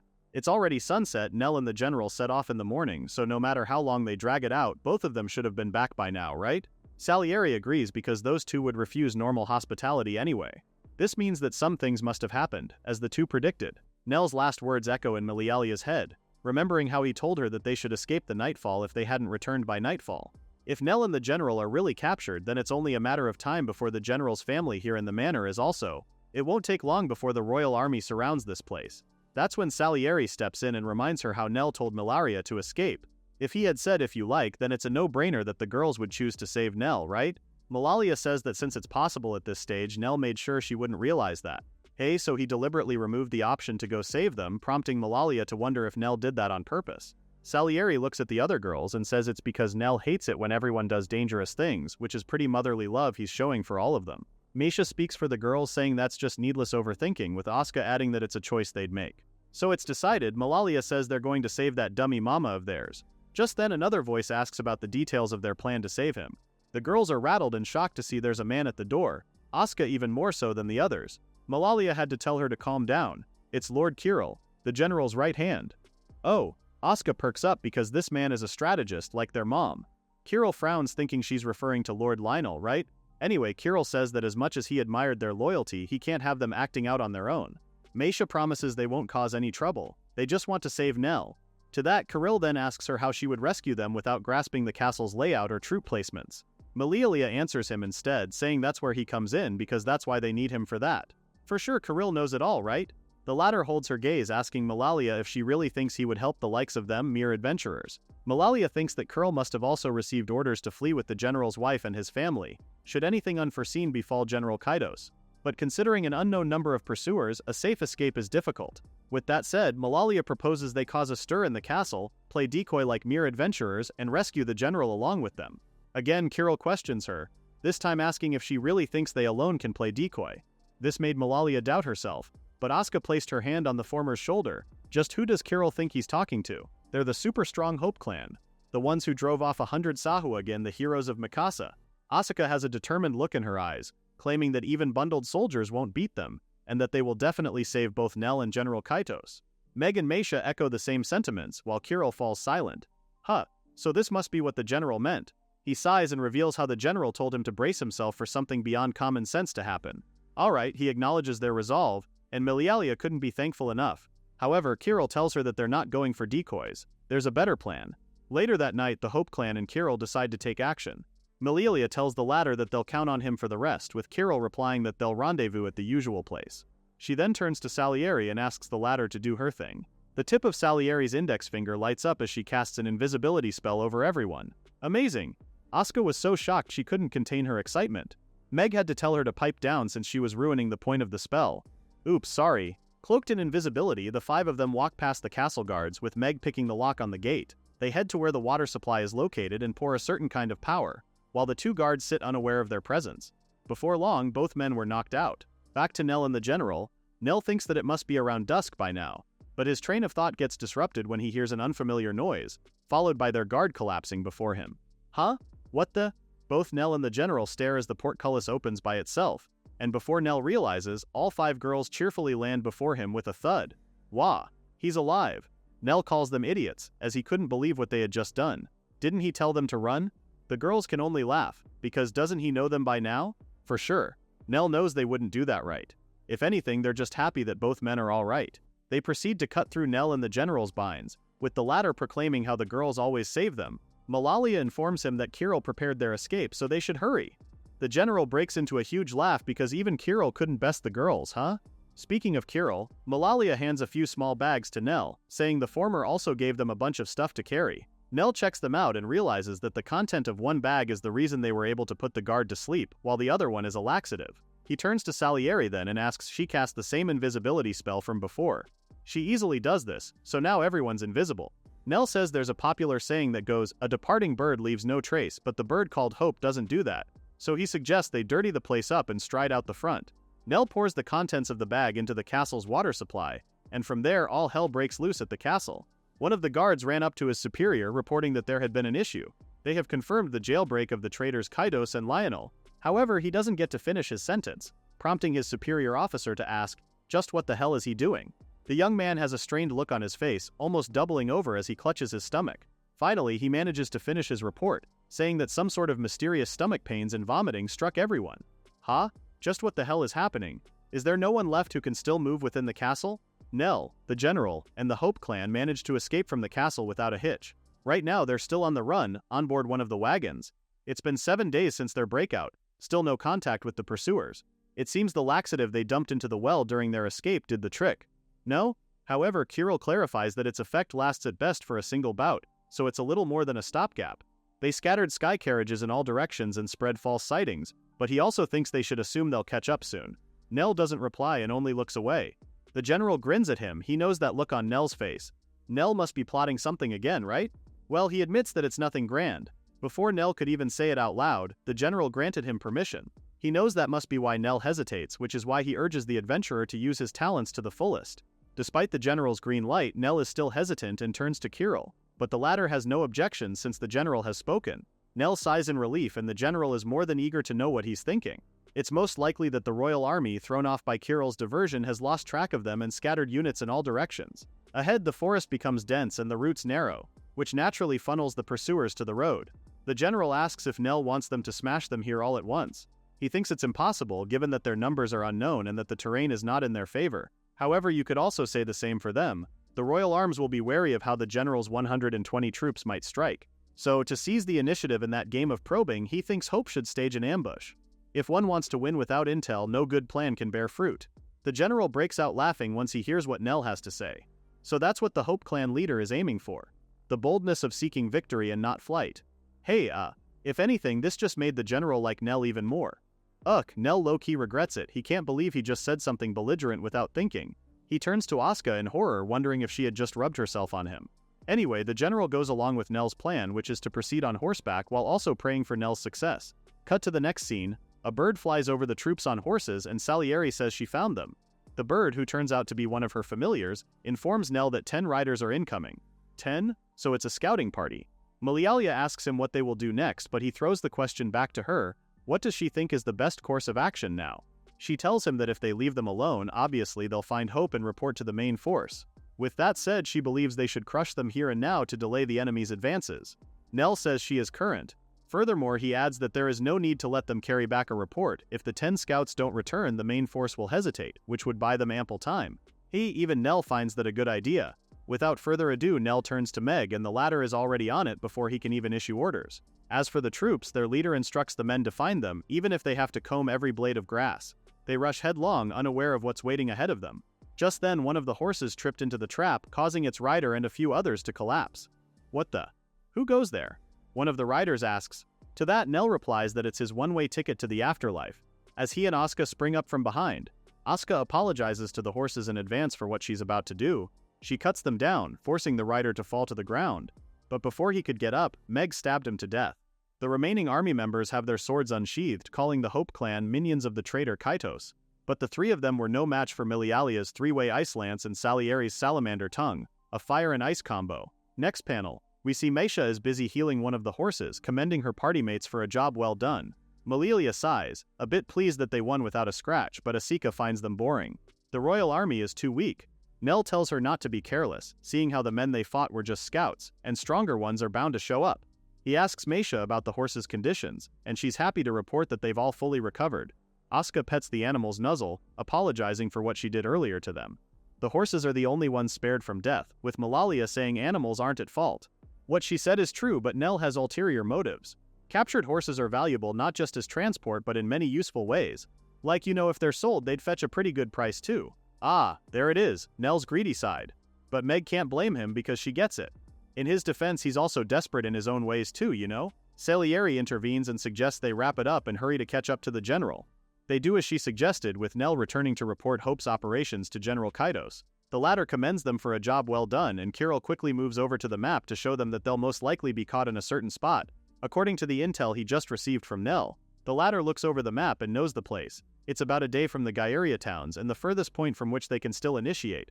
Under Count Dross's protection, Nell knows that even the royal army can't act easily. At that, Milialia cuts in, worried, and tells him that there's no guarantee the Count will help General Kaitos. Oh, he will help all right. Nell is pretty sure, glancing at the general who's also smiling. That's because they're accomplices. The Count runs an illicit trade with the Massal Kingdom and the general corresponds directly with the Demon King. If they say that, then the Count won't have a choice. So if the general is captured, the smuggling comes to light and the Count gets hailed in with him. Plus, Nell says they'll want to weaken Gairia's power base. Simply put, a mighty regional lord is nothing but a nuisance. However, Count Dross lacks the force to oppose the kingdom outright, and Milialia finishes the rest. She understands that this is why they want General Kaitos. Conversely, the royal army will try at all costs to take him down before he reaches Gairia, which makes the next move to throw all forces at the last possible point. Nell says that's standard play and could only sigh, because they too would love to have reinforcements. Kirill shares in his lament, though he did send a fast rider to the Count yesterday. Unfortunately, they might not make it in time, so Nell's small group would have to make do with what they have. As Kirill predicted, the royal army came to them charging with a whole battalion. From what they're seeing, Salieri deduces that they must have scraped together patrols and way station guards to make up the battalion. In short, these men are real brainiacs. Nell may be smiling, but he's wary. A rough count of their opponents is around 240, that's twice their number. So what's the next move here? Looking at their enemies rushing before them, it's pretty obvious that Nell's side is overwhelmingly at a disadvantage. But since the enemy chose quantity over quality, he saw that the troops' coordination seemed poor. He turns to General Kaitos and asks if the latter would approve of his move to scatter the enemy. The general grins, entrusting all operational moves to Nell since he already sent Kirill to guide the non-combatants. He gives Nell full permission to showcase the plan he seems to favor best. With the general's permission, Nell turns to Milialia, asking her to give him one big shot. Hey, she's more than happy to give him more than one. She points her staff to the sky and casts a three-way ice lance. But that's not all, she doubles it. Nell is pretty amazed at the move she just pulled, but Milialia is not done yet. From the sky she casts Shatter and sends shards of ice debris into the enemy troops. Ha! That move just disrupted their coordination, so Nell quickly calls in the cavalry to move. Led by General Kaitos, he already knew Nell's instructions before the younger could even give them, ordering his men to keep pressing. Nell orders the infantry to move forward as well.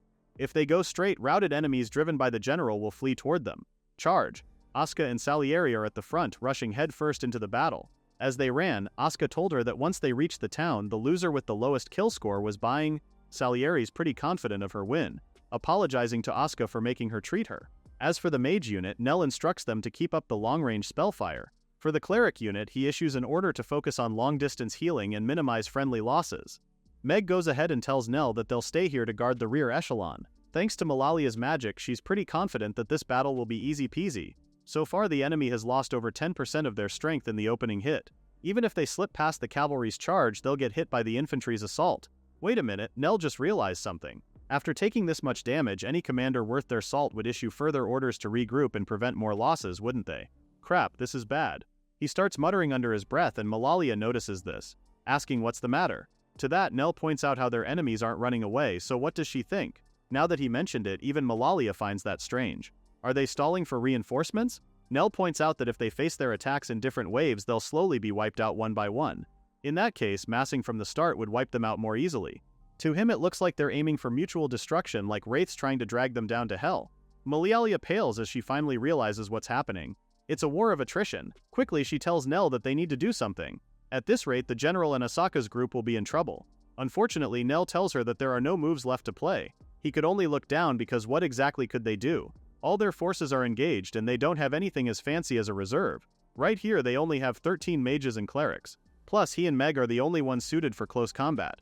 Nell balls his fist harder as he can't help but wish that they had more troops. Like 50, no, even 30 would do. As fate would have it, the supreme god must have heard his wish because from the back a voice tells him that he's in luck. Those very 30 have just arrived. It's Josh and Nickel. The two were happy to see them, with Nickel proclaiming how they're here to help. According to the other, they ran without sleep, so everyone's kind of high and can't handle complicated orders. Nell can't believe the two are here, while another man appears and tells Nell that he has been working these men hard under the clan Undertakers. Nell's eyes widen in shock because it's Nazar, but more importantly, why the Undertakers? Nazar says he'll talk later. For now, he asks Nell, the master strategist, for orders. Right, they're in the middle of a battle. Nell's order is a simple one. Charge and trample the enemy. Nazar acknowledges the order and in turn tells his men to move out. In the midst of the battle, Asuka sees that reinforcements are here. The faces of the general's men light up, with Asuka telling them that they shouldn't let the reinforcements outdo them.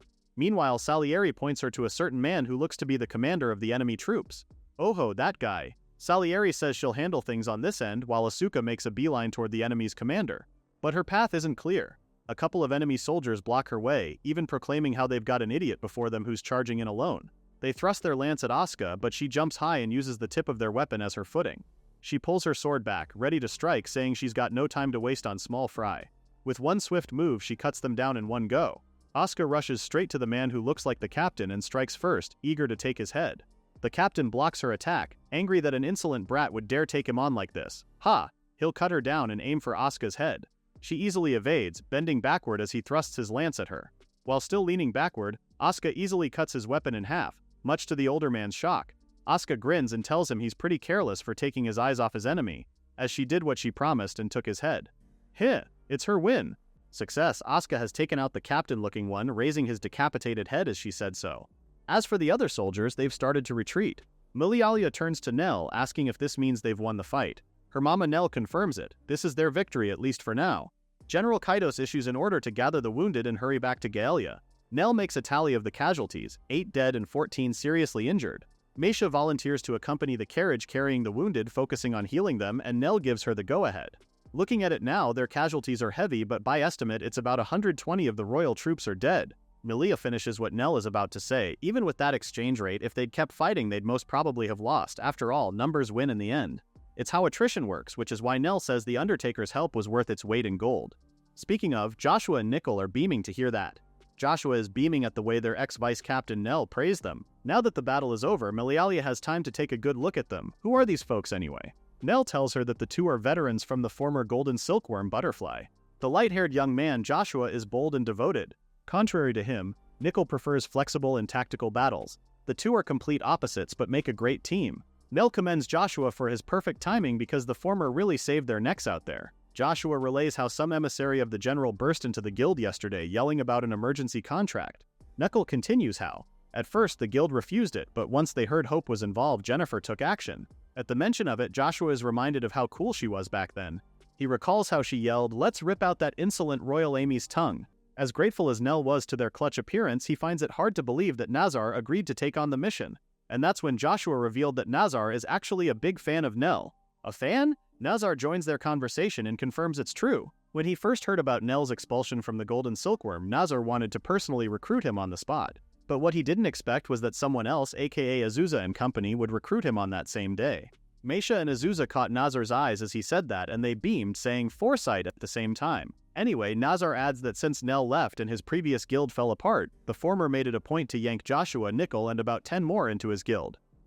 Joshua didn't know that. So all this time Nazar poached because he had to? Anyway, Nell thanks Nazar for pulling through for him. But yeah, no biggie for the latter. Alright, now that they've paid back Hope and General Kaidos, they should head back to Galea. His men cheered while Nell turned to Hope, suggesting they head back and prepare for the next battle too. Back at Galea, specifically at Count Dross's manor, General Kaidos, along with Nell, reports everything that happened to the noblemen, explaining how they ended up at the Count's manor. Count Dross sighs. He always knew the capital's lot were fools, but he didn't expect they were this foolish. Maybe the folks from the capital can't grasp the gains from covert trade, but they should at least consider the power gap. If Mazel slapped sanctions on them, they'd probably be bankrupt within 3 years. Count Dross continues that they were only able to avoid that because the Demon King Ingrale, the benevolent ruler of Mazel, respects them. Tick, why can't the capital understand that? Plus, where will they find military forces and provisions? Galea supported the capital even against rebels. At that, Nell raised his hands and asked permission to say something. The nobleman gives him the go-ahead, with Nell proclaiming that Rintlight's real target is probably Galea, not the Mazel Kingdom. Both the general and the count were shocked to hear that. What did Nell mean by that? Nell begins by saying how he has started to wonder about the royal army's clumsiness since they fled the capital. Sure, Hope and General Kaitos' troops were efficient, but the problem lies in what came after. Nell cites that the first oddity is when the enemy scattered pursuit units in all directions.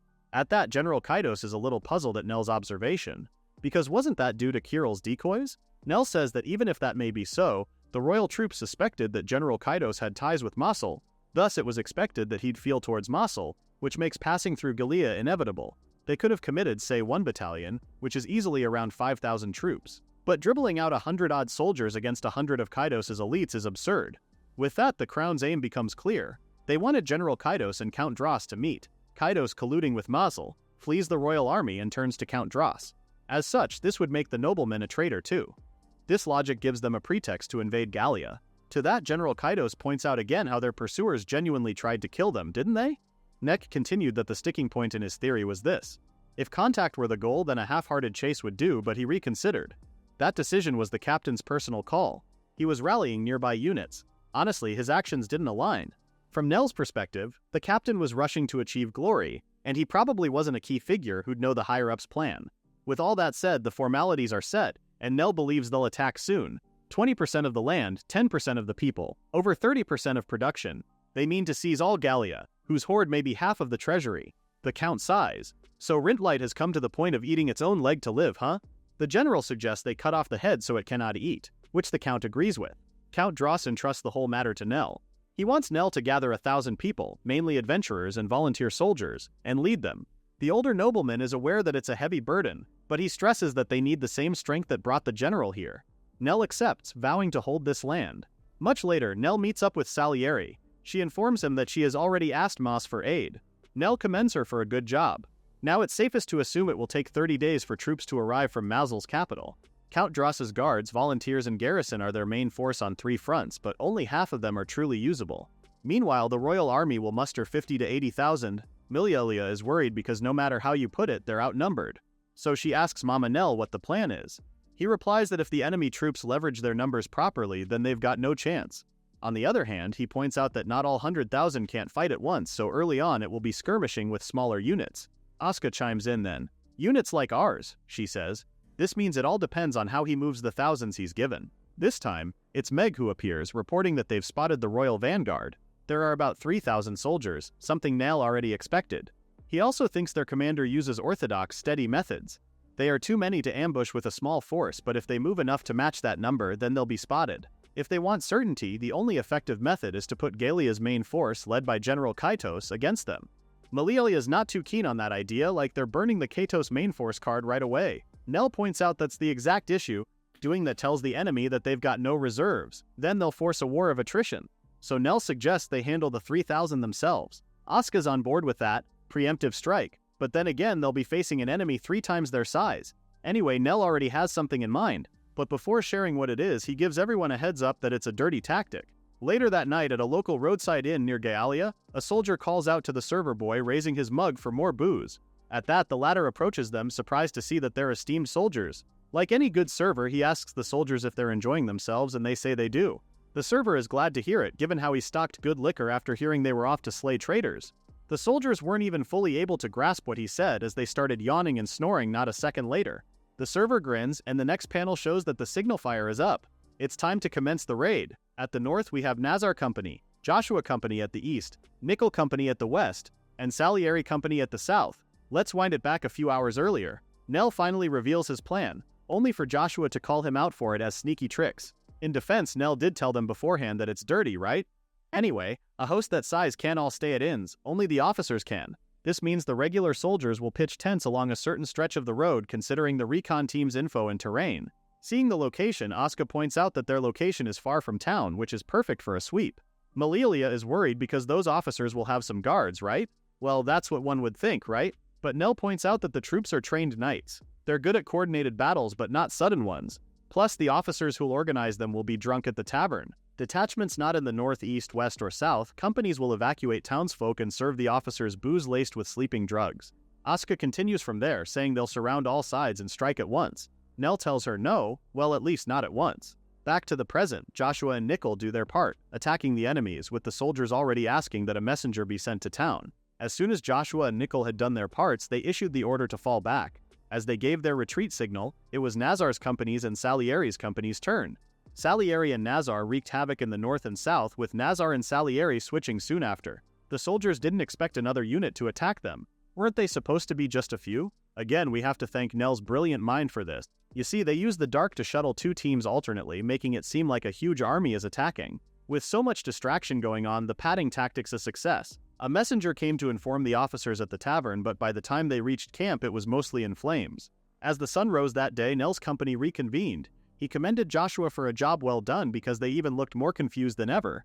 The latter points out that their ex-vice captain taught them to smash enemy supplies on sight after all. Maisha reports that the enemy lost 30% of their forces while they've got 12 wounded and none dead. Malilia points out the obvious. The enemy still has around 2,000 soldiers left, which is twice their number. Nell thinks it's best to strike before last night's momentum fades. This time he gives the order, Lionel unit, all troops move out. In front of the impressive battalion before them, Nell orders the mage unit to use a triple volley and use maximum firepower as Malialia readies to rain it down on their enemies. As soon as Nell gave the order, the mage unit rained a mix of fire and ice power on their enemies, leaving an explosive mess where many of their enemy forces were mortally wounded. As their pained cries echo through the battlefield, Nell gives the go signal for his battalion to attack. He greenlights Asuka, who's more than happy to cut down the enemy. From there, the outcome was decided quickly. They returned to Galia in triumph, receiving a hero's welcome, but they also had their casualties. 16 of their troops died, while 8 are gravely wounded. Suffice it to say that victory still cut them up. As Nell and his crew waltzed into the city square to receive their hero's welcome, the strategist still carried a pain from the battle. He knows full well that it's impossible to face war without any casualties. Still, it's a heavy weight to carry all the same. Back at Count Dross's manor, both the nobleman and the general commend Nell for a job well done. If anything, what he did exceeded the Count's expectations, prompting Count Dross to ask why Nell is still a free agent. Modest as ever, Nell can only laugh it off, though the paper's front lines say otherwise. He's got quite the headline in the daily newspaper, drove back 2,000 royal troops with one. Commanded by adventurer Lionel, it read. Anyway, Count Dross summoned Nell to reward him. The magic blade called Oracion. This weapon is wrapped in so many legends, and from what the Count heard, most say a lover gave it to a hero before his trials 2 centuries ago. Nell bows his head, thanking the nobleman and promising to put it to good use. In his mind, yes, he's finally got a magic item of his own. Just then there was a knock on the door. informing Count Dross that he had visitors. Nell takes that as his cue to leave and excuse himself, but the Count insists he stay to meet his guest. Not a moment later, an unfamiliar voice echoed in the room, gleeful to see the famed tactician. It's a demon folk. He introduces himself as General Grant and states that he came with reinforcements from Mazel. Count Dross thanks the general for coming to their aid, adding that they could have joined the last battle had they arrived sooner. Grant then turns his attention to the other general, asking if he was Kaidos. General Kaidos confirms, greeting his fellow general and saying he'll be counting on the latter in the next clash. Now then, he finally turns to Nell. Grant has heard a lot about the strategist from the king, especially his latest achievement. Nell bows his head, honored to hear such words, while Grant continues to look at him with a steady gaze. So this is the man whose wit pierced 2,000 with one, eh? Grant asks how Nell would lead the 10,000 troops he commands, and frankly speaking, he'd love to witness it next time. Hold up, 10,000? Nell's eyes widened as soon as he heard that. For one, he's in disbelief at how Massel really sent that many troops. Anyway, our hero tells Grant that he only commands his own unit. Grant is disappointed to hear that. But anyway, Count Dross chimes in, saying they'll still be borrowing Nell's wisdom in future war councils. For now, he urges the soldiers to rest. Back at the Hope Shack, Asuka welcomes Nell and asks if he received a lot of money. The latter answers that he did, but more importantly, why is Asuka the one cooking? Isn't Meg on cooking duty today? Asuka replies that Meg's the one heating the bath, while Meisha and Milialia are busy cleaning. Nell is weirded out, what's going on? Asuka resumes her cooking as she answers that they still have 2 months until the year ends, so they decided to deep clean the house. With a sad look, she adds that she trails off and Nell gets it. He pats her head, saying that it's better if the place they come back to is tidy. In his mind, he knows Asuka and the others are probably preparing for the future. If they die in battle, she wants to make sure the hut of their patron May is as clean as possible. But all seriousness dissipated as soon as the food she cooked started to burn. Nell tells her to put the fire out first and they both laugh it off. In his mind, he vows that they will come back alive so they can eat and make noises here again. A month later, the Hope clan is summoned once again to Count Dross's manor. He informs them that the royal army has begun to march and their troops, 20,000 strong. General Kaidos thinks their numbers are far too low. Nell thinks so too, like the general. He estimated 80 to 100,000, as if he read their minds. Count Dross adds that the numbers are low because the lords aren't sending levies. Word of their opening defeat spread nationwide, so the nobles are avoiding the crown's call to war. As if that's not bad enough, rebellions are flaring across the realm. Nell still thinks 20,000 is far below Rintlight's true capabilities. They can't mobilize all their forces since they have to deal with rebels and the nobles. It also means they cherry-picked only the elite. Grant chimes in that if the number is all their basis, then they'll win. But the royal army's drill and coordination will trump over them. Looking at the tactical map, Nell notes that on paper Grant's 10,000 troops, General Kaidos's corps, and 5,000 volunteers outnumber the enemy's party. But as General Grant said, they're a Galia-Massel coalition. Their joint drills are lacking, and they talk less about coordination. They haven't even fixed their overall command. By rights, Grant should act under Kaidos. But even if the two agree, their troops' pride won't. For sure there will be moments where they just won't cooperate. Simply put, their side has openings to exploit while the royal army's elites are a solid monolith. Nell's side can't relax just because their numbers are bigger. General Grant turns to Nell, asking if he has any ideas. If the royal army loses here, then Rintlight's authority will collapse. In Nell's trained, insightful eyes, there will be more rebelling forces and nobles will join them. A spent kingdom can't possibly quell that. Well, that's a no-brainer, but what Grant wants to know is Nell's point. The strategist answers that pulling the rug from an army that's prepared for a desperate no-retreat battle might be easier than it seems. With that, he grabs the map, saying that he thinks there is plenty of room for tricks. Cut to the day of the battle. The venue for their bloodshed is held at Aspen Plain, a place that was once nameless, which has then been named for the sake of military history. If they don't hold this field, Galia might lose its name instead, and that's one thing they have to prevent no matter what. As soon as first light hits, both General Kaidos and Grant issue their order. All units advance. Thus the battle began. It was an intense battle right off the bat, with both demon folk and soldiers under General Kaidos fighting against the royal army. Despite their joined forces, the demon folk still struggled to push back. It was evident that they lacked coordination, with General Kaidos's men telling the demon folk to hold the line and push back. The latter fires back, annoyed at the humans yapping. One of the royal army's men reports to General Gozak the happenings at the front. But even without the report, the military leader could see just fine what was happening on the front lines. As said before, it was evident that the Galia-Massel coalition had no coordination at all. The decision to form an alliance with those savages will be their doom. One of the soldiers boldly claims that victory is theirs, to which General Gozak laughs. Like, yeah, sure, but it's better not to rush it. On the flip side, it looks like he won't need to step into the battlefield after all. But wait, something's off. The military leader could feel it. Even if their enemy's coordination is poor, would an army that's escaped so many pinches suddenly form such a sloppy line? With his furrowed eyebrows, the soldier can't help but ask what the matter is. The general still has his eyebrows furrowed, saying how he feels something is wrong. He looks at their men's position and finally notices that the Royal Army line is broken, with the Mazal and Gallia armies on their sides. At that, he immediately ordered his men to reform the line at once. His soldier is confused because what does he mean by reform the line? They're holding the line, going on both the defensive and offensive at the same time. The general chastised the soldier because how could he miss that, motioning at the stretched line. They've been lured out. At this rate, they'll be in trouble. No sooner had he said that than General Kaitos gave the order for all units to charge. Punch a hole right through the Royal Army's guts, he shouts. This time, his men go on the offense, efficiently killing their enemies.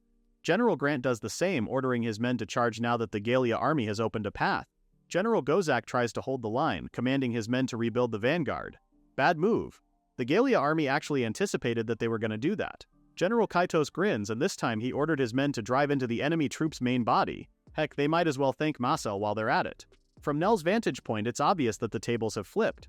You see, before the battle, Nell and both generals were summoned to Count Dross's manor, right? There, he suggests that their tactic at the battlefield is to not coordinate the two armies. Both generals frowned at what they heard, with General Kaitos even asking if he had heard that right. General Grant, on the other hand, shook his head in disappointment.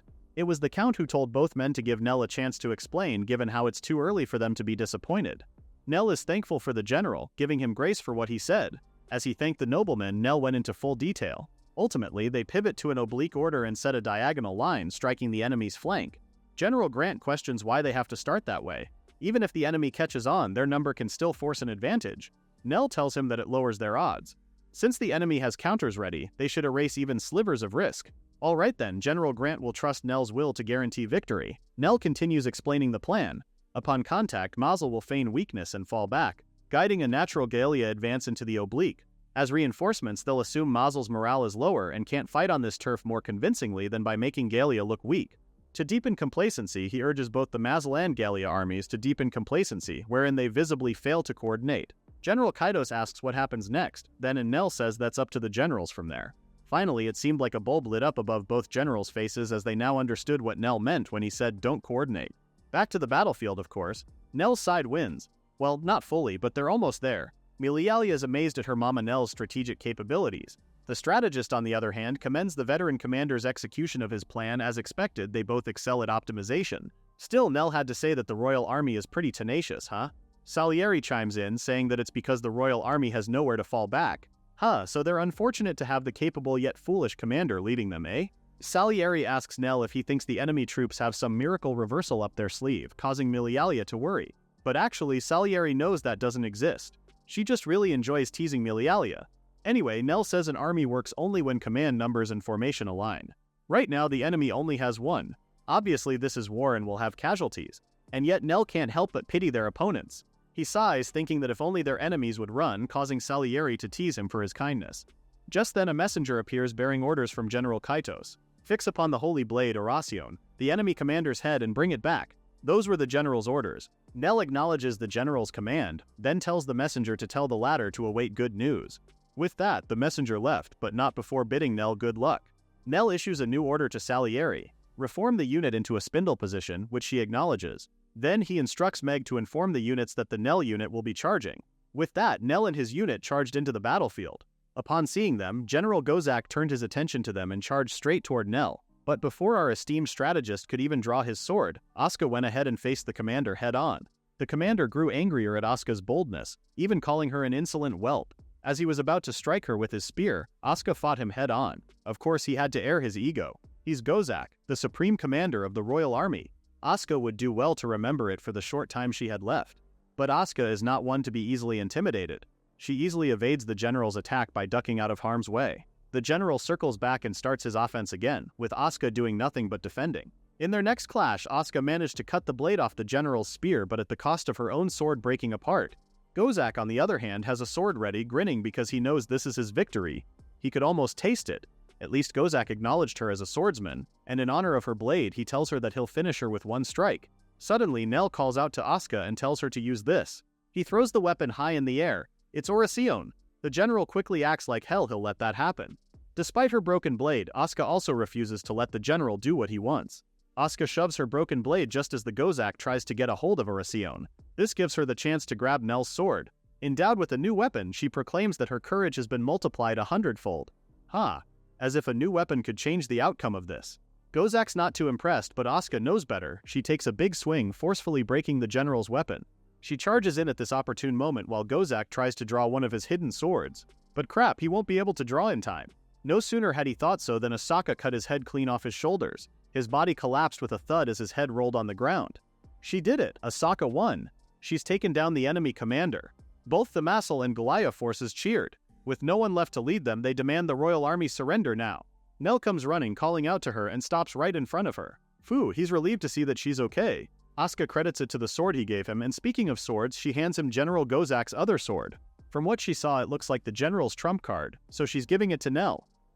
Nell is confused. Isn't she going to return Aracion to him?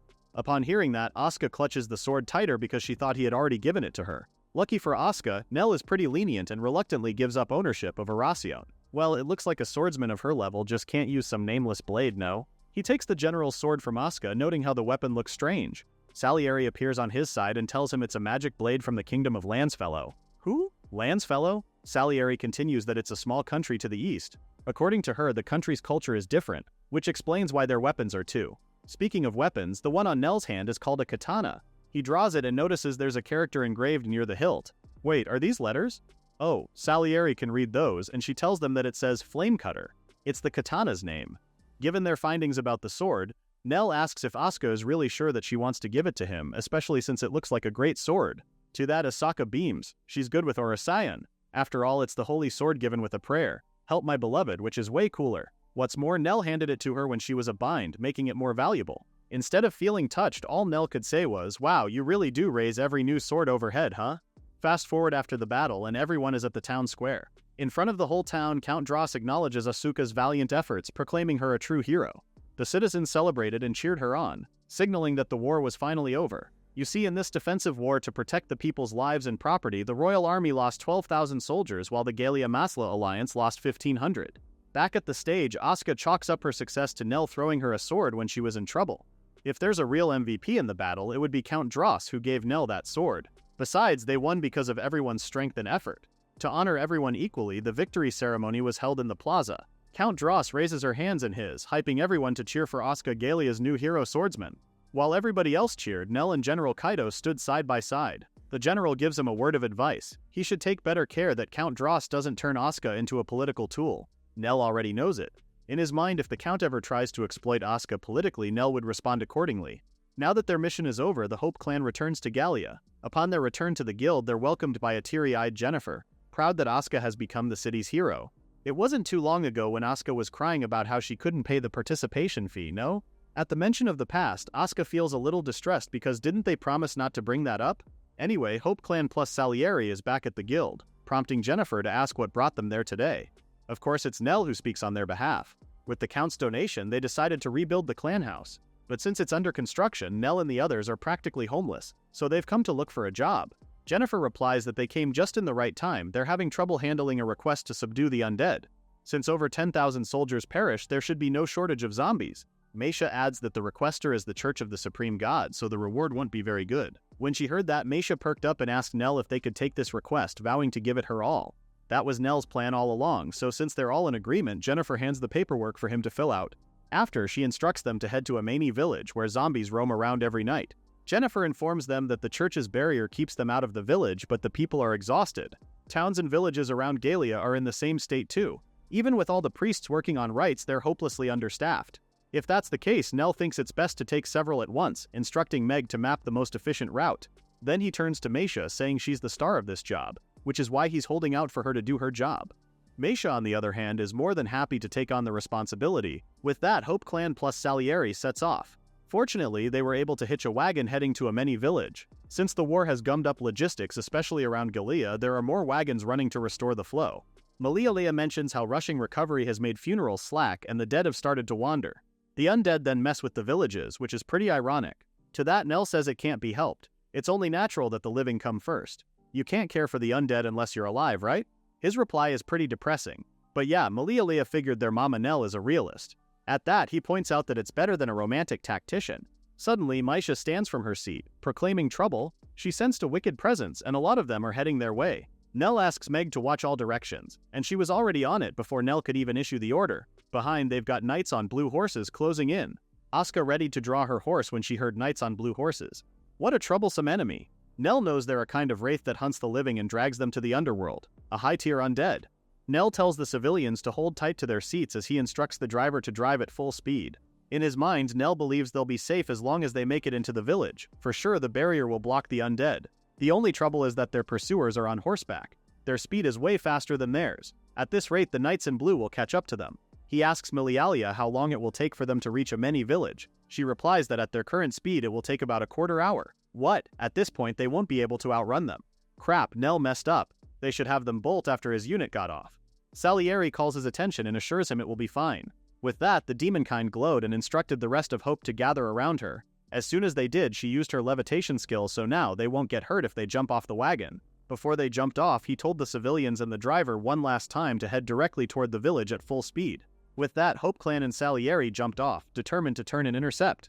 Asuka and Salieri are tasked with handling the front, while Nell instructs Milialia and Misha to support the two from the back. As for Meg, he instructs her to be the skirmisher and support the front. Meg runs up to the front and throws a couple of caltrops a few feet ahead. As soon as one of the undead's horse hooves touched it, the ghastly animal went down with a shriek. Nice. As expected of Misha's holy blessings, it can even overpower high-ranking undead. Even Asuka is amazed as she cuts down the other enemy. Salieri was also busy fighting her own when a straggler managed to move past her. She gives Nell a heads up, which the latter in turn calls on Milialia for. The mage unleashes her flame spear, instantly setting the enemy into flames. With that, Nell gives Misha the go signal to purify them. Misha uses her sacred sanctuary and starts chanting the purification process, blessing the undead and sending them to the Netherrealm. As soon as it's over, she almost collapses. Had Nell not caught her in the last minute, he gives her a piece of candy suggesting she rest for a bit since it will all be over soon. With everything that has happened in the last few minutes, Nell can only comment about how his role keeps getting smaller and smaller. To that, Asuka answers that he doesn't have to worry about anything. If that's the case, then he suggests they head to the village before sunset. After their recent battle, it didn't take long for the Hope Clan to purify Ameni village. Right after that, they visited 5 other villages that were terrorized by the undead. And so, thanks to a solid 10 days of purification work, Meisha came to be known as Saintess Meisha. As soon as their quest wrapped up, they returned to the guild, where Jennifer happily commended them for their swift response. Nell turns to Meisha, saying the latter really shone in this last mission. Jennifer adds that word has spread across Galia of the great Saintess Meisha's deeds. An unfamiliar man suddenly approached them. The man is a messenger from Count Dross, informing Nell that the nobleman is urgently requesting Nell and Misha to come to him. Nell acknowledged the message, but unlike him, Misha is worried. Sure, the Count may have dealings with Nell, but what business could he have with her?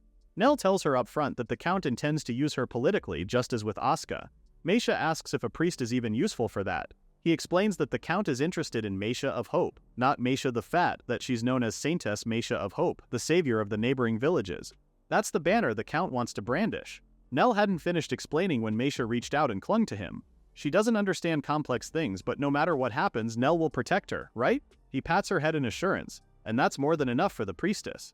With that, the two answer the Count's summons and head to his manor. The nobleman welcomes them both, and while he's warm and affable, Nell remains stoic but respectful. Right off the bat, he asks the Count what business he has for them today. Count Dross begins with a report on domestic affairs. Marquis London has declared independence, and 2 more will likely rebel before the year's end, and then it will be over. In his mind, Nell knows London is a powerful noble who has always been at odds with the royal government. After losing on the Aspim Plains, the royal army could no longer deter the other nobles, so it's no wonder the habitually skeptical nobles are deflecting. Back to the conversation. Nell asks what Galia will do. Count Dross says they'll declare independence right after the new year, and style themselves the Kingdom of Galia, and this is where the nobleman has a favor to ask of our esteemed strategist. No, Nell flat out tells Count Dross, catching the latter by surprise. Nell's gaze is firm while the Count points out that he hasn't even said anything yet. Nell expresses his support for founding the nation with Count Dross as king, but setting hero Asuka and Saint Meisha at the new king's side is something he cannot agree to. Nell refuses to let Asuka, Meisha, or any of them be made into political tools. Not just those two, but Milialia and Meg as well. He refuses to throw his precious family into the vortex of factional strife. Count Dross tells him then that obviously he'll prepare a fitting post for Nell, like a Grand General or Chancellor. Nell, for one, fully understands wanting to enlist current heroes to win hearts, but he points out that once things settle into peace, they'll quickly become an obstacle. After all, a country can't function with a hero more popular than its king. The Count paused for a moment to think. Nell knows the nobleman is perceptive, so this should be enough for him to see it. After a beat or two, Count Dross sighs. Nell is pretty stubborn, huh? Just then the door opens, and they hear an "I told you so" from a familiar voice. It was General Kaitos. The general points out that if Nell were swayed by rank or honor, then he'd have served under the general a long time ago. He was laughing as he said that, and in Count Dross's defense he only wished to confirm Nell's intent. Well, now that it's confirmed, Nell assumes that the real matter starts now, no? General Kaitos informs him that the capital's environs are in a terrible state. As Count Dross said, with the lords rebelling, there's no levy coming in, so the cash-strapped royal government has imposed heavy taxes on the capital and nearby residents. Resist and they seize food, clothing, shelter, and even lives. The powerless can only weep and endure. So to speak, the situation is the worst. As for General Kaitos, he can't bear to sit back in his hands and watch this tragedy, which is why he's searching for ways to help them. Count Dross believes they should take the offensive given how the royal house of Rintlight has essentially signed its own death warrant. A silence descended upon them before the noblemen continued that they had yet to reach a consensus, despite many rounds of debate. So they agreed to seek Nell's cool-headed counsel. From Meisha, who is hailed as a saint, the Count hoped for compassionate advice, which is why he summoned both of them. Nell turns to Meisha, asking her what she wants to do. Should they help the people of the capital or do nothing as things are? The three men turn to her, waiting for her answer. Meisha answers that she will follow whatever her Nell mama says. So she's giving our strategist 2 votes, huh? Alright, Nell tells both the general and the count that they'll help. There are people suffering under tyranny, and of course they're their countrymen. If they overlook this, even the soon-to-be-founded Galia kingdom will have its moral worth questioned. Both the general and count smiled. Nell had a point. Even the nobleman, with his affectation of cynicism, must have wanted to help in his heart. After all, the man pours enormous funds into the orphanages in his domain. Sure, it's a condition set by Mossel as part of the clandestine trade, but without the Earl's concern, those children would never have gained an education. Count Dross raises his hands in resignation because even he knows that the people are the bedrock of a nation. The general, in turn, highlights their biggest concern: how can they help? Given the current morale of the royal army, Gallia could win if it sent its whole force. The problem is, with morale that low, they likely won't choose a field battle. In other words, the enemy will most likely opt to hole up in the city, but under present conditions, the capital will fall into famine in no time, even if they have some stores. It's hard to imagine the crown sharing those with the common folk. Count Dross realizes then that this is a race against time. General Kaitos says that surrounding them with a grand army is their only option, but Nell points out that the problem with that approach is that too many people will die. He's aware that they can't reduce deaths to 0, no matter how hard they try, some will die. Still, they want to reduce that number, even by 1. He doesn't want to see more orphans like them. The vow Luke and Nell shared still lives in the latter, their dream of building a world where children can live with a smile. Sensing Nell's sadness, Meisha takes his hand in hers. He assures her that it's okay, then continues with the council. Now Nell asks if he could borrow the command and authority of about 2,000 troops. The general tells him that he could provide twice as much. Nell reminds the military leader that thinning Galia's defenses would be bad, not to mention that other nobles' armies might set their sights on them. Plus, too large a force stands out, which could make the operation more likely to fail. From what the general is hearing, it looks like Nell already has a plan laid out, huh? So here's the plan. First, they'll attack with a very small unit to lull the royal army. While the army sallies to clear them out, Nell's borrowed army will evacuate the people of the capital. To that end, they'll send adventurers ahead as operatives to Galingrand to set everything up. He calls this plan Operation Great Night Escape. Cue awkward silence and strained smiles. Count Dross is the first to speak, saying this is a tactic they'd have never even considered. It's good, save for the lack of naming sense. General Kaitos adds that Nell's perspective differs from people like him who are bound by military orthodoxy, the naming sense as well. Was his name game really that bad? Anyway, the discussion wrapped up soon after, and both Nell and Meisha are free to go. On the way back, she opens up about her frustrations. Since she's never versed in warfare to begin with, she thinks she wasn't helpful at all. Nell assures her that because she trusted him back there, they were able to reach a point where his move could decide the outcome. So he thanks her for it, and that made her beam. Just then the earth shook, with Nell supporting and asking if she was okay. They turn in the direction of the commotion and notice a wisp of dark smoke billowing in the distance. That's the direction of the House clan. Their eyes widened in horror at the realization, and they quickly made their way back home. A lot of things are running through Nell's mind. Is it an attack? No way. But more importantly, are the others okay? Back at home, both Meg and Asuka also look at the dark smoke wafting not far from where they are. Nell and Meisha arrive with him asking if everyone is okay. Meg tells them they're fine, but the sound came from farther off though. Wait a minute, where are Malialia and Salieri? Just then, Nell noticed 2 bodies face down, floating by the river. Horrified, he and Asuka quickly grabbed them both and Meisha commenced healing them as soon as they set them on the bed. This is bad, both girls are badly burned. What on earth happened? Meg is on the lookout, saying there are no enemies outside. Suddenly, Malialia groans, and Salieri also sits up with her. Meisha tells them both not to move yet as the former smiles. There are tears in her eyes as Meisha tells them that she has healed the wounds but insists that the 2 rest. Now Meisha asks what happened, to which Milialia says they were testing a spell. Salieri adds that it was far stronger than they expected.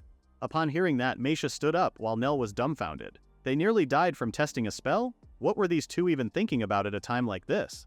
Meisha is upset as the tears finally spill from her eyes. She almost regrets healing them. With that, she storms off while Milialia and Salieri can only feel guilt and shame. Nell takes Meisha's seat and asks the two what amazing spell they were working on. Milialia begins by relaying how, while she was making lunch earlier, a droplet of water accidentally hit the hot pan, sizzling quickly and popping. As she nursed her burn, she told Salieri about this idea that if they could recreate that force with magic, then it would be incredible. So, with Salieri's salamander's tongue, Milialia chemisted it against her ice spear, which caused a tremendous explosion. The mage deduced that the amount of mana probably swelled 2,000-fold in an instant. Before they knew it, they were both blown away. Salieri could only comment that they may have made something outrageous. Used in battle, it would be a massacre. So using it on people is out of the question. However, Nell wondered if it could work as a demonstration if they used it in an empty area. The sound would perfectly spook the horses, and it might also be useful for their upcoming operation. But setting that explosive power right in front of the royal army who think they're just a small force might tip them over into a riot, especially with their morale already low. Nell asks Milialia if she can tune it so it won't hit anyone, and of course she can. By the way, they call this technique mana detonation. Nell is impressed by the name, it's pretty good. Salieri thinks otherwise given the way she turned her head and avoided his eyes. Meisha suddenly pops out from behind the door asking if they're planning to do something dangerous again. At that, Milialia sits up and is about to apologize when she gets the shock of her life when Meisha hugs her. The priestess just doesn't want her friend to do reckless things again. She caresses Milialia's cheek, saying they must not allow any sacrifices whatsoever since they're going to fight to save lives. At the mention of fight, Nell fills her in about their upcoming mission and that this will likely be the final battle with the royal army. In front of Galangren, the royal capital's castle gate, a bunch of peddlers present their passes upon the castle guard's demand. Upon seeing what they are, he tells them that the guards need to inspect their cargo.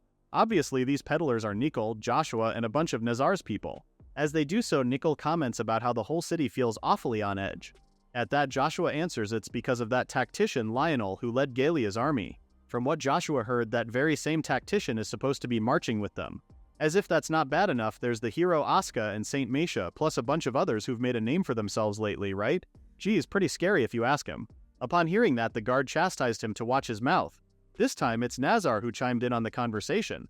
These lads are nothing but country merchants, just let it slide. If anything, they've also got brawny mercs like Nazar in the mix too.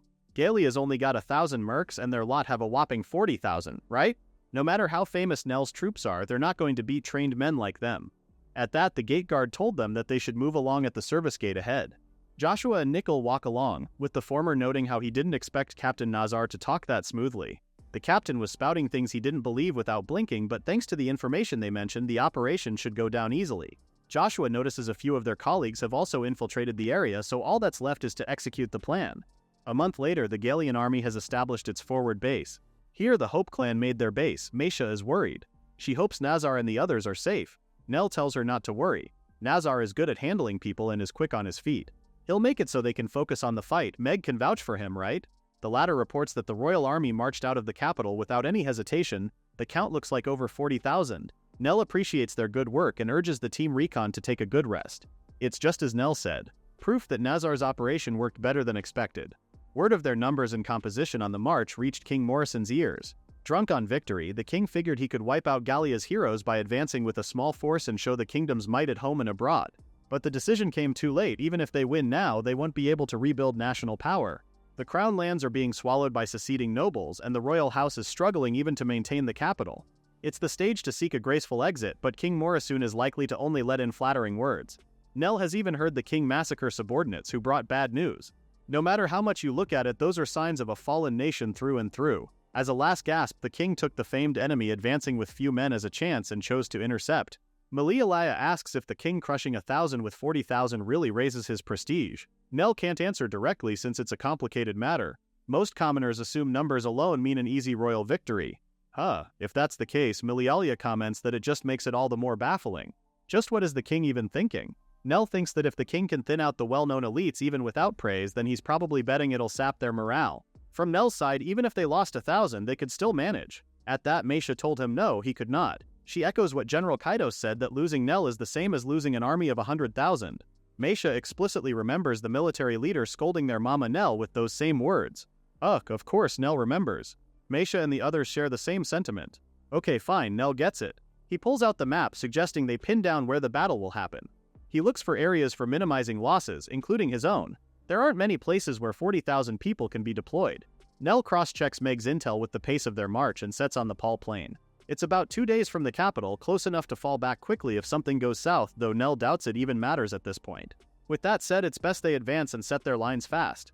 They did just as Nell said. They kept advancing according to plan and formed up before the royal army did. At the venue of the battle, Milialia confirms that it's just as Nell predicted. The enemy is still fumbling. Even if Nell's side guessed the field, for the royal army to be slower than them, who marched all the way from Gallia, the strategist finds it worse that the royal troops move worse. Just look at their faces. Obedience under threat of death is plain as day. Nell is mistaken about one thing. The enemy's morale is not zero, it's below that.